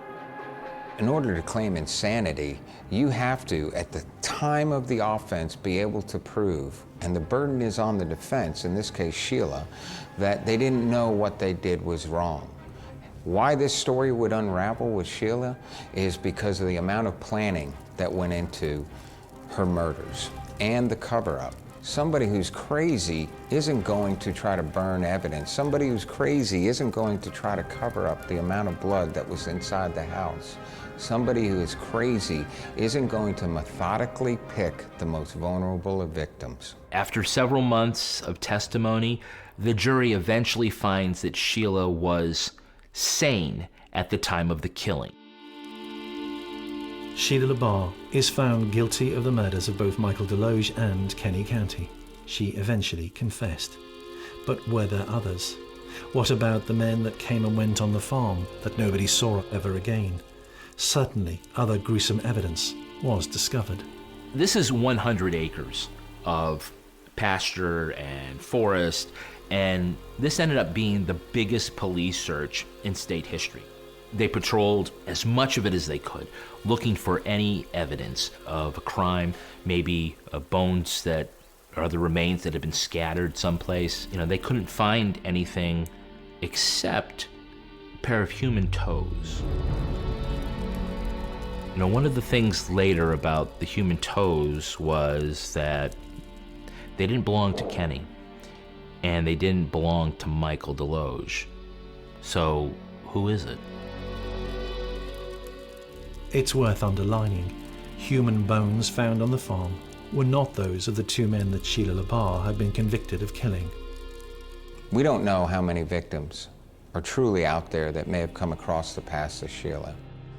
On this farmhouse, turns out that Sheila killed twice, possibly 3 times. We don't know how many victims that are out there that Sheila actually was able to suck into her web. We know that Michael Deloge was killed. We know that Kenneth County was killed. But what about some of those other guys that were spotted going to the farm but were never seen leaving it? It's hard to say. So somewhere out there, there's probably another missing person, somebody that was one of society's vulnerable people. Sheila Labar had suffered an abusive childhood at the hands of men, including her father. She grew to become a woman who men found attractive, but her outward appearance did not speak to what was going on inside Sheila's mind. Her looks were simply a way of giving her control. for getting what she wanted. So she's good at manipulating people. So someone asks for a companion, she sends sexy photos. She's able to move in, she's able to kind of keep somebody under her control to the point that everything that he has is left to her. Then later on, she has someone else move in, someone whose mother is so concerned that she's calling the police, yet she's able to say to his mom, do you know what? He's under my control now. Labar was given 2 life sentences. She will never be released. Wilfred Labar's life was never the same after he allowed Sheila into it. Michael Deloge's life was taken by her, Kenny County's too. She looked at him as somebody that society wouldn't miss. She didn't count on that mother's love. How she could have taken a human life and did what she did to him and laugh at it. He was somebody's child. He was my child.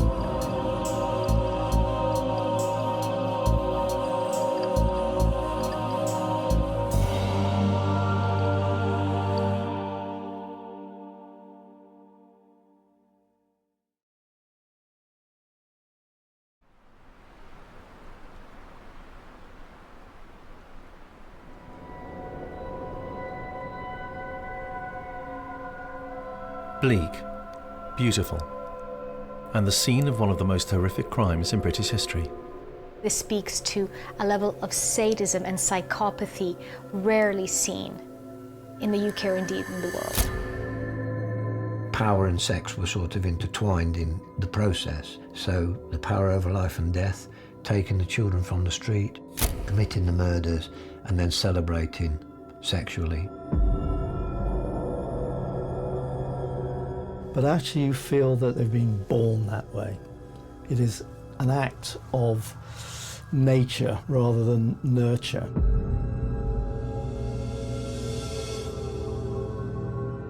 Many have tried to unravel the mind of Ian Brady. Did you see how someone could come under his power? I mean, was he as clever as they made him out to be? I can see why people would fall under his spell. In 2017, a briefcase became part of a cat and mouse game of intrigue played by Ian Duncan Stewart, also known as Ian Brady. Is there information inside which could uncover a macabre 56-year-old secret? Only Brady knows the answer. Getting behind the mind of Ian Brady starts with this briefcase. This is the end point of his life, but in a lot of ways it tells us about where this all began. Right before he dies, he leaves a briefcase to the care of his lawyers, and he leaves it with very strict instructions that it shouldn't be open. So in some ways, he's controlling what's going on from beyond the grave. The question mark, what's in that box, what's in these boxes, what's contained within the boxes. Ian Brady. What went on inside the mind of a serial killer?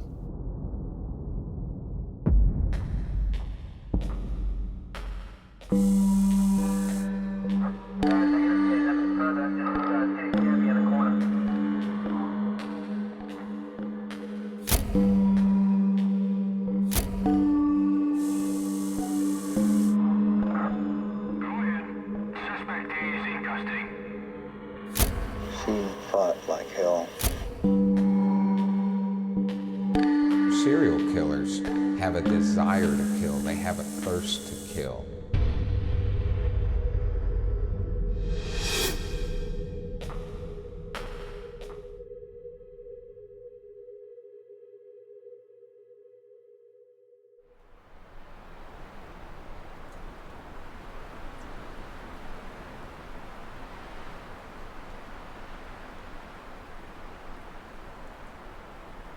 It's weird. It's silent. There's no birds twittering. It's just silent.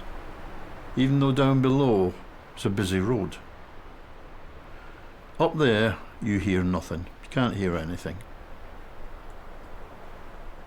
It's barren, it's freezing, and it's somewhere where he found solace. It's somewhere that he felt, he saw beauty in. And I guess this nothingness kind of maybe attests to what that kind of dearth of love for humanity. They had nothing in his soul for that, right? There was no sense of connection to the world, and this is one of those places where you feel, well, I guess, very disconnected to humanity. There's, very little thrives here.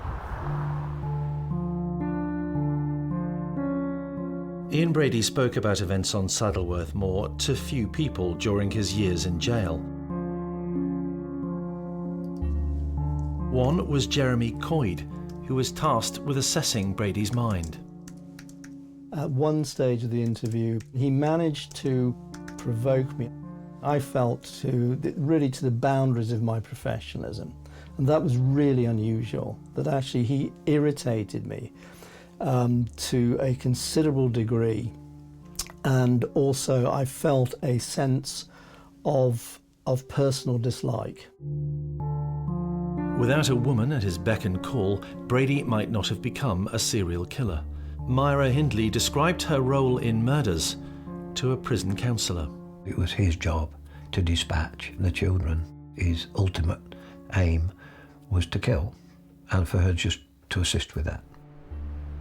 The extent of Ian Brady's killing might never have been revealed, but for a raw recruit in the Lancashire Police who determinedly stayed out on the moor until he made a breakthrough discovery. His evidence in court was given just feet from where Brady and Hindley stood. I was in the witness box, and when you looked over, the thing that I saw was the photograph that always portrayed deep-set, staring eyes, and they just stared at. There was no reaction to where they were. It meant nothing to them.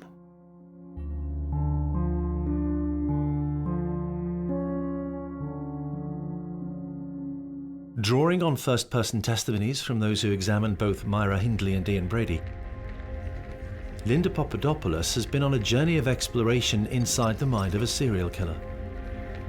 A journey which begins with analysis of his final murder on a cold October evening in 1965. I think one of the most telling pieces of evidence about his state of mind is what he does on the night before he's actually arrested for the murder of Edward Evans. Edward Evans was at a bar in a Manchester railway station, now an exhibition centre, when he was approached and asked to return to the home of a couple who lived nearby. Edward had been out looking for a late drink, so he agreed. The house he went to, which stood just to the left of this modern block, was later demolished. The couple that he had met were called Ian and Myra. They were going to kill Edward. It would not be their first murder, but it would be the first time they would invite others along to help. David and Maureen Smith, Myra's sister. Enlisting partners in crime that night was the idea of Ian Brady. So up until this point, he's enacting these fantasies, and he's got Myra on his side, and he's controlling her, and he gets such an inflated sense of control over his surroundings, over people, over these fantasies, that he decides, you know what? I've done this with Myra. I'm actually going to bring somebody else in. Brady asked David and Maureen if they would join them on their sexually charged fantasy of child snatching and murder. At the couple's home on Wardlebrook Avenue, Gorton in Manchester, the man would witness Brady first beat Edward with an axe and then strangle him to death. Just think of that for a moment. The idea that he has such audacity, such self-importance, that he thinks he can bring in somebody who has no idea what he's doing. Actually, it's Myra's brother-in-law. Sit there, allow this person to watch him horrifically murder a young 17-year-old man, and then expect him to not say a word. The next day, Myra's brother-in-law told police what had happened. Brady was arrested, and sometime later, police searched left luggage lockers. Inside one, a cache of evidence, including a tape recording. It was a suitcase that had been left in the left luggage at Manchester railway station. The left luggage ticket had been found down the spine of Myra Hindley's Bible. When they got these suitcases, they opened them up. The contents was photographs, tapes, all sorts of things, and they realised that they were not just dealing with a murder. There was more involved, and it involved children, male and female. The recording was of the torture of 10-year-old Leslie Ann Downey. And you can hear the screams of this child in horrific distress, asking for a parent. I kind of feel that it's one of those things that you read about and it almost contaminates your soul. The enormity of the sadism that went on, it's I think for even seasoned professionals, it's beyond words. This little girl was not only murdered and tortured and sexually assaulted, but her ordeal was taped, was audio taped, so that Myra and Ian Brady would continue listening to it and enjoying it. During the investigations that followed, detectives were to find more photographs of children and an exercise book with the name John Kilbride scrawled on it. It was not the first time they'd come across that name. They started making their inquiries and realised that at Ashton-under-Lyne, they were looking for a wee boy, John Kilbride. A search was ordered of Saddleworth Moor. We went up with spades and bits of tools to search, basically search for John Kilbride. So we were using these photographs that we'd had, and we went spread across Saddleworth Moor. And it had got to lunchtime, and we'd got nowhere. Nobody had seen anything that was of any relation to what we were looking for. So we decided we'd go to get something to eat further down the road. As light fell, the search was all but called off, but Bob Spires had a feeling that he should make one last sweep. As I'm coming down the hills, something draws my attention to, it was a hollow in the peat filled with water. Stuck out of this water, it looked like a piece of withered stick stuck straight up. It was not a stick. It was the arm of a decomposing body, not that of John Kilbride, but of Leslie Ann Downey. John's body would eventually be found not far away. What other secrets lay out on the moor? And what part does a locked briefcase left behind by Ian Brady in 2017 play in uncovering them?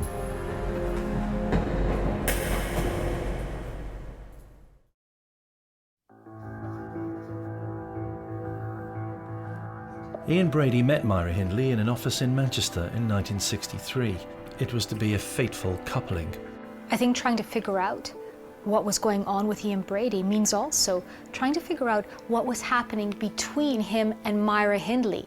This dynamic where he needed to control her and she needed to please him led to some of the most horrific murders in the history of the UK. It was Hindley who first called the relationship shots, but Brady needed her to fulfill his as yet unrevealed plan. This is not to say that she was a passive participant. And in fact, we glean a lot of information about Myra Hindley from the work that she carried out with counsellor Joe Chapman. She told me that the attraction to Brady in the very beginning was his looks, his dress. He was suited, he was clean cut. The first thing that she noticed was his nails, because they were well manicured. In Hindley's version of events, Brady was, even before the couple had exchanged conversation, playing mind games. He didn't respond to her at all, which was an interesting thing for her. Brady knew the more that he ignored her, the more that she'd be drawn in. And the big thing for her was there was someone that she wanted to have some response to, and he wasn't giving any. I think that was quite powerful. Brady, an unwanted boy who never knew his father and was given up by his mother for foster care, was a child who tortured cats, beat up classmates at school, and by 13 was in court on charges of housebreaking. He spent time in Borstal, prison for juveniles, before moving to Manchester. Hindley, by contrast, came from an orthodox working-class Gorton Catholic family and whose job as a clerical worker was fairly standard. She may have fallen quickly for the brooding Brady, but he maintained a strong, silent act, part of his calculation perhaps. He was a very clever man. He was clever. You think he came from ordinary background, self-taught, held a good job, clerk, held a good position, well-read. He grooms his new partner, deconstructing her beliefs and values in favour of his, as he began training her, modelling her for what he described as the perfect robbery. You know, they were talking about the consequences, and he was saying to her that we need to have no respect for authority whatsoever, because nobody's going to help us out of this situation. We're about to get ourselves in. So they both knew that they were working towards something that initially was going to be the perfect robbery. That actually then turned out to the idea of a perfect murder.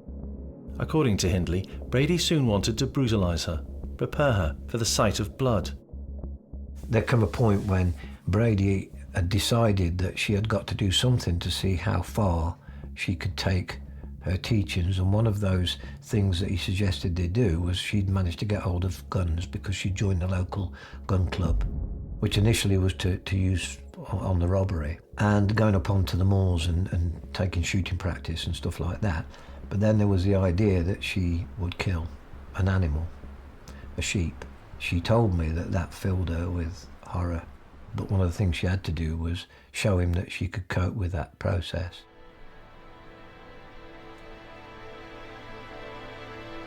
So they drove up there. He got her to point the gun in the direction of the sheep. She didn't want to pull the trigger. And to shoot the sheep at point blank range so that she was looking into the animal's eyes, and then to bury the carcass. What she told me about that was that throughout that process, Brady was very much in control of what was going to happen, and very much the teacher with the student who was going to see how she developed the courage. All of his moves were so calculated. He very much was, you know, the star of his own show right from the beginning, right to the end. Having blooded Hindley, literally, Brady now had what he felt he needed to fulfill his fantasy. He wanted to carry out the perfect murder of an innocent, and now he had the perfect partner. One of the things about children as a victim for somebody who may have been strongly motivated by control, it's easy to control and fool and abduct children, particularly if you've got a female accomplice to do this with you, like Myra Hindley. Pauline Reed goes missing in 1963. And with hindsight now, we know that this is where Ian Brady's killing begins. His planning of that was meticulous. They'd worked out roughly how it was going to happen. They didn't know who or even where in terms of where their child might be walking at the time. Pauline Reed lived near Myra Hindley. Myra often saw the teenager in Gorton, all to the good for Brady's first foray into murder. Myra Hindley pulled up alongside Pauline, saying that she had lost a glove on the moor. She asked Pauline if she could help find it. But once she had managed to get the child into the vehicle, then everything from then on was checked. What she was wearing was itemised, how many buttons on her blouse, what was in the car.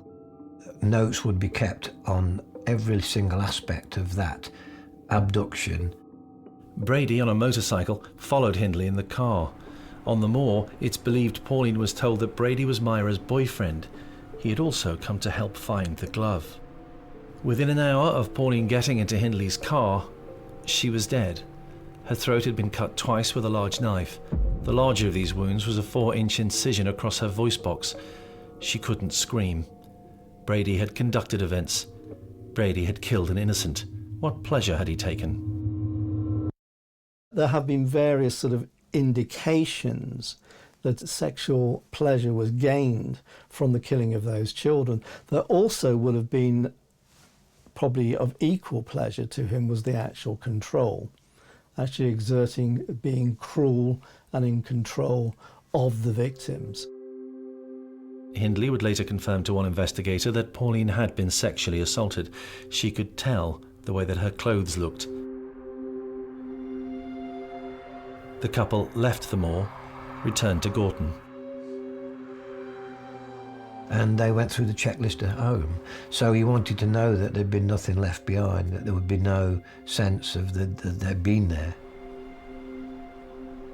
I think when we see these sort of pairings, these sort of psychopathic pairings, it's easy to assume that, you know, one is much more active and the other one's a pleaser, but I don't think it gets to the essence of what's happening in this case. I think absolutely Brady worked to desensitize Hindley. He absolutely did. He would show her videos of horrors from World War II. He'd actually get her to reenact the process of killing animals. What she said was, after the killing of Pauline Reed, that was the point when God ceased to exist, was her words. When her world became enmeshed completely with his. She knew there was no going back. Even if she'd wanted to, they needed each other in order to stay safe, so they were bonded at that point. After killing her, Brady and Hindley returned to the neighbourhood. As they drove, they passed mother Joan Reed, accompanied by her son Paul, as the family searched the streets for Pauline. The killers returned to their house, Brady pleased with his partner in crime. The thinking amongst the vast community of psychoanalysts who've investigated Ian Brady was that he was soon controlling Myra Hindley. If you were malleable and manipulated by him successfully, things would be good for you. Some don't think it's that simple. I don't think he manipulated Myra. She obviously followed the same lines as him, because I don't think anybody could be twisted enough. But she obviously had an inclination. In 2003, Professor Jeremy Coyd was tasked with assessing Brady's mental health. He is perhaps one of the best to judge the state of Brady's mind. I drove to see him in Ashworth in Liverpool. I think that what was most striking about him was actually to see this elderly gentleman he was thin, had a shock of grey hair, and he looked to be a bit like a very shabby Oxford Don. So he had a sports jacket and flannels. The Oxford Don lookalike, staging what he called a hunger strike, had not, it seemed, changed the attitude he had to authority, and the one that he had instilled in Myra Hindley in 1965. He also had a tube up his nose from where he was being force-fed, but that didn't actually stop him from appearing with a very large plastic mug of tea. Coyd had interviewed notorious criminals before and generally found a way of seeing them as worthy at least of the respect that he might offer anybody. With Brady, he had difficulties. With Ian Brady, it was totally different, and so it was extremely difficult for me to focus on what I needed to assess, because he needed to maintain control. This was a man whose obsession with control was on the order and level of madness, of megalomania, which is not really in the psychiatric textbooks, but that is what everything seemed to revolve around, an obsession about being in control, being the master, and so everybody had to be subjugated to his will and to his control. According to Myra Hindley, she was being controlled by Brady in late November 1963 when they saw 12-year-old John Kilbride as they drove through a town called Ashton-under-Lyne in what is now known as Greater Manchester. Hindley pulled up, warned John that his parents would be worried that he was out so late. She offered him a lift home. Hindley also offered John the further inducement of a bottle of sherry, anything to get him into the car. Once inside, Brady revealed that they would have to go to their home to get the sherry. It was all pre-planned. Hindley would later claim that Brady had programmed her. She actually said that Brady was structured in what he did, and he's structured in how he actually approached the relationship, so that he was very clear about the process from start to finish in terms of the murders, and he was very good at getting her to remove any thoughts of the consequences afterwards. Just concentrate on what you're doing and remove any thoughts of what the consequences might be afterwards. So she would be asked to push those thoughts as far back as she could in her mind and to just focus on whatever she was doing in the moment at that second. At that moment, she was driving a 12-year-old boy to Saddleworth Moor, where Hindley knew that Ian Brady had already killed.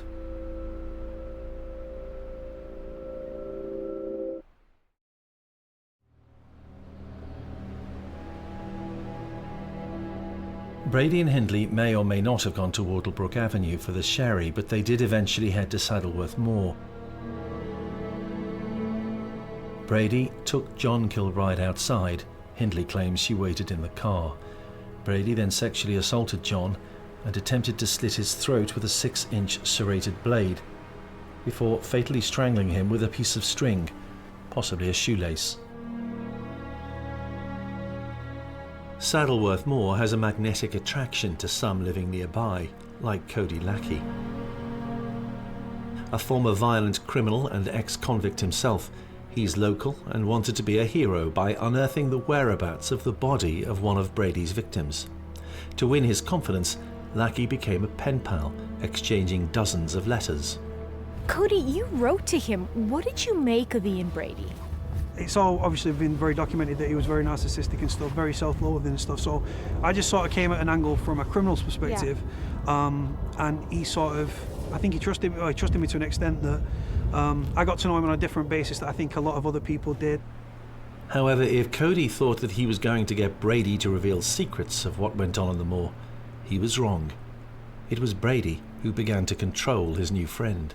He was quite a manipulative character to the point that, did he try and get you to kind of do things for him? Did he do that kind of reward-punishment thing that he often did with the people close to him? How was he with you?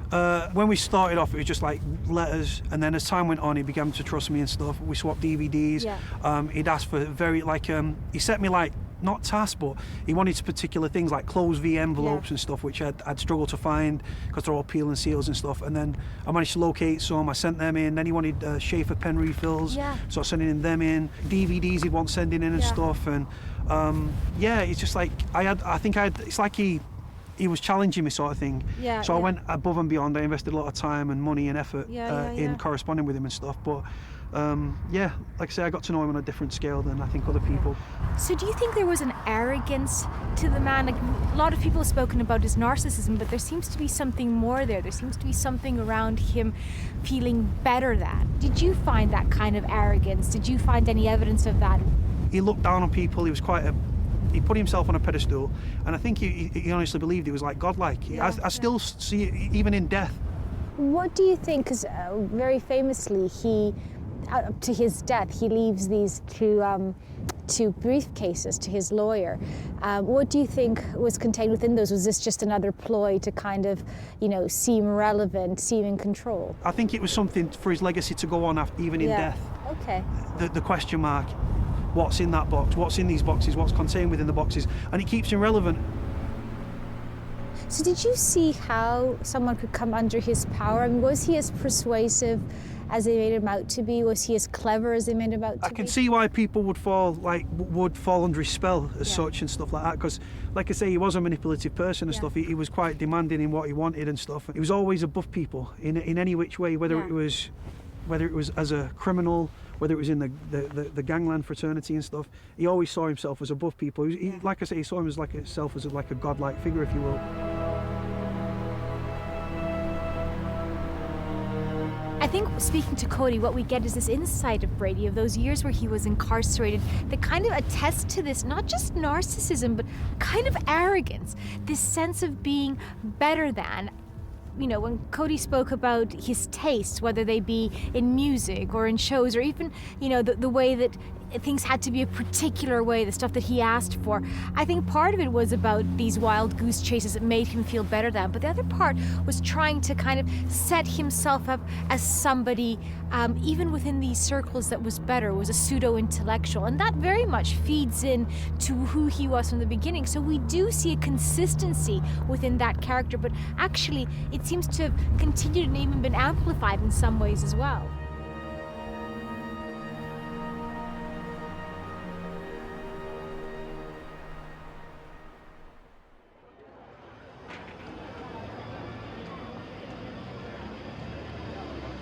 The third Moore's murder was of Leslie Ann Downey, picked up by Brady and Hindley at a fairground.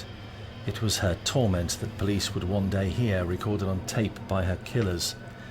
Leslie Ann was on her own when they approached her. Hindley dropped some of the shopping she was carrying close by before asking for the girl's help to carry some of the packages to their car and then onto their home. Leslie Ann was never seen again. It was her body which had been accidentally found in 1963 by the young officer Bob Spires, as he in turn searched for the body of John Kilbride. The minute detail of events that day still haunt him. So there's something there. I marked the spot with a stick, went back down to where the others were, loading the vans up, and I picked up one of these long metal rods that we had been using. The idea was you stuck these in the ground, pulled it out, and you sniffed it. If there was any decomposed body, in theory, you would smell it. So I went off on my own, went back up to this spot, and again I prodded it around. I was determined, there's something here, but no idea. Spires was on top of the moor on his own as the search was winding down. He called down to his colleagues. We've got a body. It's not what we want. It's a female. It was Leslie Ann Downey. The photographs subsequently discovered revealed that she had been gagged, forced to pose for photographs before being sexually assaulted and killed. She was buried, naked with her clothes at her feet, in a shallow grave.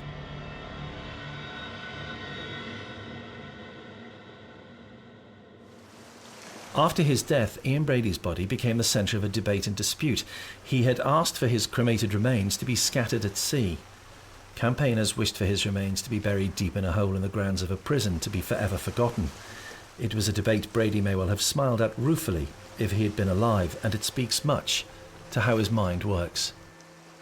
He has an agenda of his own, and he wishes to maintain control. That desire for control meant that the truth about events on the moor was only fitfully revealed by Brady and Hindley. They made two families wait 22 years before revealing what they had done, and they never gave up another secret, the whereabouts of their fourth victim, a boy called Keith Bennett. Is the truth of where his body lies, locked away inside the case, left behind by Ian Brady?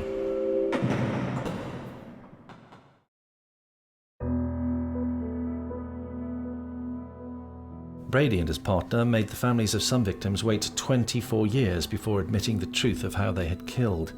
Drip-feeding information was all that Brady could do to remain the centre of attention.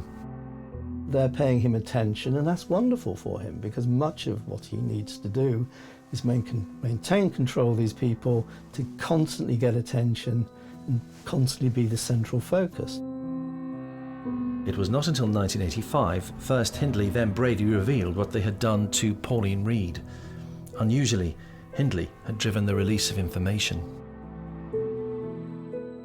And I got this sense that the person that I was meeting desperately wanted to get some sort of idea as to how and why she managed to get herself into the position she did with Ian Brady. But it soon became clear to me over a few months, actually, that those answers were there. She knew. I just think she wanted to verbalise it. She'd only previously spoken to the prison Catholic priest, and this was a sort of extension of that process, really.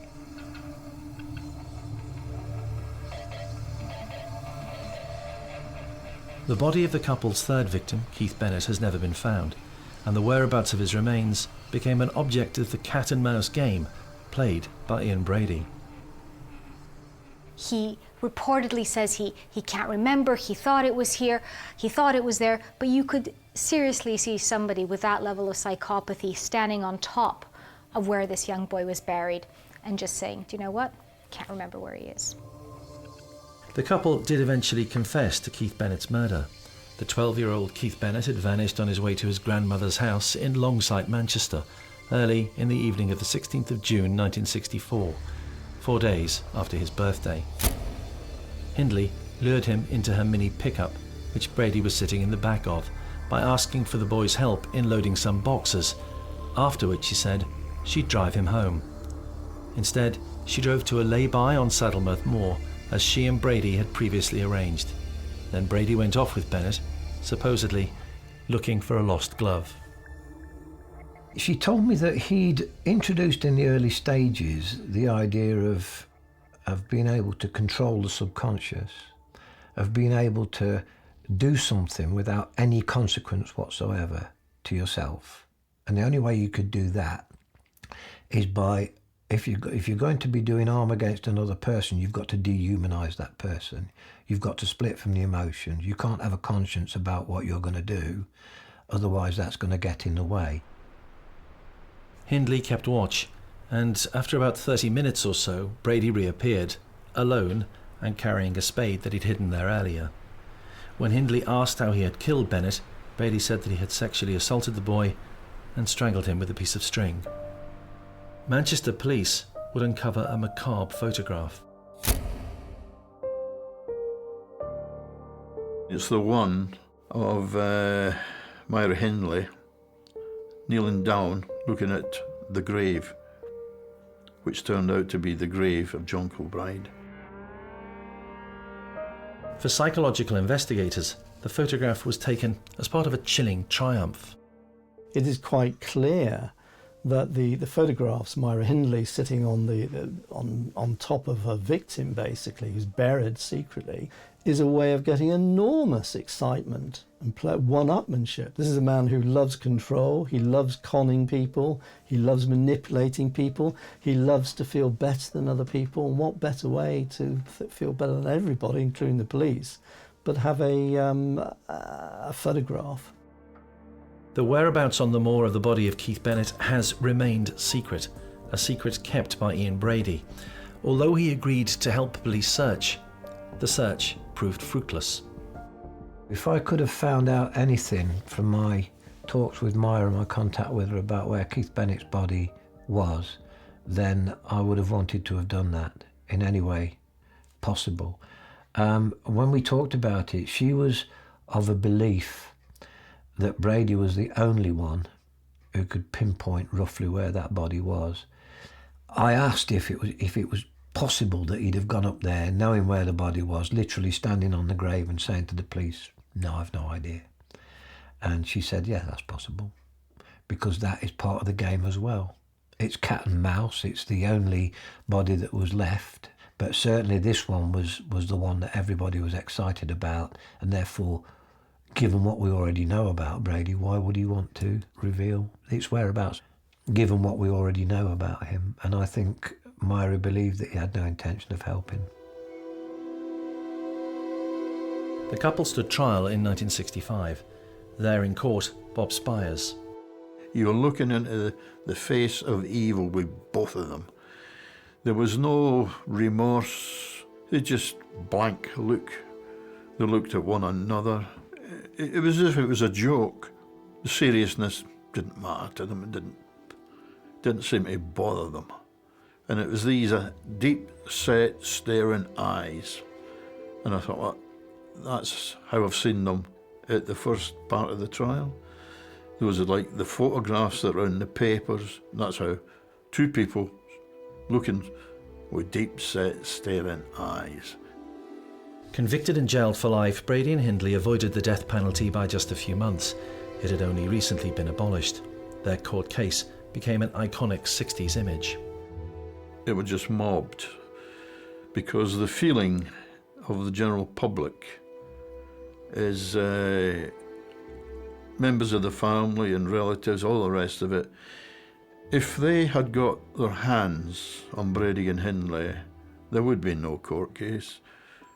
Family members had said to the media, we get them, they're dead. We will do them. I don't care what you do, we will do them. And that was the feeling. So as we went, we had to sort of battle our way through the crowds. There were still mysteries, and one in particular allowed Brady to keep up his control freakery. Where are the remains of Keith Bennett? Countless searches have taken place. Both Hindley and Brady agreed to return to help point out where they had buried him, but somehow couldn't find the body.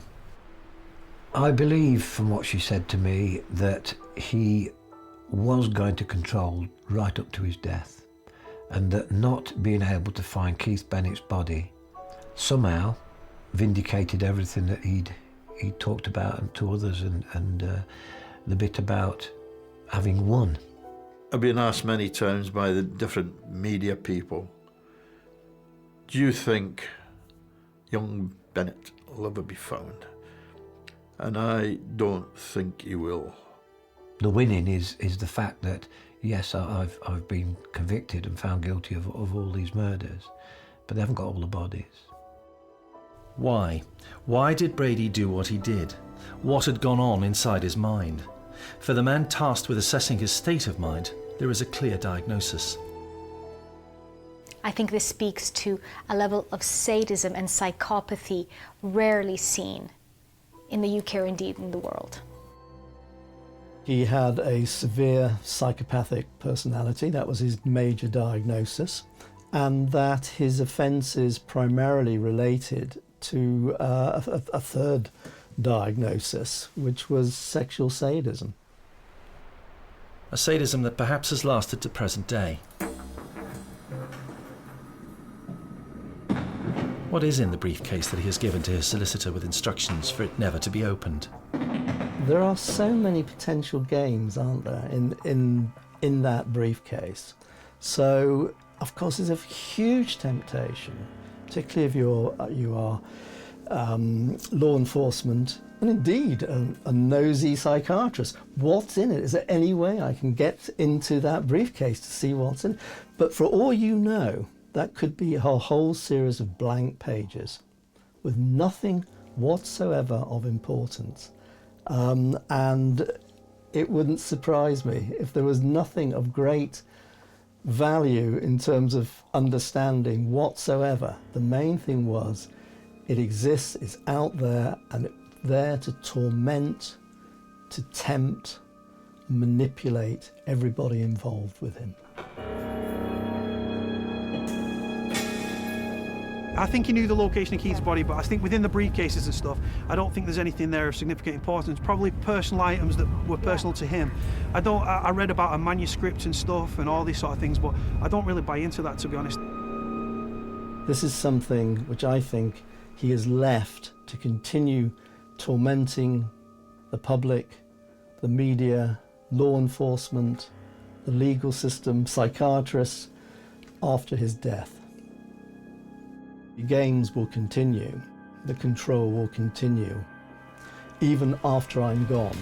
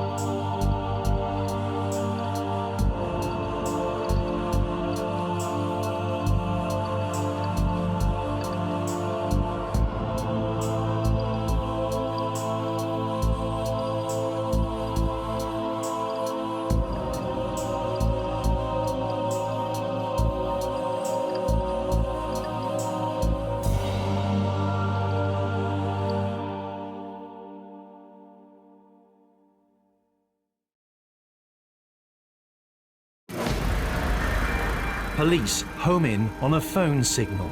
Will they be in time to save a missing couple? This shipping container had several padlocks, chains, really bolted shut this place. So they spent a long time cutting through all this metal to actually get into the container. They can hear someone inside. Is it a woman who's been missing for 2 months? What's causing the banging? So you're there on that farm to look for a body and to hear that banging. Oh my God, are we going to find Kayla or Charlie alive? Just a girl, just a girl. How are you, honey? This is bolt cutters. As they free her, they want to know where her boyfriend is. The gentleman on the line said, Mr. Carver, we found Kayla. And my first question to him was, where's my son? His response was, we haven't found him yet. The rescue had taken place on the land of a respected real estate agent, Todd Cohep. You might as well tattoo USA, All-American, all across his forehead. He would look like your all-American, successful, 30-something-year-old man with a good business. But Todd Cohep was not what he seemed. He'd killed at least 7 times. Who, when, and where? I was not meaning to hit the mom. I prefer not to shoot women if I can. And I refuse to shoot a kid. As one of his kidnap and rape victims sat opposite him in court, she, the judge, and the jury were trying to get inside the mind of a serial killer.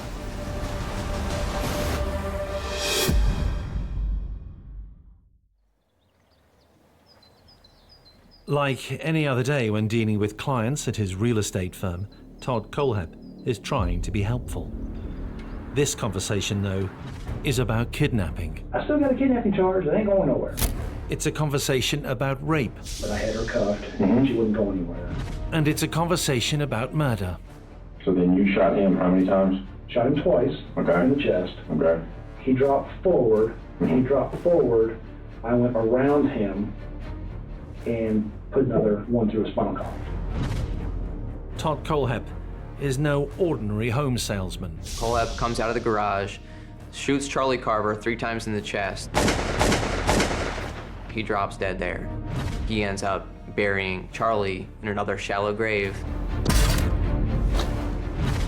It's a hard thing to accept that your son is gone.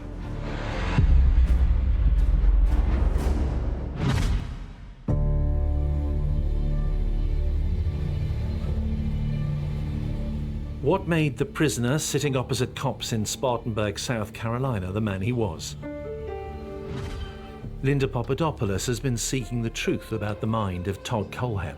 From the start, his is not an encouraging life story. So Todd Cohep's case is really interesting because what we find is very early in childhood, a certain deviancy.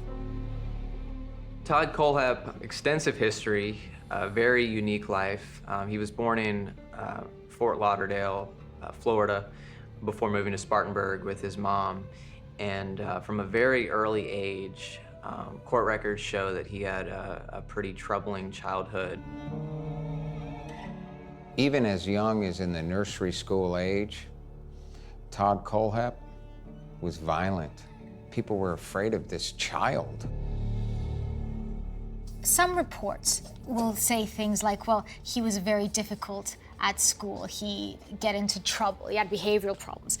And that's, I think, something that you hear about a lot of kids. What you don't hear is about young kids being involved in hurting animals, in killing them. An early favorite pastime of Todd the infant, torturing pets. There's records indicating that he bleached a goldfish because he wanted a gerbil, meaning like he actually poured Clorox onto a goldfish to torture and kill the goldfish. Police agencies, detectives need to be keenly aware of the animal crimes that take place around them. He shot pellet guns at dogs. Anytime you have a child that is purposely and intentionally hurting an animal, whether it's a dog, a family pet, or a wild animal, anytime you see a child that can torture and maim and derive pleasure from seeing death, it's a huge red flag. His childhood was far from settled. In fact, he was not, at first, a Cohep. He was uprooted several times. His mom was married and remarried several times. His birth father divorced his mom at a very young age. And then when she remarried, his stepfather adopted him legally. So that's why he became Todd Cohep. He was born Todd Samsel. As Todd Cohep, his behavior did not improve. He punched holes in his walls, he shredded his clothing. Teachers from his early classes in school would report just pretty abnormal behavior. What's happening here is an emerging picture of a young sociopath. It's not as if the authorities weren't trying to do something about Todd. He was sent to a mental institution in the hopes that they could reform him, that they could help him. Why is his brain wired this way? He was eventually released from the mental institution, and he's out. Looks like a normal teenager. What you don't hear is about young kids being involved in aggressively destroying property that belongs to others and belongs to them. So we know that very early on, Todd Cohep is displaying many of the issues that you would see in a psychopath later on in life. The worrying child took until he was just 11 before he was hooked on pornographic magazines. By 15, he was enacting his darkest fantasies. There's a 14-year-old girl, and there's Todd Cohep, 15 years old. His weapon of choice this time is a firearm. He abducts this 14-year-old girl at gunpoint, brings her back to his own house, ties her up with duct tape, wraps that tape around her mouth, and she's helpless, and he sexually assaults her. He threatens her family, he threatens to kill them, and she believes him. She can see the look in his eyes. She has seen what he has done to her. She truly believes Todd is going to kill her family. The idea that Todd is capable of such a violent act at such a young age, combined with the fact that we know about his other acts before that as a child, is really starting to build up a picture of somebody that not only can't empathize with others' pain, but actually seeks it out and is beginning also to have a complicated relationship with sex and dominance and sex and violence. It was all there, the red flags as police call them, that Todd Cohep would one day kill. For now, he'd have to wait, because after his conviction for abduction, he was sent away for a long time. He has to be listed as a sex offender, but he goes, as a 15-year-old child, he goes to the man jail.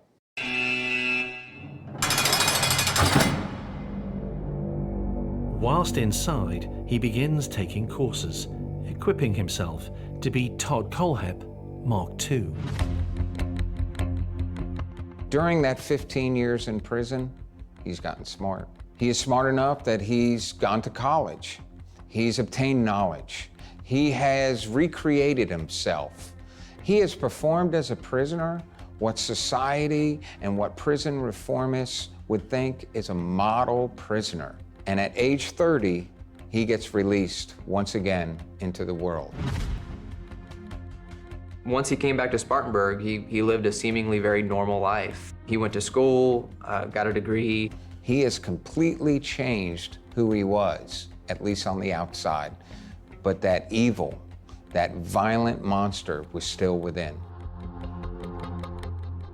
After getting a job as a graphic designer, Todd is able to indulge two post-prison passions: collecting guns and motorbikes. He had several BMWs, motorcycles, would brag often about the amount of guns and firearms and ammunition he had been collecting. 2 years after the reformed Todd Cohep was freed, something very bad happened in Spartanburg. Todd Cohep may have appeared rewired for the better since his juvenile days, but he wasn't. He was a killer. I just remember standing there, and it was a tearful plea to the judge, but I just looked over there at him and wanted him to know what a great person that he took out. Charlie would have gave you the shirt off his back.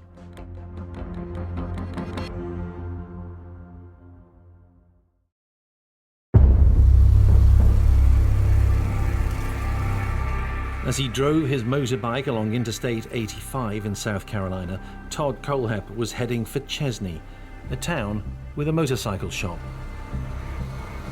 On November 6, 2003, that date became known as one of the most notorious homicide cases in Spartanburg County. It all happened at Superbike Motorsports, which was a pretty popular motorcycle dealer and shop there in Chesney, South Carolina. And at the time, on this date, 4 people were working there. So it was Scott Ponder, who was the owner, Brian Lucas, who was the shop manager, Beverly Guy, who was Scott's mother and also the bookkeeper there, and then Chris Sherbert, who was a mechanic there. So the 4 of them were working there that day, and all 4 were executed, shot and killed right there in the store. They knew Todd Cohep. He's a frequent visitor there, often discusses different parts of a motorcycle and different activities, and this was his hobby. He was well known in this shop, and they liked him. However, this one time, Todd went into the shop, and they disrespected him because Todd wasn't as knowledgeable as those workers. See, Todd's persona and his conversations, he tried to portray himself to those workers inside that motorcycle shop as someone he was not. Todd revealed some things that actually stood out, and they called him out on it. Tell me from the very beginning about Superbikes. Got there, not everybody was there.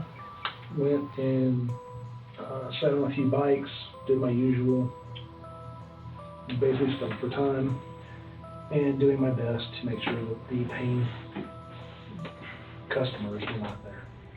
Collateral damage is not cool. Sat on a few bikes stalling for time to make sure customers were not there. This was during the time, as you know, that it was not busy. I chose time that was not after work, when I would have a lot of people in there. Did not want to shoot other people. And because they called him out, Todd felt like that small little kid again. He felt angry. And that little demon inside of him that could blow up fish and destroy animals and tear them apart limb by limb came out. He decided to take his revenge. On the day he arrived, secretly armed, Cohep did not just want to kill, but to wipe out the staff and anyone else who got in the way. I cleared it in under 30 seconds. You what now? I cleared that building in under 30 seconds. You guys would have been proud. I'm sorry, but you guys would have been proud. All 4 were executed, shot and killed right there in the store. And in just a matter of seconds, Todd Cohep executed 4 people. Beverly and Chris were found inside the store. Scott Ponder and Brian Lucas were both found outside the store, just outside the front door in the front parking lot. Did anybody, as they were falling, did they look at you? Did they face you? Did they say anything to you? Was there any conversation, don't, please, whatever? No, sir. With any of this? I don't remember hearing any of that. I will tell you that once I was engaged. Okay. So it's like, at that point, it's almost like a video game. It's not a game, but it's almost like you're focused on, you've been there, sir. You know what I'm talking about.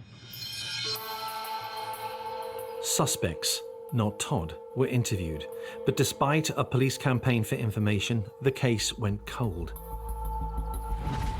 9 years would pass before Todd Cohep would make his revelations about what had happened at the motorbike shop at Chesney.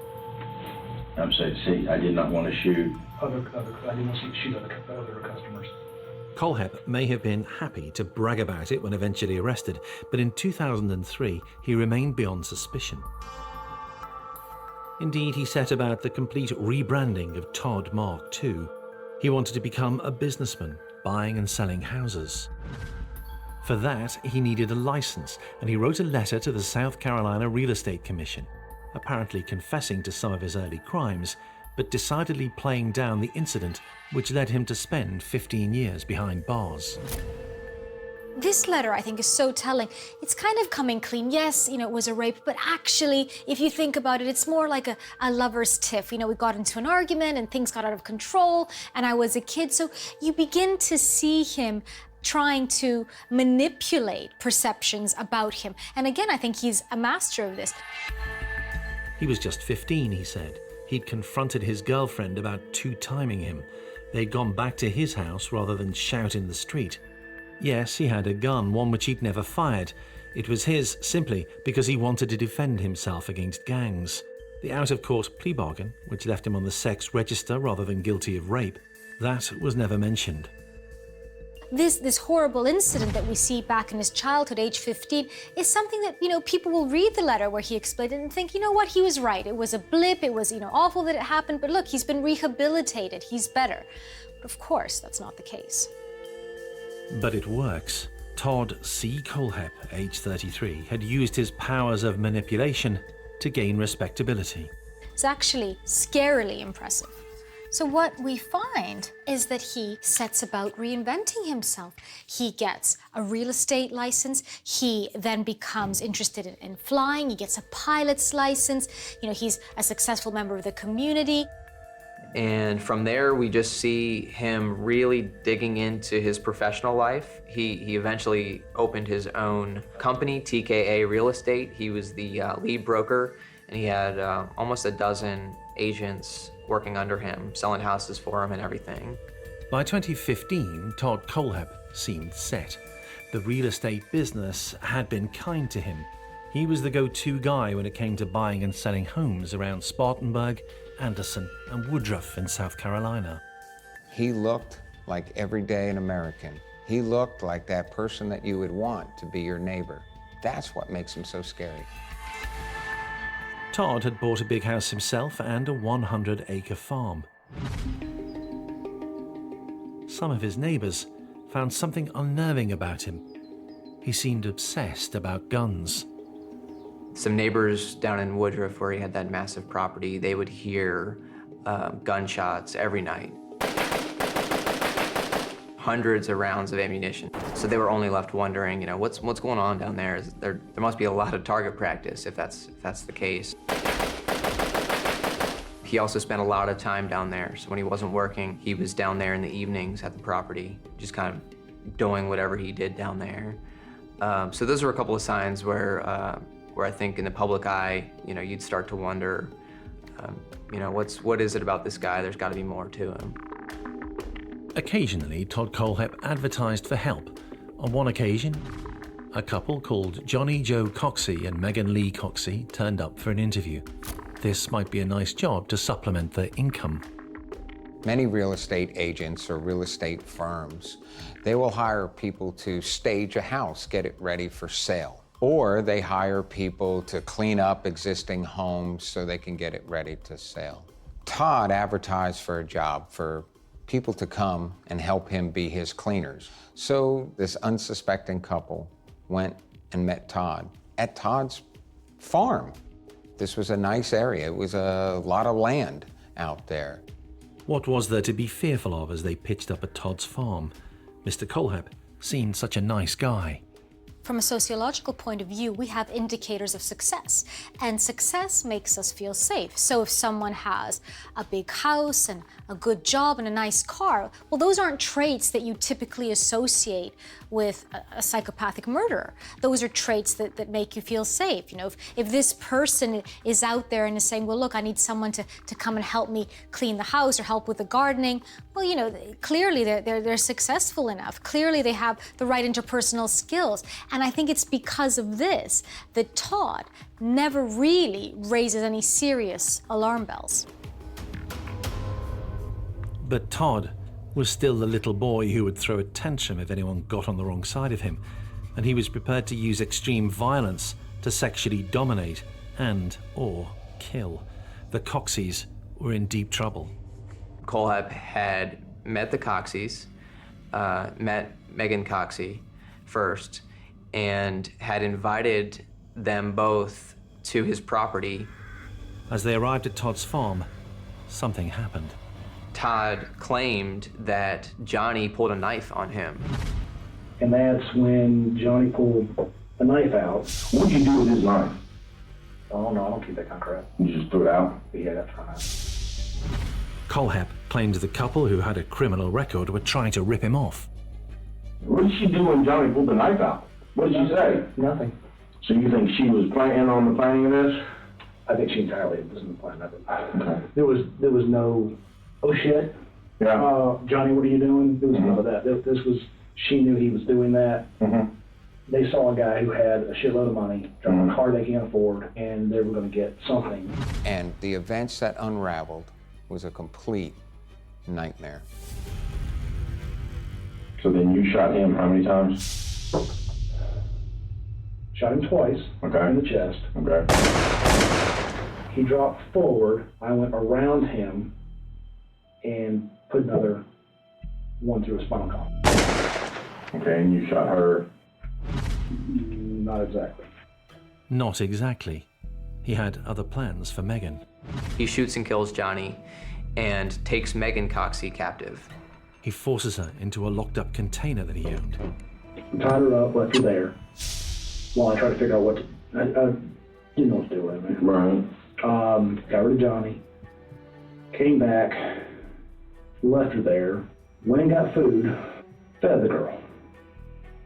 Fed her after she tried to rob you? Man, what are you gonna do with her? I don't want to shoot her. Her husband dead, Megan Coxey at his mercy. Todd Cohep armed, and no stranger to killing.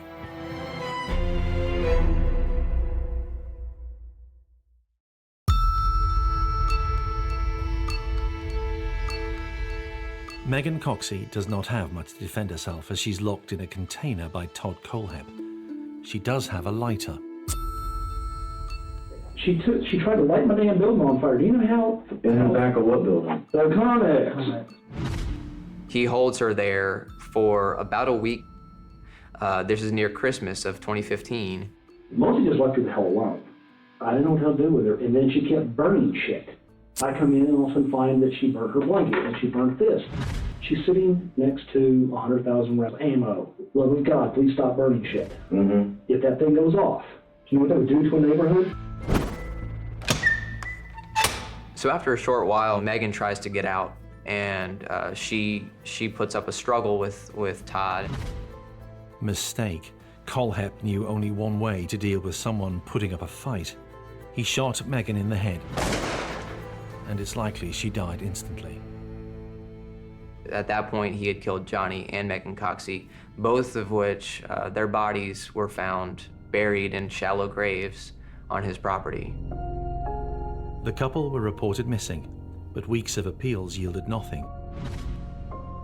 Todd Cohep carried on with his business, using Facebook to sell houses, LinkedIn to boast of his success. While the people that know him face to face, for all intents and purposes, see him as perfectly respectful, his social media site starts to display something that you don't see when you meet him. If the front behind which Todd Cohep hid the fact that he was still a torturer, a murderer, had worked to allow him to kill and most probably rape again, what was stopping him doing it all over again? We know that he's already kidnapped and killed one couple, Johnny and Megan. And he's done this by putting out an ad and saying, look, I need someone to come and help me take care of the house. I need a cleaner, I need someone out in the garden. And he does this, gets away with it, so he decides to do it again. And Carla Brown and Charlie Carver respond to the ad in the paper. And that's what the beginning of the end is for Todd Cohep. It was the beginning of the end for a young man called Charlie Carver. Charlie was a good kid growing up. Wanted to go out, make an honest living, honest day's pay.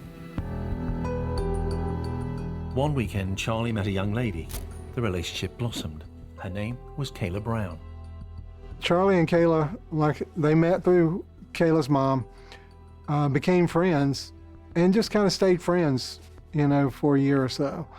And Kayla was, there, and they were basically just friends. And then eventually, I guess it led to them dating. On a hot summer's weekend afternoon, Charlie brought Kayla back to meet his dad. I really didn't meet Kayla until the Saturday before they went missing on August the 31st. That was the first time I met Kayla. And when I talked to Charlie's mom, I'd asked her how long had they been going out, and she said she had only met Kayla once.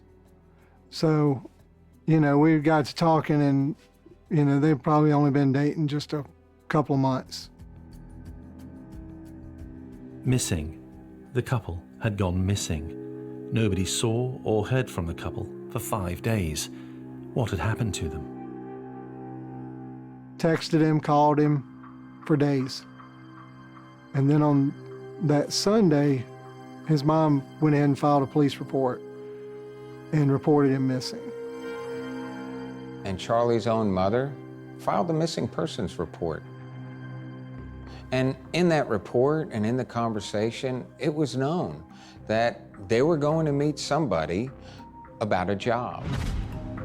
They'd set off for the job on August 31st. Cohep asked Kayla and her boyfriend Charlie to come to the property in Woodruff to help clean.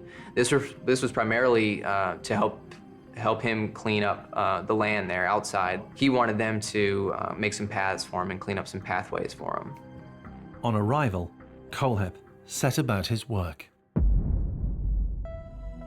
Unfortunately for Charlie, he was killed probably in those first few hours. The way that Todd operates really gives some insight into how au fait he was with control and manipulation. The first thing he does after kidnapping these couples is to shoot, well, the strongest party, right, is to shoot the other man. And I think this accomplishes two things. I think on the one hand, he has less of a challenge there, someone who he doesn't outweigh by 50 pounds and doesn't, you know, outrank by, you know, 5 or 6 inches. But the other thing that it does is he ensures that he tells the women he's not playing around. So they better feel intimidated, they better feel scared, and most importantly, they better not challenge him. Kayla is at his mercy. As he had with Megan, he throws her into his container. Somewhere nearby, her phone is left discarded. It becomes vital in what's to happen next. Kayla had a cell phone. As a detective, one of the first things you would do in this kind of case is order the cell phone records. Now, one would think that you would be able to declare an emergency. There were really no signs that an emergency was happening at this point, so you're having to rely on court orders, warrants, or subpoenas. Telephone companies can take as much as 6 to 8 weeks before you get those records back. In the 9 weeks which followed the disappearance of Kayla, all hell would be brought to her life. Cohep buried Charlie's body, showed Kayla where, the better to control her. Meanwhile, the police and the families of the couple were desperately searching for them. For at least the first 30 days, you know, we would just cover roads, rural roads, looking for a car that was wrecked off the side of the road, park on the road, go down an embankment, you know, do anything that looked out of place. Our car could be hid up under, you know, if it went underneath brush or whatever. Charlie's mom and her husband, they did the same thing that we were doing. So we cover more roads around the county. Because, you know, at that time, that's what we thought had happened. They were not to know that Charlie was dead, or the chilling ordeal that Kayla was being put through. She'd been chained in his container, forced to become the sex slave of Todd Cohep. There were some things inside that shipping container, little bed area, boxes, some things for storage, a lot of ammunition and firearms, but he chains her up in there. When you look at the way that he acted, it's truly chilling. Every day, he would go home around the same time, around 4 o'clock, take out Kayla Brown from the container, take her into the house, rape her, then put her back and go on with his day, and repeat the same thing over and over again. So there's a ritualism around it. Todd used fear with Kayla, not only physical torture, but mental torture, describing how he was good good at taking life, good at killing people. That would keep the fear factor. Can you imagine being chained up and the person holding you hostage is telling you how much they enjoy killing and how good they are at killing people? There's probably this almost obsessive element around it, right? So kind of this comfort in scratching this itch, this comfort in having this release. Indeed, there must have been a serious high gotten, not just of the sexual gratification, but of the ability to impose your will, to subjugate somebody to that extent. And if we think back to those early days when he was just a child and acting on animals the way that he was acting on human beings, you can see almost how this escalated. After some weeks, the phone company was able to supply detectives with the data from Kayla's phone. Using Kayla's phone number, the detectives are able to what's called pinging, look at the cell phone towers.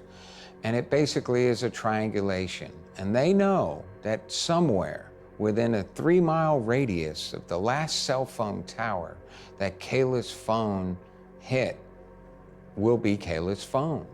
And so they start the search. And where they start is the closest area near this cell phone tower. And it narrowed their search down to that area in Woodruff where Cohep had purchased and was developing that 96-acre property. Quickly, they traced the property back to the owner, who was Cohep at the time. So that leads us to November 3rd, 2016. On this day, there's a team of law enforcement officers who go to the property in Woodruff where Kayla Brown was being held captive. Kayla had no idea anyone was searching for her. She could simply hope and pray. Cohep had murdered her boyfriend in front of her, showed her where he was buried, and then where he had buried Johnny and Megan Coxey. Kayla expected to be killed, not rescued. Detectives expected the same fate. They arrived at the site where the phone ping had led them, Todd Cohep's farm. I would expect to find a dead body, because my training has told me on typical abductions and kidnappings, if you don't find them in the first 48 to 72 hours, the more time that goes on, the higher probability that they're dead. And in any case, most abductions, people are killed in the first 6 hours if it's going to be an abduction where a death is going to occur. So my heart would be racing. What would detectives find inside the container on the farm of Todd Cohep?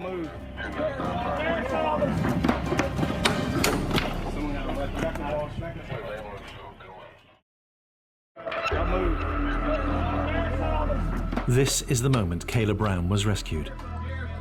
Detectives' hopes were raised as they battled to get inside because of what was not there.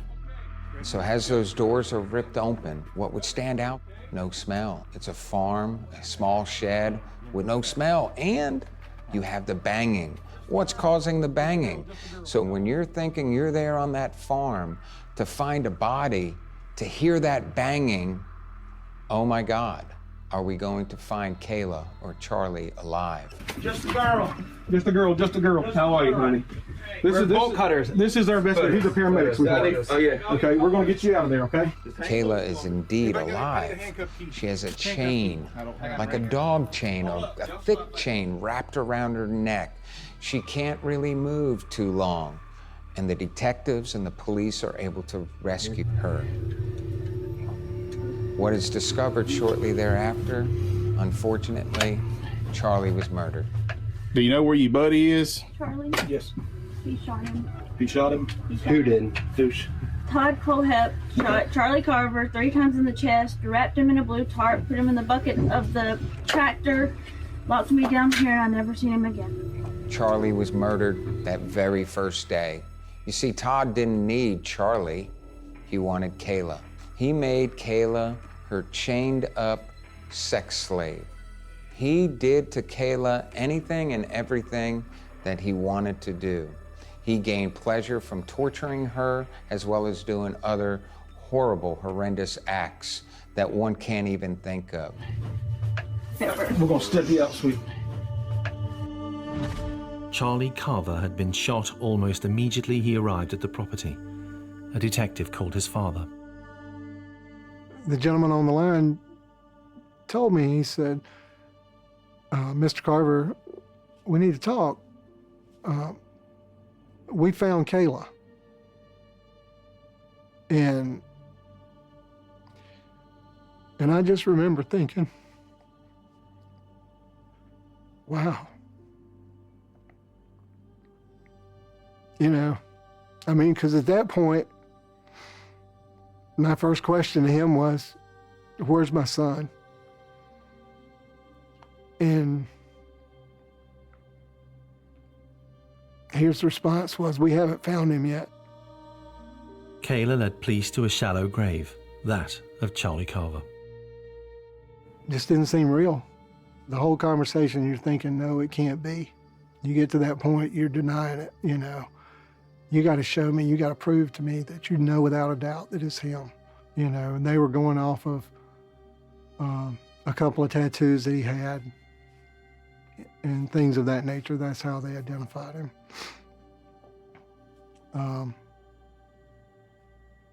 It's a hard thing to accept that your son is gone. Based on the information, Todd Cohep was not on the farm. Detectives notify a second team that had tracked down where he might be, at his home. After they find Kayla, they alert the other team that is with Cohep in his house, questioning him about Kayla's disappearance and their connection with him hiring her to help with the houses. At that point, they communicate with each other saying, we found Kayla, and the investigators with Cohep ultimately arrest him there. we have Kayla. Excuse me? We have Kayla in your property. She was locked in a container, okay? She has told us that you shot and killed Charlie. Then go ahead and put him in the back of your car. Sir. His arrest had put an end to the killing, but the grieving for victims' relatives was only just beginning. We went into the bond hearing, you know, they sat us down, told us don't make eye contact. You can't say anything, you can't do anything. They walk him in, and the only thing between me and him was a row of chairs. And I'm thinking, what can I do, or how quick can I jump over this row of chairs, and how long before they pull me off of him? You know, that was my first initial reaction. Cohep is confronted by detectives in an interview room. For hours, he'd refused to talk, but suddenly he changed his mind and reveals where other bodies are buried, those of Johnny and Megan Coxey. Todd leads the detectives right then to another couple that came onto his property seeking a job that Todd had reached out to, and he did the exact same with them. The man was discarded quickly. The woman was kept around until eventually she wasn't needed anymore. I told her I wasn't going to touch her, wasn't going to rape her, wasn't going to do her. Just calm the hell down and let me sort this shit out. But more astounding revelations were still to come. Eventually, he sits down with investigators and confesses to being the shooter responsible for that quadruple homicide at the motorcycle store in Chesney. Todd starts telling them about the bike shop, that he's the one responsible for the slayings of the 4 people. As a detective, that would be one of your life bonuses in a career. Probably the detectives were shocked, blown away that Todd would admit and confess to that crime, which is so different than the crimes that took place on his property. So what kind of person were we dealing with? He had not even been a suspect in the Chesney slaughter. So now he's looking at 7 bodies to his name. It's under interrogation that Todd Cohep confesses. He confesses to the murder of Johnny and Megan Coxey. He confesses to the murder of Charlie Carver. And he confesses to something nobody even linked him with in any way, which was the quadruple homicide committed years earlier. At that time, all 3, manager, owner, and the mom, they were in the back and were coming this way to figure out what had happened. Why the confession? He is showing who's in charge, dominating. he's caught, and he wants you to know that he was much better at this, that he duped you for years, that he was able to kill not one person, but he's responsible for the murder of 7 people. Todd is confessing to crimes because he's getting a thrill at watching the detectives learn from him. He wants to show that he's good at something. He's the expert at killing, and he got away with it. And the cops are inquiring why, how, and they become the students. And Todd gets that thrill out of teaching and educating the cops just how he got away with the crimes he got away with. All of a sudden, I had 3 people in front of me. I dropped the nearest. Mom was the closest, and I shot her 2 to 3 times in the chest. He wants the police to know this. And I think the reason he wants them to know this is because this feeds into the true thing that he values about his identity. And I think that's being able to manipulate and hide and conceal and to be better at that than your average sociopath. Did a tactical reload and dropped the other one. That was a very fast reload. Todd Cohep's childhood was pockmarked with instability and littered with wrongdoing, but the man he became was stable enough to rebuild his life whilst in prison, taking a degree. He went 12 years without committing a crime, evidence that he knew right from wrong, and enough for Charles Carver never to forgive him for taking away his son. Charlie would have gave you the shirt off his back. He would have gave you his last few dollars, whatever he had, if you needed it. And for him to take him out the way he did was terrible. There's right and wrong, and everybody knows what's right and everybody knows what's wrong. You choose to do what you do. Cohep pleaded guilty to the murders that he had boasted of. His confession and cooperation with the police became part of a plea bargain. There would be no death sentence. He was given in 2017 7 consecutive life sentences without the possibility of parole. In 2018, Kayla Brown initiated proceedings against him in a civil court, bringing the couple together in the same room for the first time since Kayla had been chained and tortured by him. She and others are seeking damages from Cohep.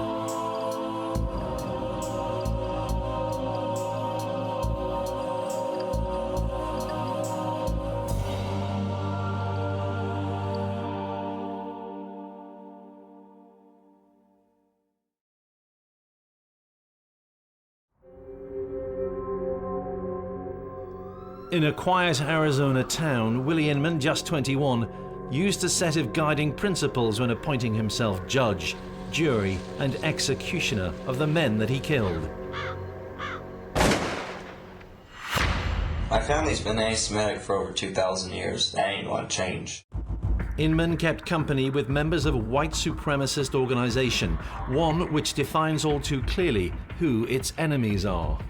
To us, the Aryan Brotherhood, the gang here in America, that's a total slap in the beliefs of our country. If someone steps out of line, the self-styled vigilante felt that he had every right to kill.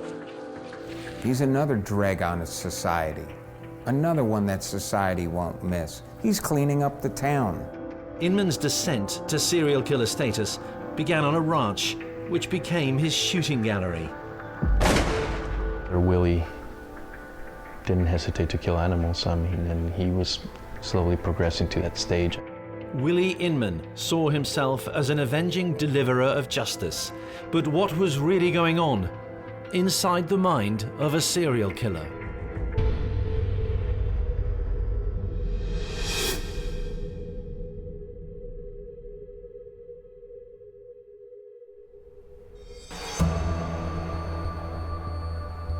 Small town Arizona. Fewer than 6,000 people live in this community, and not too much happens in this part of the world.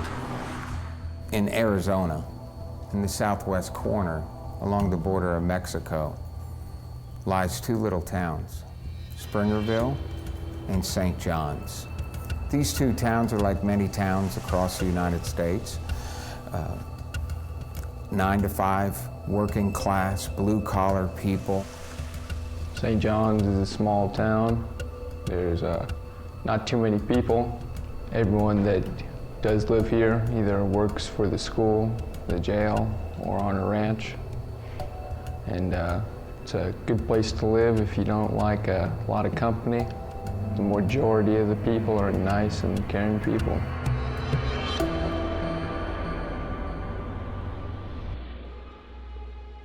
In August 2009, a teenager goes missing. His name, Ricky Flores. Ricky Flores is a 16-year-old troubled kid, some might describe him as. He's had some drug problems, messing around with drugs, some criminal mischief, some people would say maybe a little local town hooligan, but nothing major. But who else is Ricky Flores? He's somebody who was starting to turn his life around. Got off of drugs, did his time in juvie, was now back out on the street. Married, too, to Jessica. One of his first real relationships, and he really loved her. She loved him. They had a kid together, a daughter. You know, all he really wanted to do was support his family the best he could at 16 years old. He just wanted to show some sort of initiative that he was working towards something better to better himself and put his family in a better position. So disappearing was not what was expected of Ricky. Detective Lucas Rodriguez called in on the Flores family to gauge why Ricky's mum, Myra, was so concerned. I talked to Myra for about 45 minutes to an hour, asking her, and she said some of the strange things that, well, some of the things that concern her is that when Ricky would leave or something, he would take clothes, but he didn't take any clothes at this time. The Flores family and the police were particularly worried because of who Ricky had last been seen with, someone a little older that he knew. I knew the last person he was with. I just made one connection. So did they, and William Inman. William Inman. Inman, different kind of kid. Mostly, I know him as saying hi to him, seeing him out in the street, and he'll approach me. I say, "What's up? How you doing?" He says, "Okay." He just a little odd, dresses mostly in camouflage, army fatigues, carries a knife, just likes the hunting, the army, likes his guns, and that's pretty much Willie. Guns played a big part in the life of Willie Inman, a fact which a friend of his and of Ricky's couldn't exactly miss. He liked his guns a lot, you know, like probably gave him a sense of, you know, power. You know, he would talk about them all the time. Linda Papadopoulos has been pulling together the evidence about Willie Inman, trying to understand what made him tick. We know that William Inman grows up with a family, basically neglects him. They had problems with the law. I know that his mom wasn't around for a lot of his life. So this little boy is very much left to his own devices. Most of the time I saw him alone or with friends. I never saw him with his family, I guess, per se, with his mom or dad or anything like that. Mostly it was him and friends and stuff like that. Willie spent most of his time at the ranch that his family owned a few miles out of town. There, he had constructed a makeshift firing range. Detectives had cause to occasionally call on Willie. We came across a smell of death, or of a stench of something rotting, meat rotting. We knew that Willie was there because his car was there, but we walked around the ranch and calling for him and stuff like that, and we came a couple of a dead cow hanging. More sure probably Willie used it for meat, but he didn't own any cattle. From what I gather, Willie didn't hesitate to kill animals. There was just something odd about Willie Inman. Nearly 10 years older than Ricky Flores and Joseph Elam, Willie Inman still hung around them, waiting for them to get out of school, dropping in on them when they were smoking drugs. Yeah, I could always tell, that guy, there's something wrong with him, because, we're over here blazing and, having a good time, laughing and stuff, and he's just, talking about, his grandpa and Nazi shit and whatever, His grandpa, Willie would tell them, was a German flying ace, a matter of Inman family pride. He'd tell that to the police one day, too. My grandpa was the greatest Luftwaffe pilot any pilot ever existed. Only one to receive over 1,200 kills. A telling piece of evidence for criminal profiler Donna Youngs. In direct contrast to the lawlessness of an ill discipline of his parents, Inman did have this grandfather who seemed to have this Nazi background that to him would have seemed to be the very personification of authority and discipline, of standards, of idealism, of something to look up to in the way that he couldn't look up to his parents. He was just a peculiar dude, he was just off the wall and the stuff he would say and how he tried to present himself, I didn't like him. So that was Willie Inman in summer 2009. A peculiar dude, one who had been neglected as a child, with an obsession for his grandfather's Nazi past and for guns.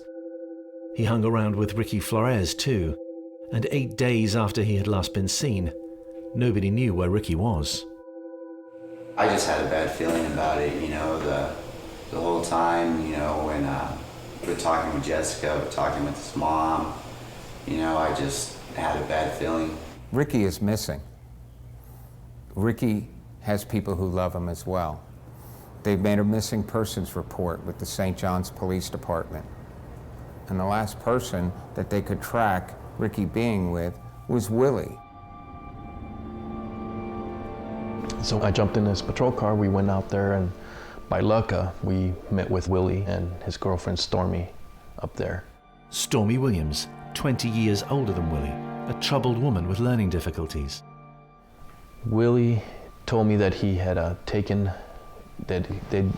Ricky was at the ranch with him, and that they had talked to him about drugs and to stay away from drugs and stuff like that. Willie may once have been a drug taker himself, but the older man wanted his younger friend to lay off the herb, as he called it. He didn't want Ricky to end up like Willie's mother. My mother was like that. She loved her drugs, that's why I don't even talk to her anymore. It's been 7 years since I've talked to her. Straight out walked on her one day, kept telling me, I fell off the bandwagon, whatever. Straighten your life up. Whole life, she didn't. Spent all the money on, before my dad was able to kick her out, spent all the money on drugs. What was that, Ray? And I didn't have nothing, no food, no nothing. But yeah, one time I remember Ricky was wanting to get off the crap, so I let him go out to my place for a couple of weeks and let him detox. Inman sees himself as someone who is able to kind of, better people in some way, and he tries to better those that are younger than him. So he speaks to Ricky Flores, and he describes this in quite a lot of detail, and says to him, look, you need to, put your life back on track, you need to stop the drugs. By the age of 21, the mind of Willie Inman seems to have settled on what people should and should not do. Inman found solace in clear ideas, in concrete ideas, in black and white, in right and wrong, because everything that he'd known as a child was confused and messy. So he would have found, psychologically speaking, he craved a clear agenda, a clear set of principles, and it didn't matter what those principles were. The clearer, the more absolutist, the better. The final brushstroke in creating a picture of Willie Inman in August 2009. What he thought right should be vigorously pursued, and what he thought was wrong should be punished. What was Willie's true purpose down on the ranch where he, his girlfriend Stormy, and Ricky Flores had gone around August 20th? Whatever had happened that day, Willie was sticking to his story when he spoke with detectives.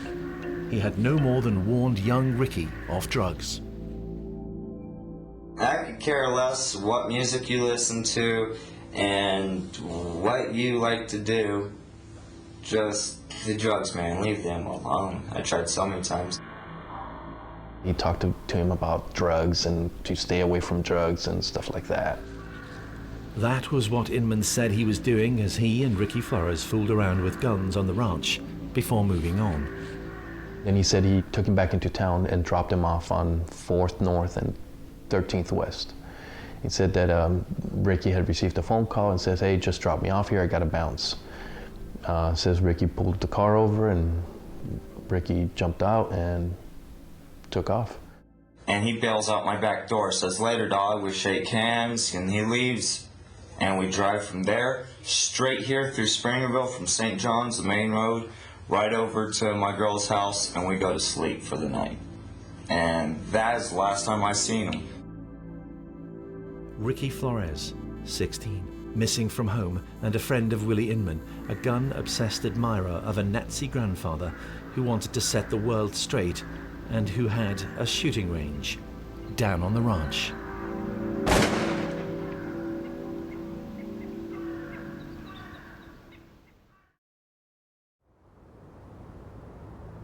Officer Lucas Rodriguez and a fellow detective didn't believe Willie Inman's story about dropping off Ricky Flores in St. John's. We both had the same feeling that Ricky was hurt or that he was dead. Ricky's friends were suspicious too, because they knew all about Willie Inman's dangerous obsession. He was just one of those dudes that, probably found power, like he wasn't physically strong, so he had to, have guns and stuff like that. Willie Inman soon gets another visit from the cops. A mind game was about to begin between Inman and disbelieving detectives. I spent about 2 hours interviewing Willie. During that time, I questioned him again on the story. Willie stuck to his gun, saying that he had dropped Ricky off. I kind of pressured him a little bit more and asking him, what's going on, Willie? Come on, tell me where Ricky is. As the interview progressed, I can see a lot of deception signs on Willie. Inman would later admit he was getting anxious about St. John's police. I hate the St. John's police because they don't know anything. They don't even know the law. Officer Lucas Rodriguez turned to a colleague in nearby Apache County, where murder squad detectives were based. He goes, holy smokes, Lux, I think you're right. I think you're looking for a body, not somebody that's alive. He set off for the home of Stormy Williams, where he suspected Willie Inman was hanging out. Went to the Springerville and executed a search warrant. There was no arrest warrant, there was nothing like that. Willie was free to go. We were just looking for more evidence and stuff like that. Willie runs down to the police station and he sits in this interview room and he's panting and he's out of breath and he's all excited because he thinks that the Springerville police are going to get the St. John police off his back. During that time, Willie went to the Springerville department there and he spoke with Chief West. Steve West was the chief of police at the Springerville police office. He'd taken a call from Stormy complaining about police harassment at the hands of St. John's officers.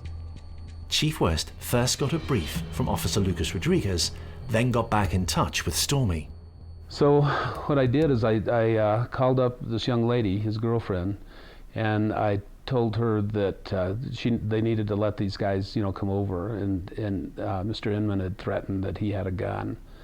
So I asked them if they'd feel safer, leaving the house and coming up to the police department. And she said yes. And I said, well, then you leave your house and come straight up to the police department. Willie Inman's belief structure meant that for him, whatever had happened that day, he was in the right. I try to be as law-abiding as possible. Lucas Rodriguez, a St. John's police officer by contrast, had no right to be working in Springerville. And I believe Willie was already talking to Steve West, and they had struck a rapport and stuff like that. So bizarrely, he goes to the sheriff with the intention of kind of deflecting this focus on him and what he's done. He walks in to see Chief West and complains. So I'm tired of being harassed. They have no right coming to my girl's house, no right whatsoever. And last time they came here without a sheriff escort. They came in their St. John's police car out of jurisdiction. And they've broken the law. They searched her next door neighbor's house. Willie builds up the Springerville police and says, you all should be handling what takes place in this town. You all are better than the St. John's police. Certainly you all can handle that. And Willie's trying to manipulate the Springerville police. Chief Steve West was not about to be manipulated. He was about to hear a life story, and as he tried to win Willie's confidence, he listened attentively. And I set Mr. Inman in a room by himself and advised the other law enforcement that I did have them there at that time.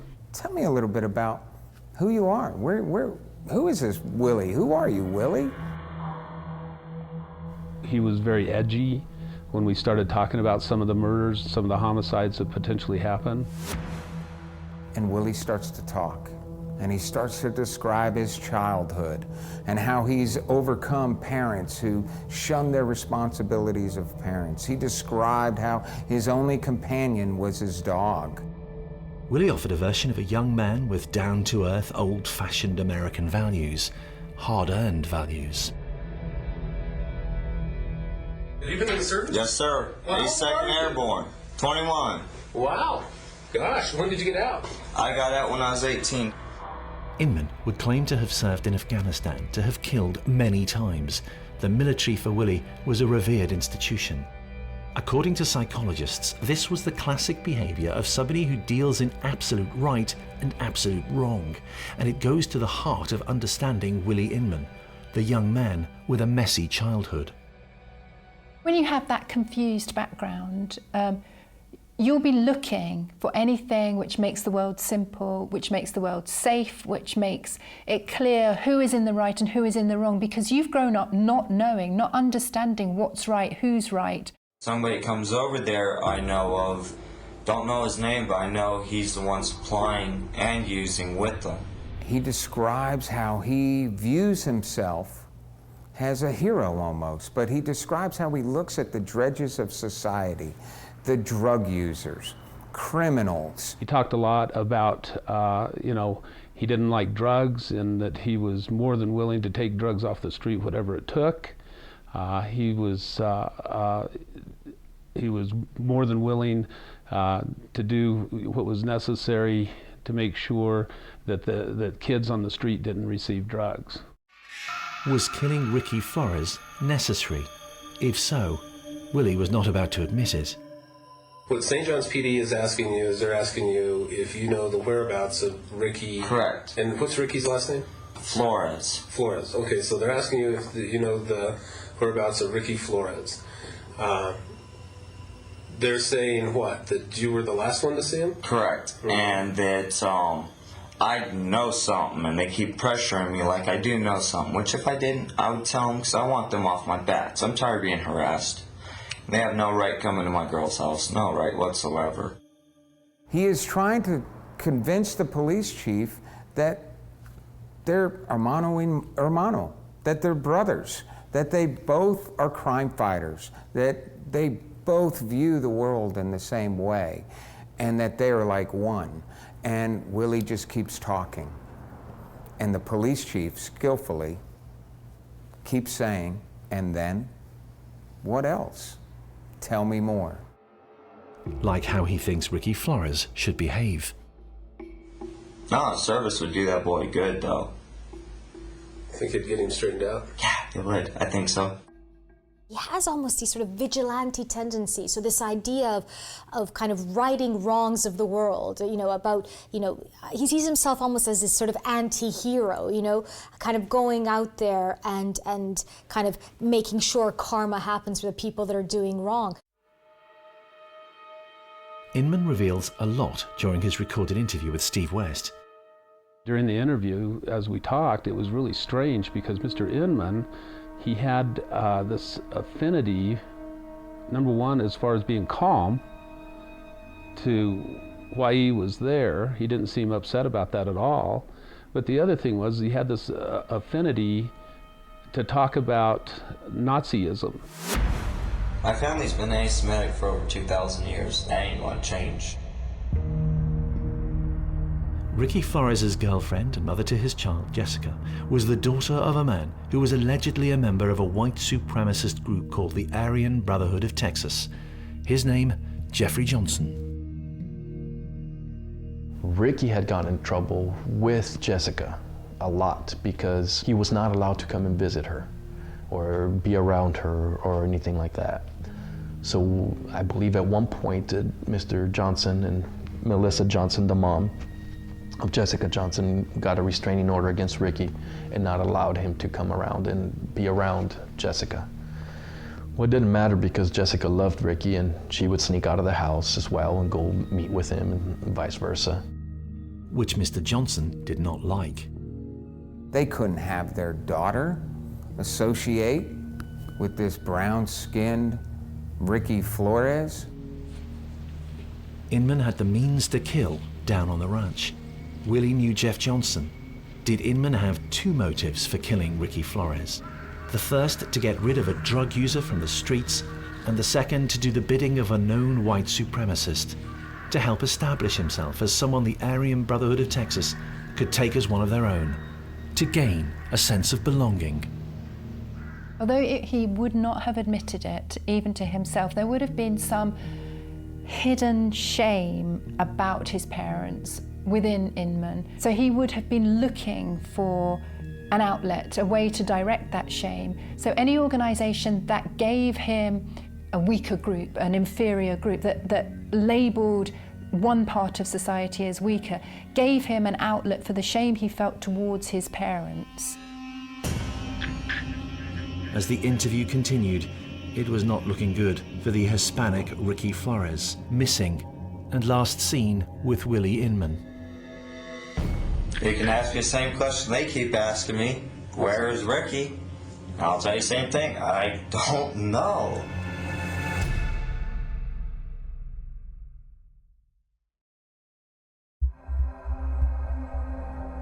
Throughout his time inside Springerville Police HQ, there was something Willie Inman did not know about Stormy, his girlfriend. Stormy's in the other room, and as part of the other plan, they're going to play each other against one another. It was decided to tell Stormy that Willie had confessed to the homicide. Detective Nickel did present that kind of information to the idea to Stormy. And Stormy actually started talking and said yes, they had killed Ricky, and went into detail on how they had killed him and how they had taken him back to town and how they had buried him. In the interview room, the mind game is up for Willie, and he's lost. You don't talk until I ask you to talk, okay? Yes, sir. I know exactly what happened. I know where the body's at. I know where he was shot. I know where you buried him on the blue. I know where you burned him. I got your tire tracks. I got your shoe tracks. What? We finally got him to admit that he indeed did shoot this kid. Just tell us what happened, Willie. That's the biggest thing. Run us through it. Oh my God. Well, I mean, stuff happens. We know Yes. And I'm telling you, I did not want to kill the kid. It was not murder, I can tell you that much. Okay. My God, I can't believe this. Just tell us Well, what that's okay. Yeah, just tell us the story. He shot at me and hit my dad's truck. and I fired back. I didn't want to hit him. Willie did disclose that the homicide had actually occurred at his ranch, and that he had shot Willie at the ranch. I believe he shot him in the head. He said they were both out at the site east of St. John's, and that they were out there and they were target practicing. And they started shooting cans and whatnot, and Ricky wanted to shoot the rifle, and so he let him shoot the rifle, and Mr. Inman said that he was standing by his car and a bullet hit the window next to him. He said that he took that as an aggressive move, and he got his rifle and started firing at Ricky.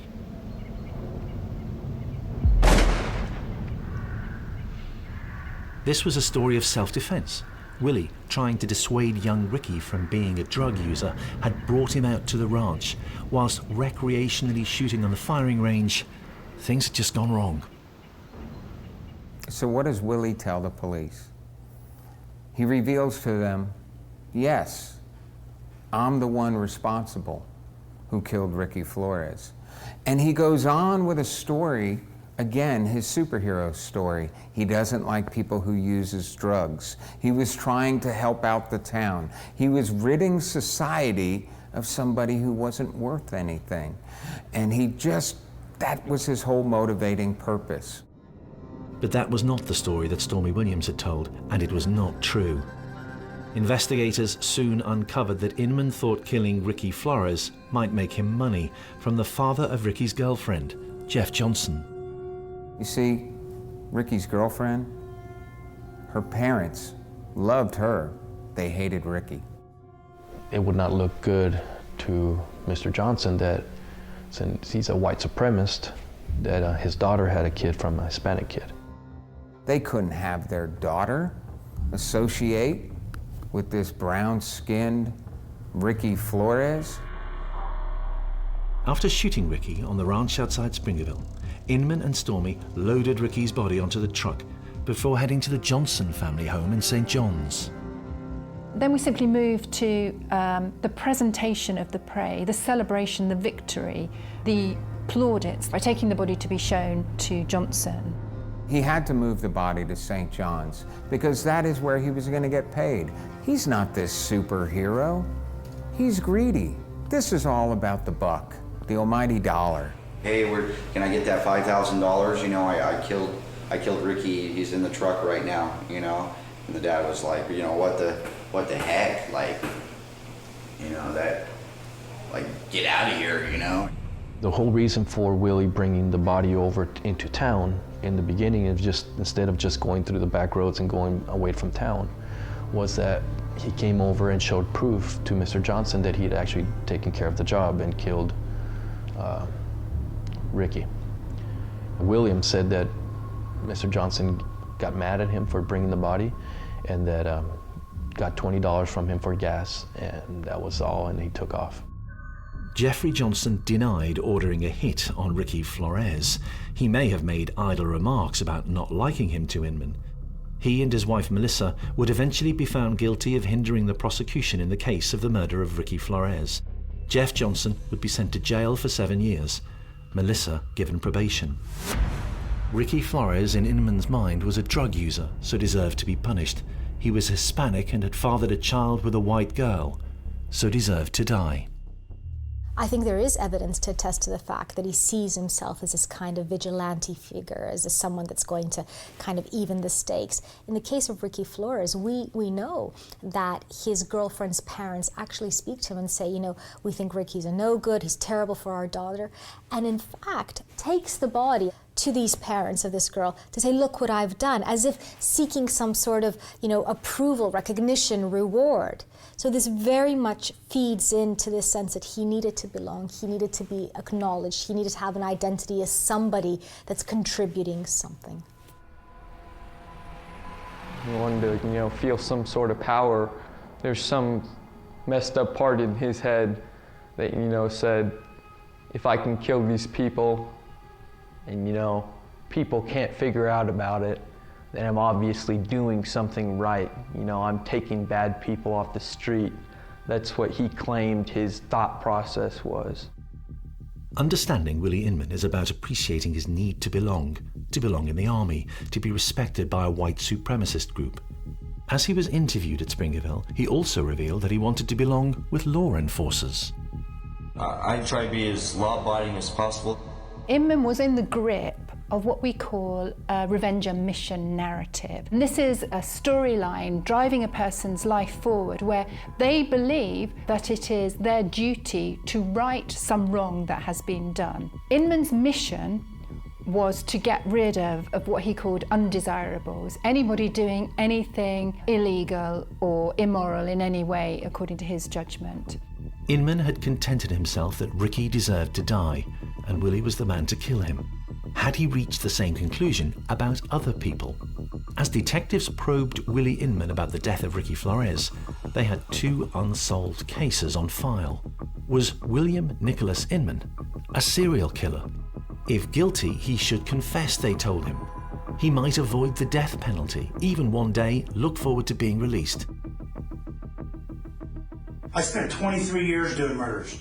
I've solved murders in this town right here on the reservation with the FBI and everywhere. I have people that are in prison writing me letters thanking me for putting them in a position to tell the truth. To this day, I got people that get out of prison because every time somebody gets out, they have to notify me. Did Willie want to live? Yes, he did. I'm afraid of death, period.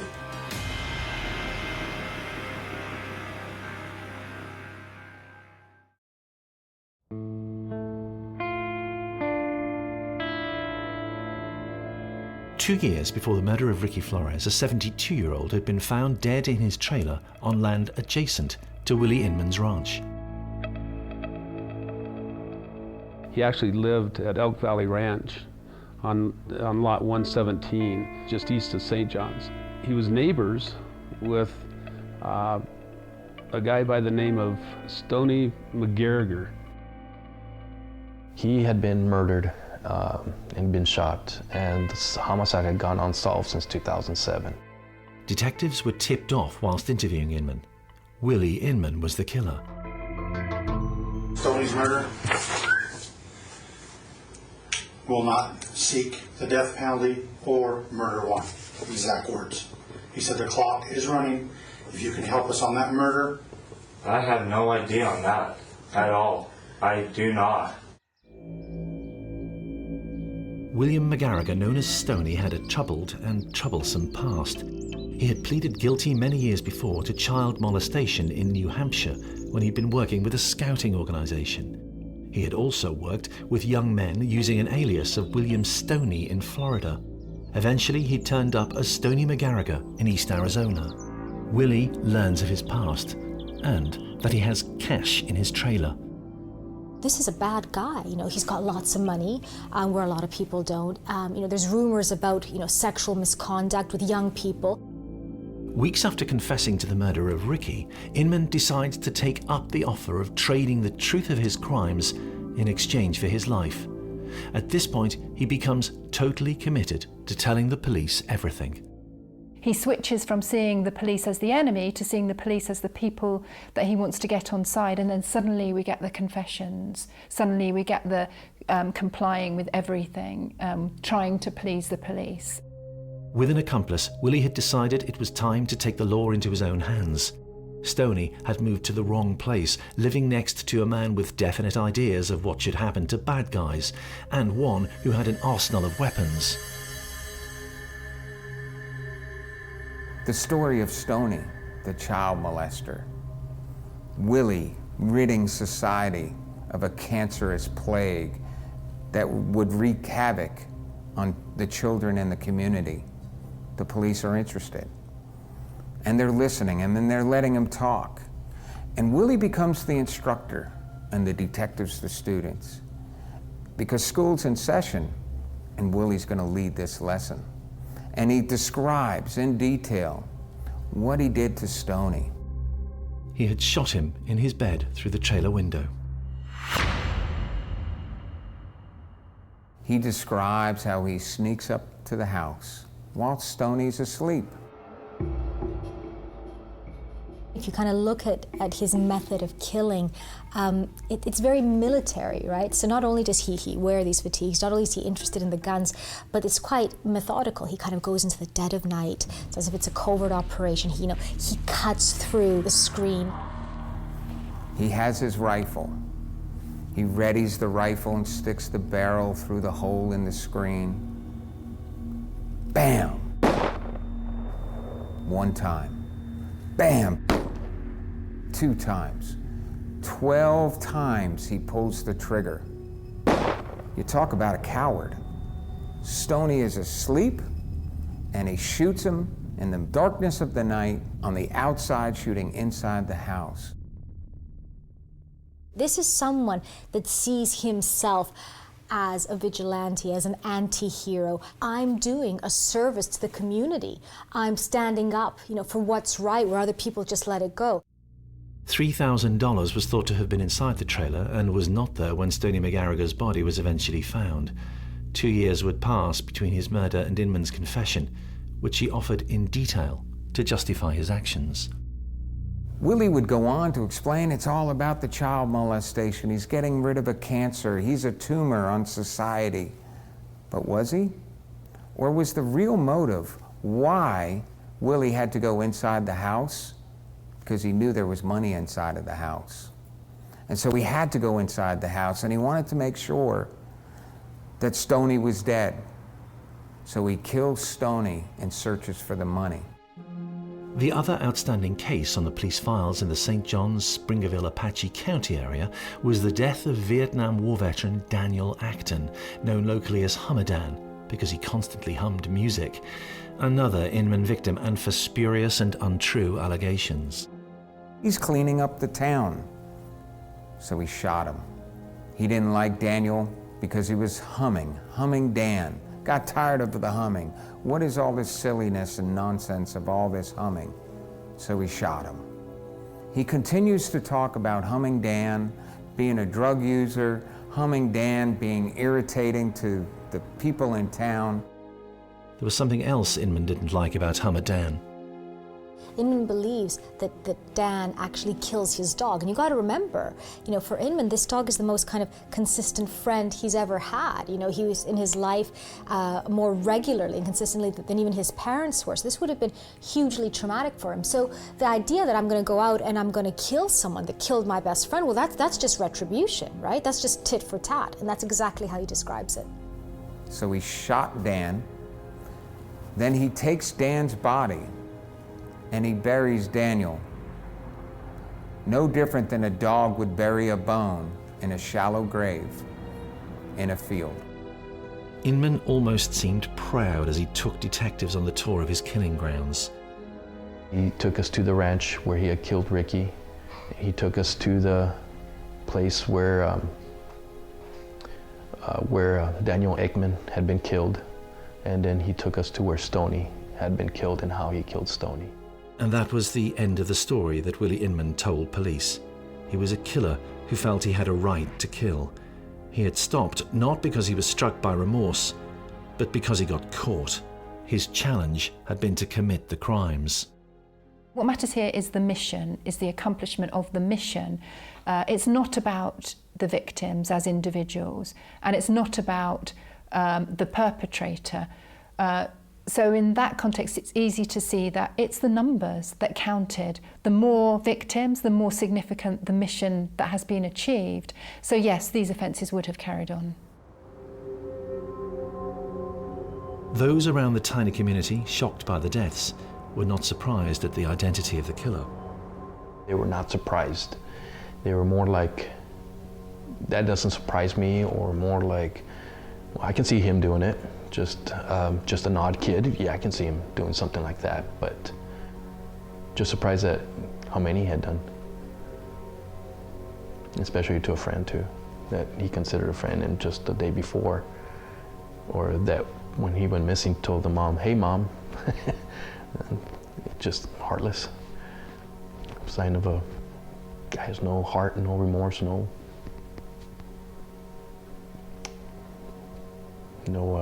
soul, I guess. He did this with malice. He knew where he was going, he knew what he was doing, he knew how he was going to do it. He planned it, staged it, and completed it.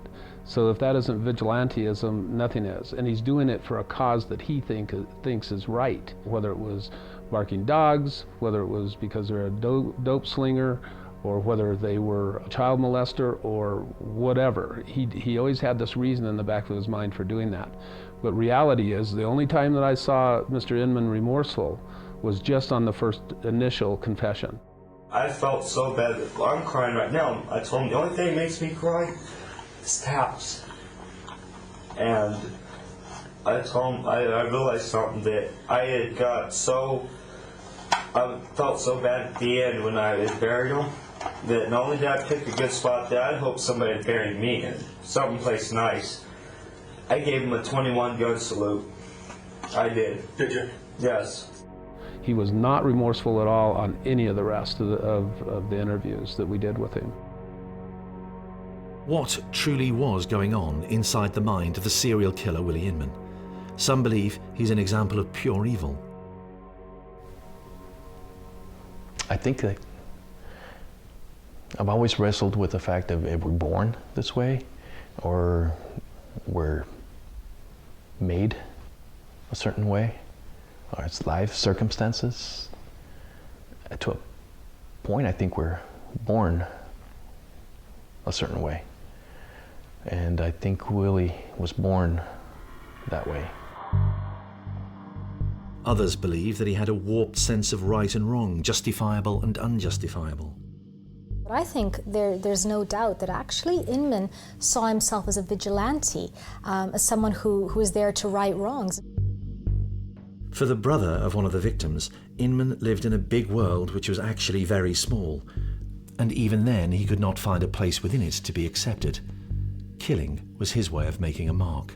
He just wanted to show that he had some sort of power. You know, he wasn't worthless. You know, he could make these kind of bad things happen. You know, he thought that he would be remembered as, you know, a mastermind of some sort.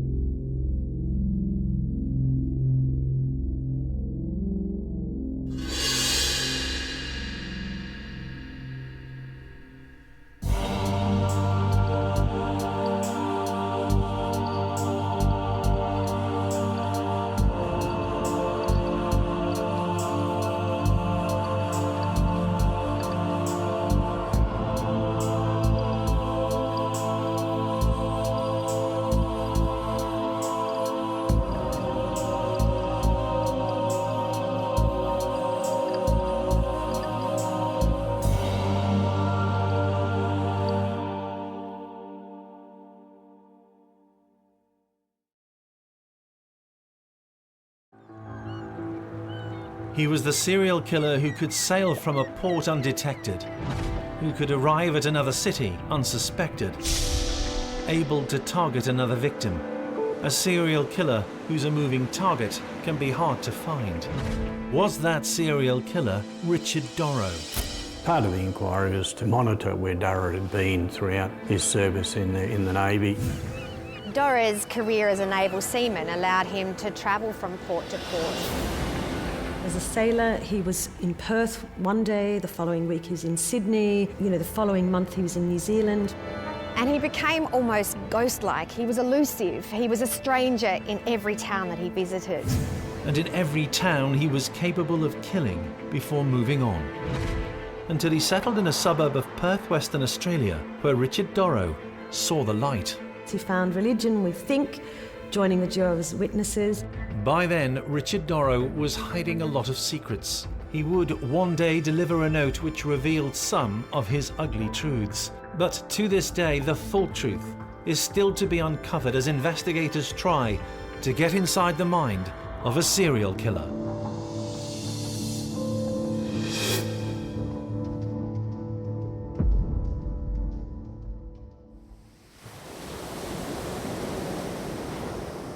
The sea is sometimes slow to give up its secrets. The tragic stories it's witnessed remain untold. Locked deep beneath its waves, the truth can be kept prisoner.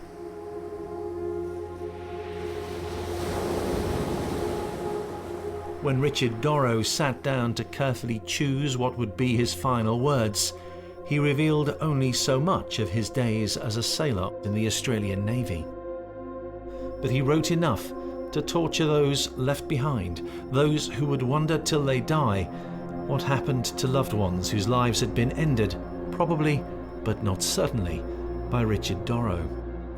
He commits suicide. He goes to a gun range, turns the gun on himself, and shoots himself.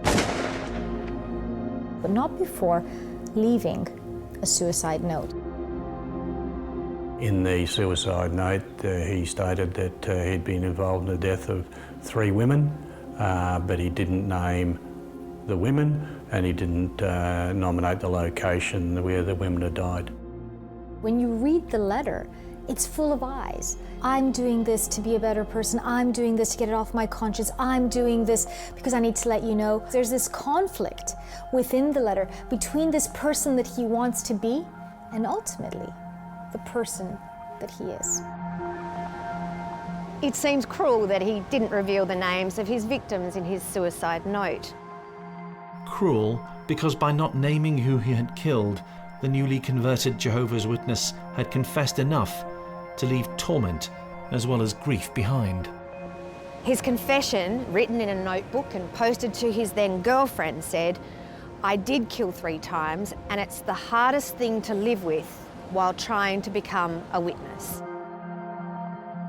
Was that all part of a mind game played by Richard Doro?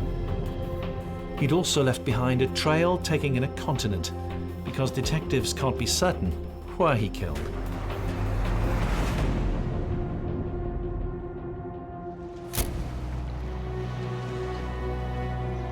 Understanding the mind and investigating the actions of Richard Doro was a task for a Western Australian coroner in 2016, as he tried to answer a 20-year-old mystery.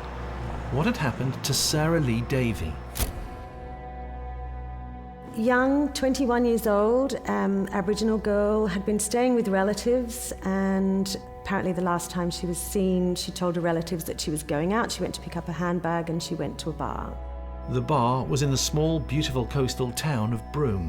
About 2,000 kilometres north of Perth. Very beautiful, stunning beaches. To this day, a former detective in the homicide squad in Western Australia can't be certain what happened to the girl who simply disappeared from Broome one day. Sarah Lee Davey. Sarah Lee lived at the peninsula, and she used to come down most weekends and knock around with her friends.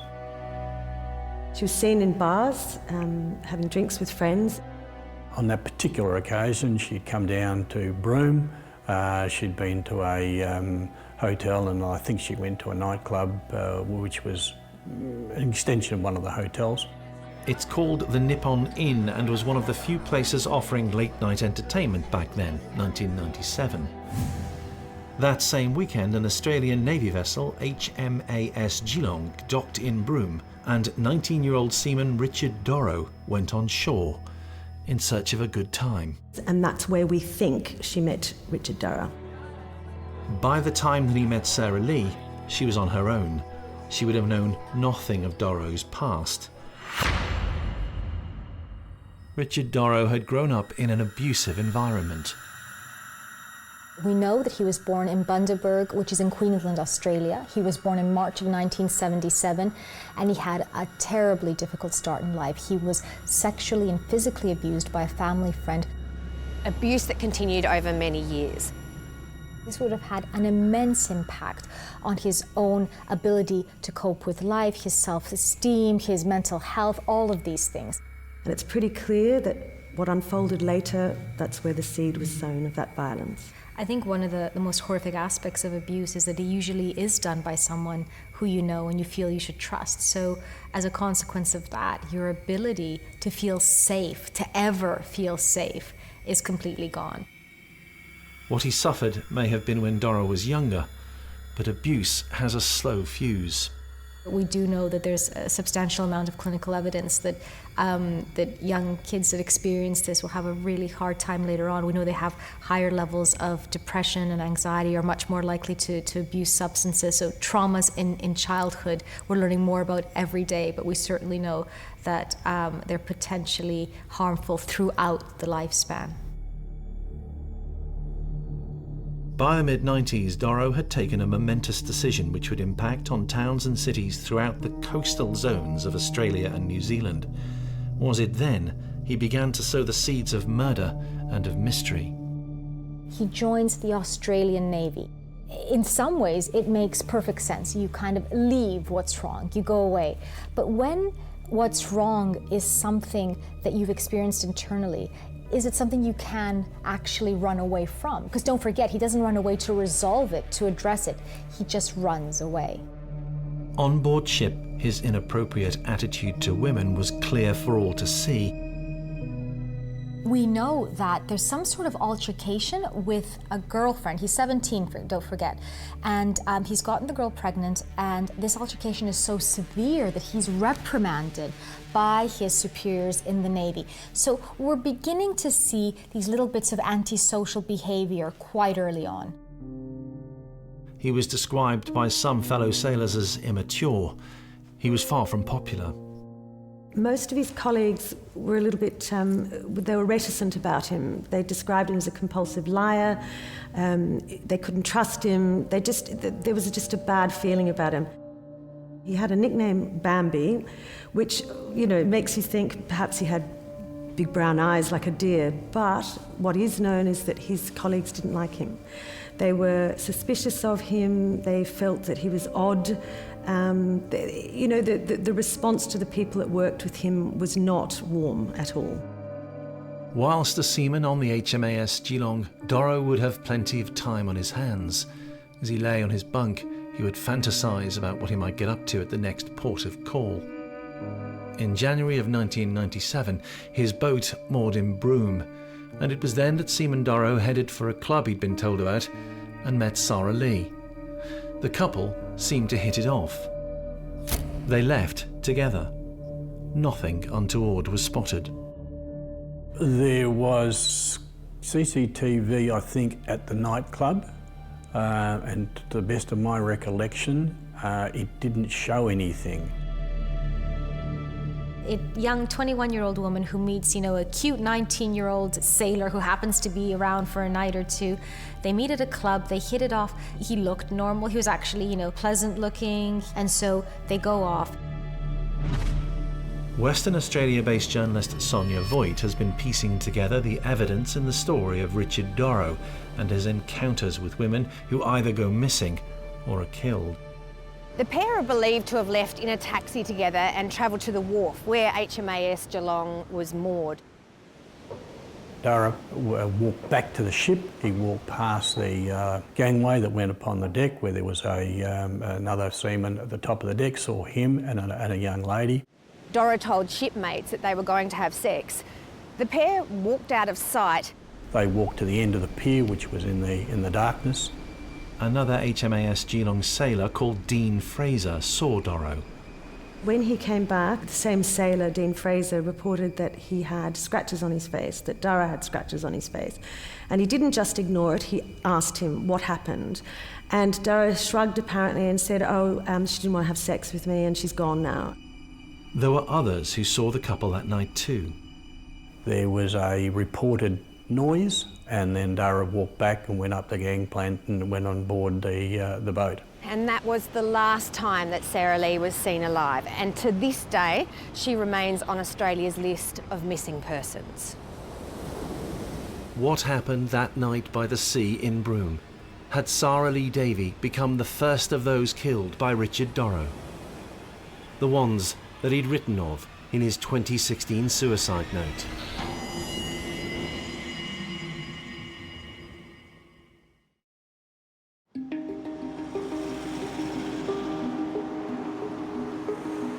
Police in Western Australia now know that Richard Doro has confessed to killing 3 times, but was one of his victims Sarah Lee Davey? Detectives have been able to prove that Sarah Lee had been with Richard Doro for much of that night. There was certainly no doubt because the sailor that was at the top of the gangway certainly said it was Doro that went past, and the friends that Sarah had been with that night certainly confirmed that she had been with him. The morning after the couple had been together, Doro shipped out. The HMAS Geelong left port then and headed back out to sea and towards Darwin. Richard Doro had been in Broome just one evening, and he had left behind him a mystery. The day after being seen in a bar with Richard Doro, some of Sarah Lee's friends noticed that she wasn't around, but that wasn't unusual. She's young, she's partying, she goes missing, nobody notices. Effectively, it seemed to be part of her lifestyle at the age of 21, and so nobody was really worried. It was several days later when the family of Sarah Lee Davey, who'd not been in Broome at the same time as Sarah Lee, returned. They soon reported her missing. Detective Paul Ferguson flew up from Perth to Broome to lead the hunt for Sarah Lee. The community was immediately helpful. You know, when we went up there was a hovercraft working tourism up there, you know, even to the extent where the fella up there donated the hovercraft and his time and did all of the shores and all in the harbour. And Broome is, you know, a tourist centre, but even the community felt the pain that the family were going through, and there was a hell of a lot of support by the local community to try and assist where they could. It was clear something had happened. When Sarah Lee was reported missing, and there was some concern in relation to the fact that she hadn't accessed a bank account and other bits and pieces, the detectives took it on as a suspected death. As they tried to clear up the mystery, detectives were interested to hear from the young sailor that she'd been seen with. The Geelong was now in Darwin. Durham was certainly without a doubt the person of interest that we try to focus on, and the investigation also then looked at his time in the service, where else he had been, whether there was any other incidents where he'd been. Officers flew to Darwin to meet up with him. They got up there, they made arrangements to interview him. He reported sick, and the medical team up in Darwin within the Navy said he wasn't fit to be interviewed. Eventually, he did allow himself to be questioned, but not for long. And midway through the interview, he got upset and the interview was terminated. Doro gave nothing away. The police had wanted answers to questions. When the appeals were made for information about the missing Sarah Lee, more locals came forward to report what they had seen and heard that night. Doro was most definitely in the frame. There were witnesses that heard yelling and screaming from the wharf that night. There was a local fisherman and he said he heard a female yelling, "Get off me," and words such as, "What are you doing?" Doro had said yes, he had been with Sarah Lee, but they had gone their separate ways. It was hard to believe him. He offered no explanation for the scratches on his face, but there simply was not enough evidence to prove a case against Richard Doro, who was subjected to further questioning, this time by the Navy.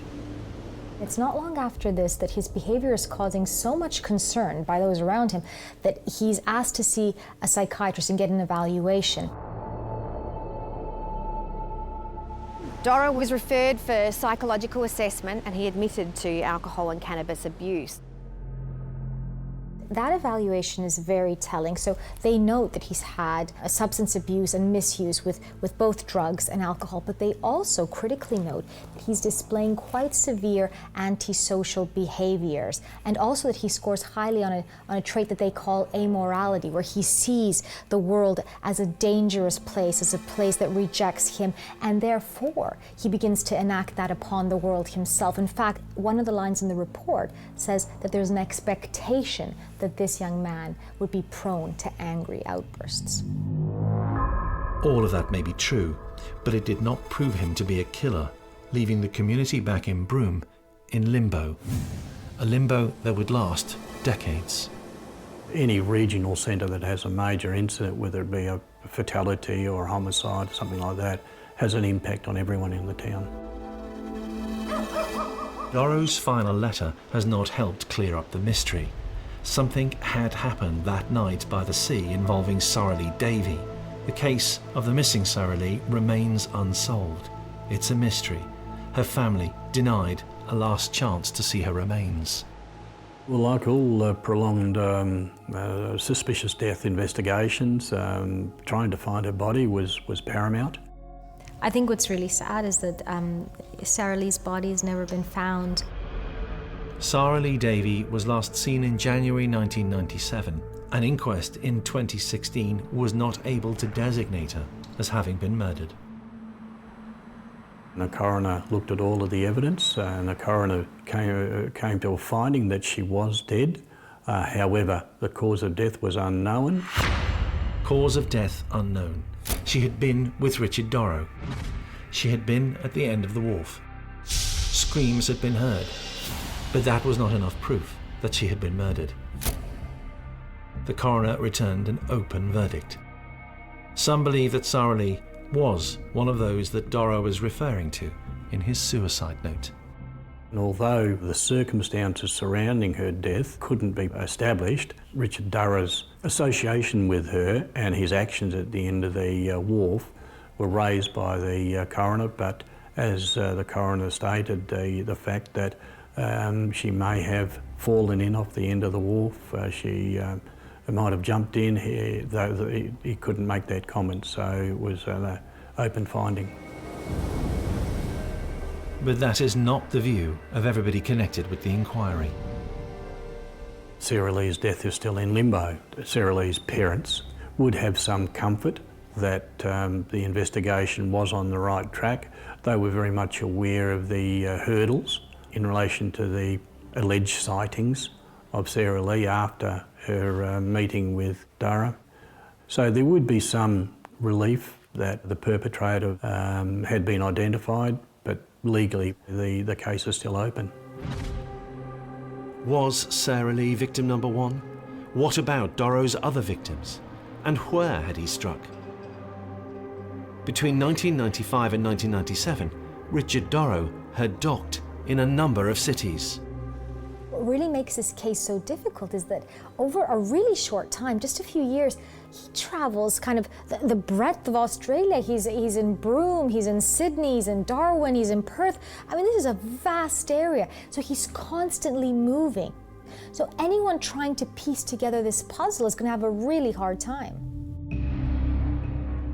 Where else would the police investigation lead? Who else had he killed?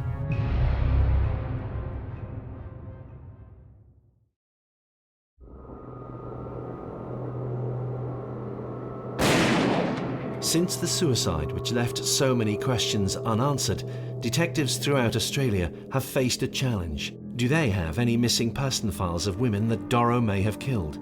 Doro's Navy lifestyle opens up grim possibilities. Part of the inquiry is to monitor where Doro had been throughout his service in the Navy and see if there'd been any other incidents that was similar to what we were looking at. A fact which complicates any analysis of the events of the timeline of Richard Doro. Doro's career as a naval seaman allowed him to travel from port to port across the nation, and he became almost ghost-like. He was elusive. He was a stranger in every town that he visited. So this too feeds in to his ability to kind of carry on like nothing's happening. You know, he's got a built-in alibi with everybody on the boat, and he's able to move from place to place, and it doesn't seem suspicious because, of course, that's part of his job. There is one murder which Richard Doro stood trial for.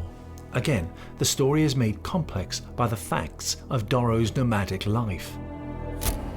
15 months after his night in Broome, with Sarah Lee still missing, Doro pitched up in Sydney. No longer in the Navy, he was then working as a mechanic and living not far from Rosebery Avenue in the city. To those he lived amongst, he appeared normal enough.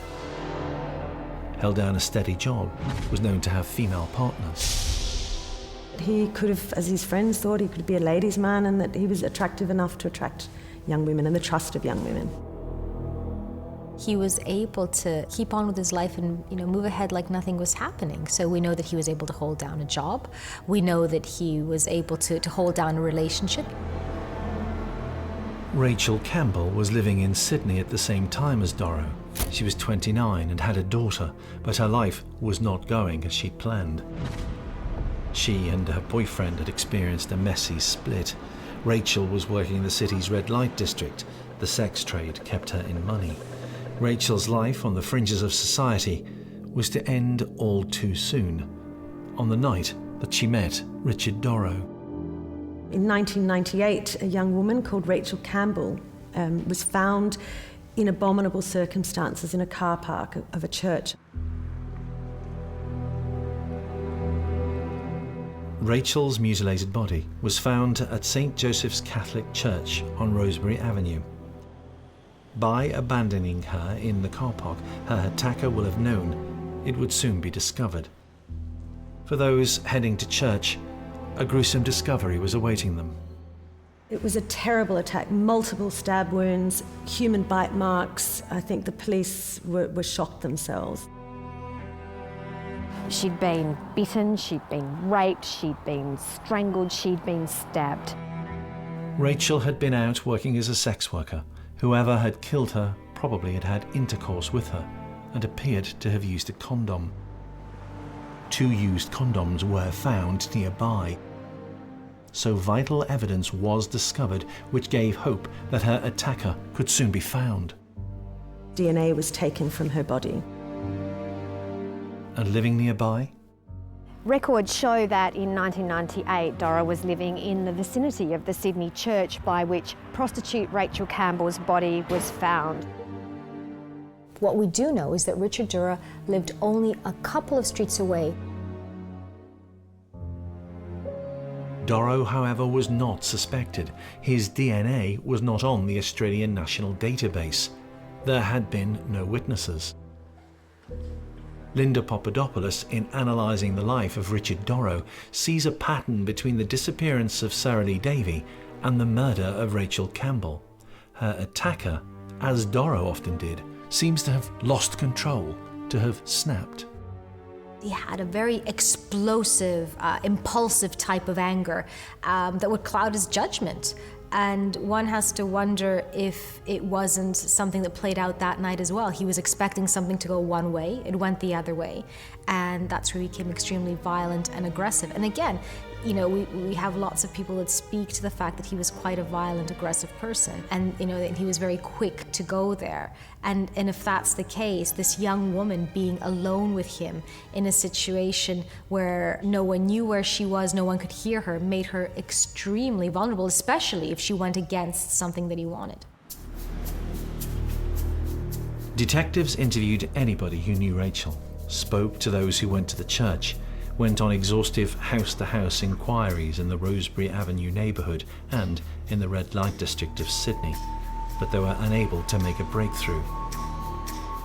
At her inquest, the coroner made a prophetic remark. What we need, he said, is to find the person with the DNA that matches the DNA that we have now. That may never occur. It could occur tomorrow.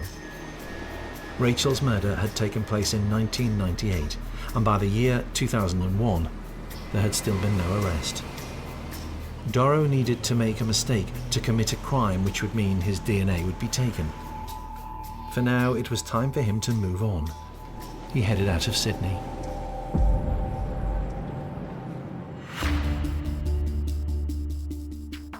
By 2001, Doro was back in his native Queensland when he got into trouble.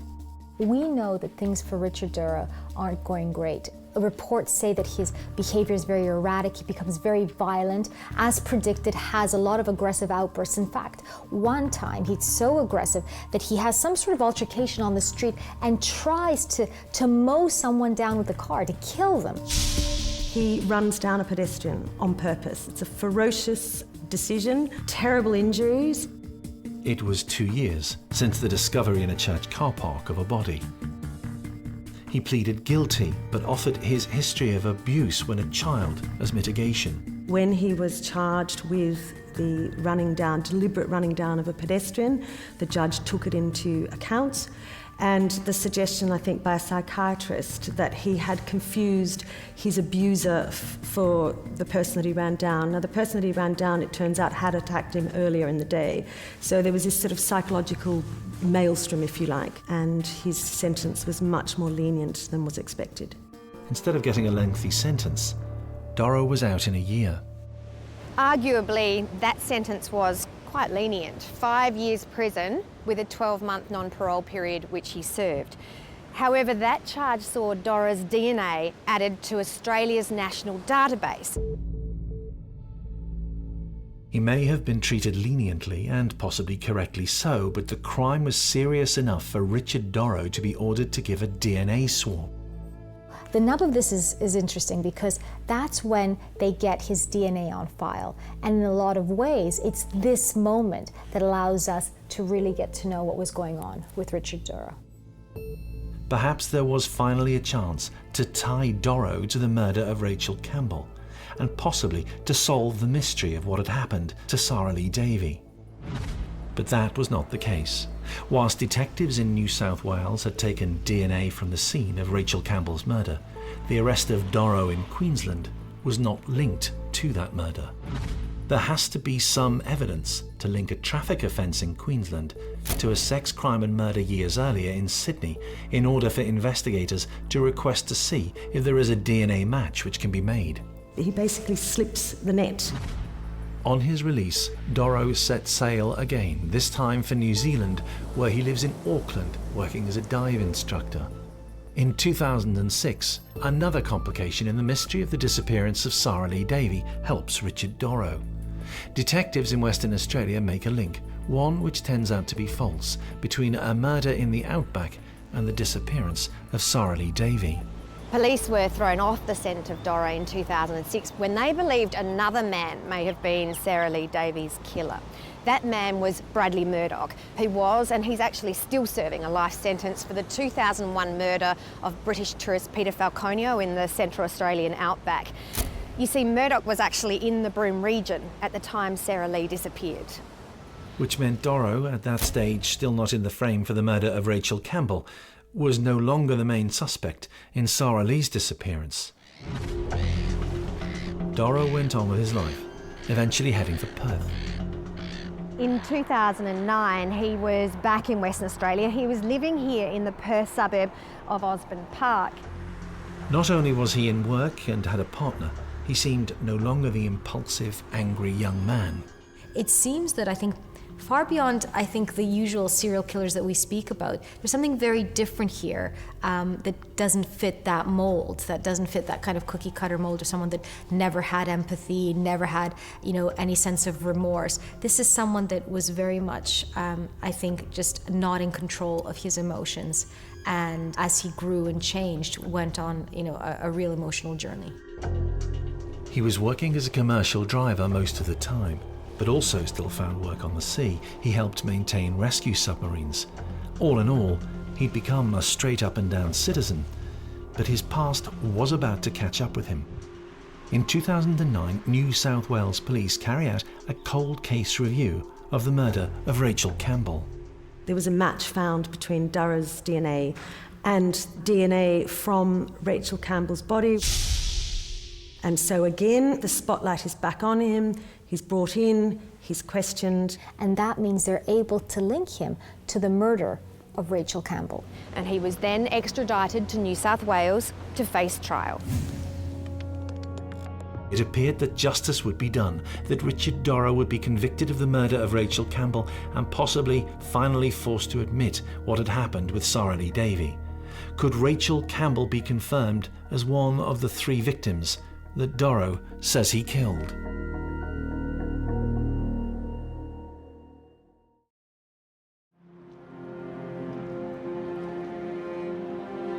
In 2010, prosecutors and police in Sydney prepared the evidence against Richard Doro.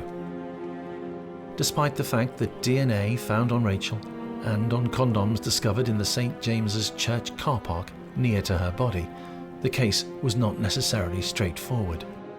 She may have been with more men that night, Doro being just one of them, and she was estranged from her boyfriend.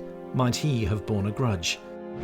There were potentially more suspects than Richard Doro, who pleaded not guilty and was about to walk free. When he was charged and the jury then acquitted him for this particular case where the DNA clearly linked him to the dead girl, he admitted that he'd had sex with her and he admitted he bit her, but wouldn't admit that he killed her.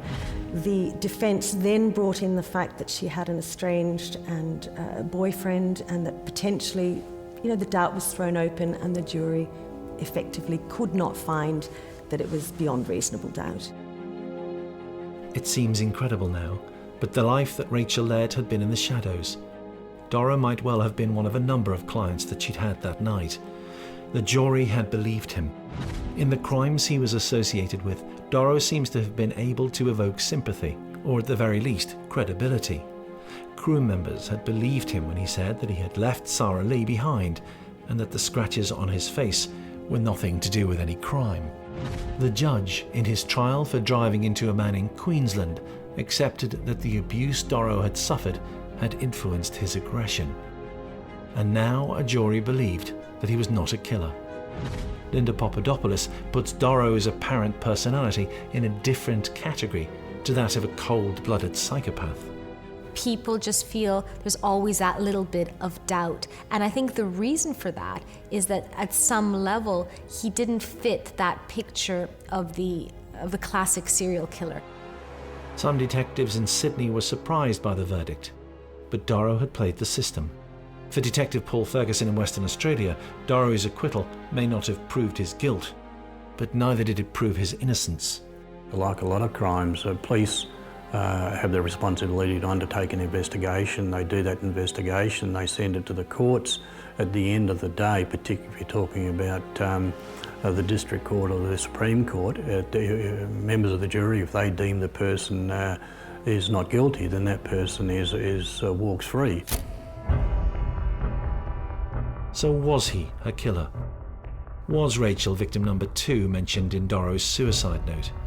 Rachel Campbell had met Richard Doro on that night in 1998.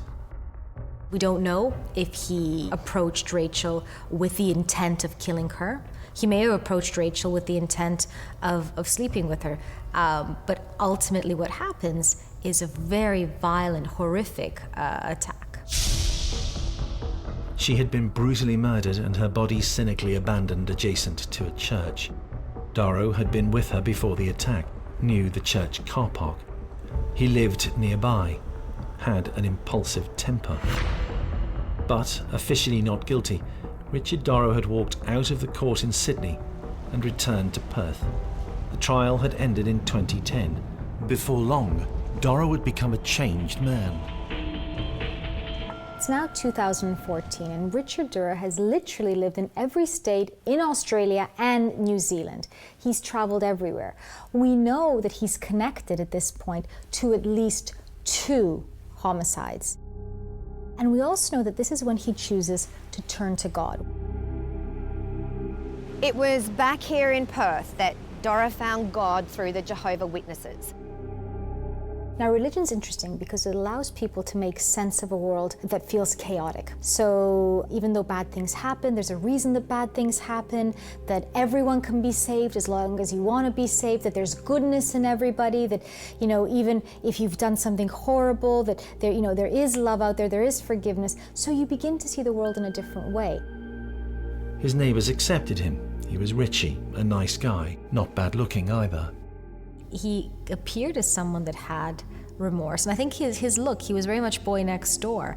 I think people are predisposed to kind of feeling that when someone, looks like, their cousin, their uncle, their neighbor, that maybe there's nothing kind of behind that. And I think because of that, this juxtaposition between this violent, aggressive man and this actually very fragile, remorseful man that we saw later on, while incongruent, I think is the thing that allowed him to function for as long as he did and never get caught.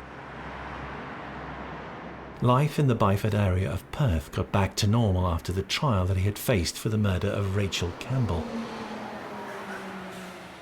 Sometime between 2011 and 2016, the former seaman began a new hobby: guns. He was known to go to the Lone Rangers shooting complex. He now had a permanent partner. So in Byford, Perth, Richard Doro got on with his routine. But something had changed. God and the Jehovah's Witnesses were now in the life of Richard Doro. This is where it doesn't really fit in with that sort of, central casting serial killer. This is a man who clearly at some point felt enormous remorse. He found religion, joining the Jehovah's Witnesses. And in many ways, we know that his words following this religious epiphany actually attest to the fact that he begins, at least slightly, to see the world in a different way. Being a Jehovah's Witness was about seeking forgiveness for any sins that he may have committed, and by 2016, that fact was going to answer at least some of the mysteries in the life of Richard Doro. It was now that he chose to reveal some of the truths of his life. In a darkened room in his home in Byford, he composed his thoughts. He put pen to paper and set about telling the world that he was a killer. He posted his personal belongings, including his laptop and a suicide note, back to his partner. And within that, he made clear that he couldn't live with this huge guilt anymore. But it was then he also took the decision, in writing his confession, which has caused agony and mystery. He did not name who he had killed, and he revealed that he had not taken 1 or 2 lives, which many suspect, but 3. Unfortunately, the note didn't give any names, so the mystery remains. He goes to all the trouble of writing a suicide note and a confession, yet he doesn't name his victims. So the question is this his way of kind of, asserting control or torturing, or is it that he found these acts so horrific that he couldn't face up to them? Having written his note, Doro was not about to stay around to answer the question. He drove to the shooting range. Inside, owners are meticulous in ensuring that firearms can only point at targets in the distance. But the mechanic brought with him the means to release a weapon, and in a booth, he turned it upon himself.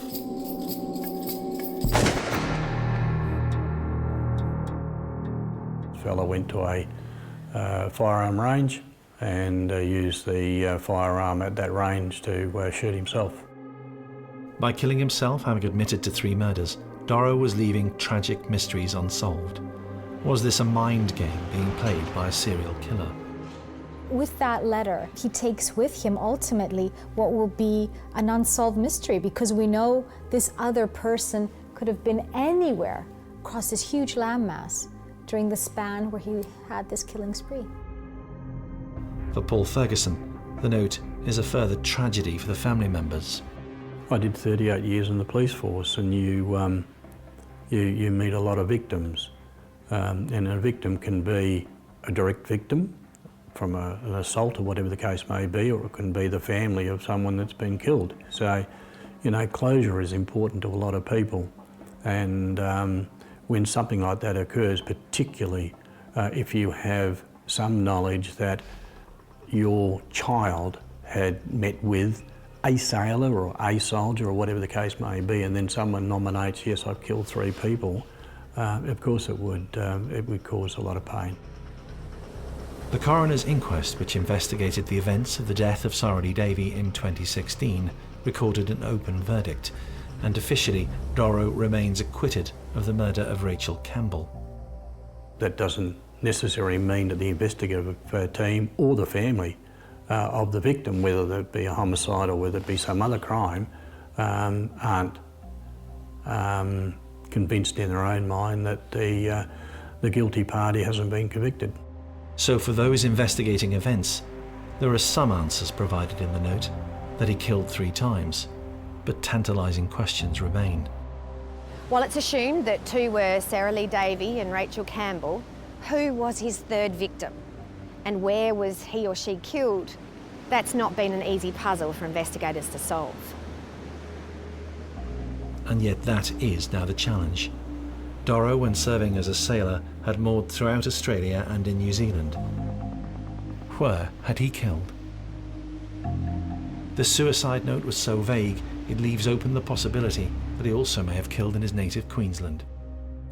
The mind of a self-confessed serial killer continues to taunt from his grave, and yet, for those investigating his mind, the suicide note is evidence not of a desire to control and manipulate those relatives of the victims, but because at the last, the abused Richard Doro may have realised the error of his homicidal ways. He didn't have to confess, right? He didn't really tell, anyone anything they don't know. I wonder if it was just one last way of kind of saying, maybe I'm not as broken as everyone thinks I am because I'm doing this one last thing. And don't forget, this is, immediately following him finding religion. And one of the things that religion gives a lot of people is the ability to forgive themselves, or at least the ability to see that maybe there's another way of looking at things. And I wonder if that's not what we're seeing, at least to some extent in the letter. That is not the view of those who investigated him in New South Wales and in Western Australia. If he had been truly remorseful, then he would have left behind confirmation that he had killed Sarah Lee and Rachel Campbell, and he also would have named his third victim. There is, of course, another possibility. Because of the nature of his days in the Navy, there is actually a good reason why he hasn't named his third victim. Maybe Doro didn't himself know all his victims' identities. Doro knew the name of Sarah Lee. Even having only just met her, he had forgotten by the time he was back on the ocean waves. Subsequent interviews will have reminded him. He may not have known the name of Rachel Campbell when he was with her on the night of her death, but the subsequent court case will have reminded him. But he was not interviewed about the other murder, faced no court case. So if his third killing was committed whilst he was a sailor, it may be another secret kept by the sea and by Richard Doro.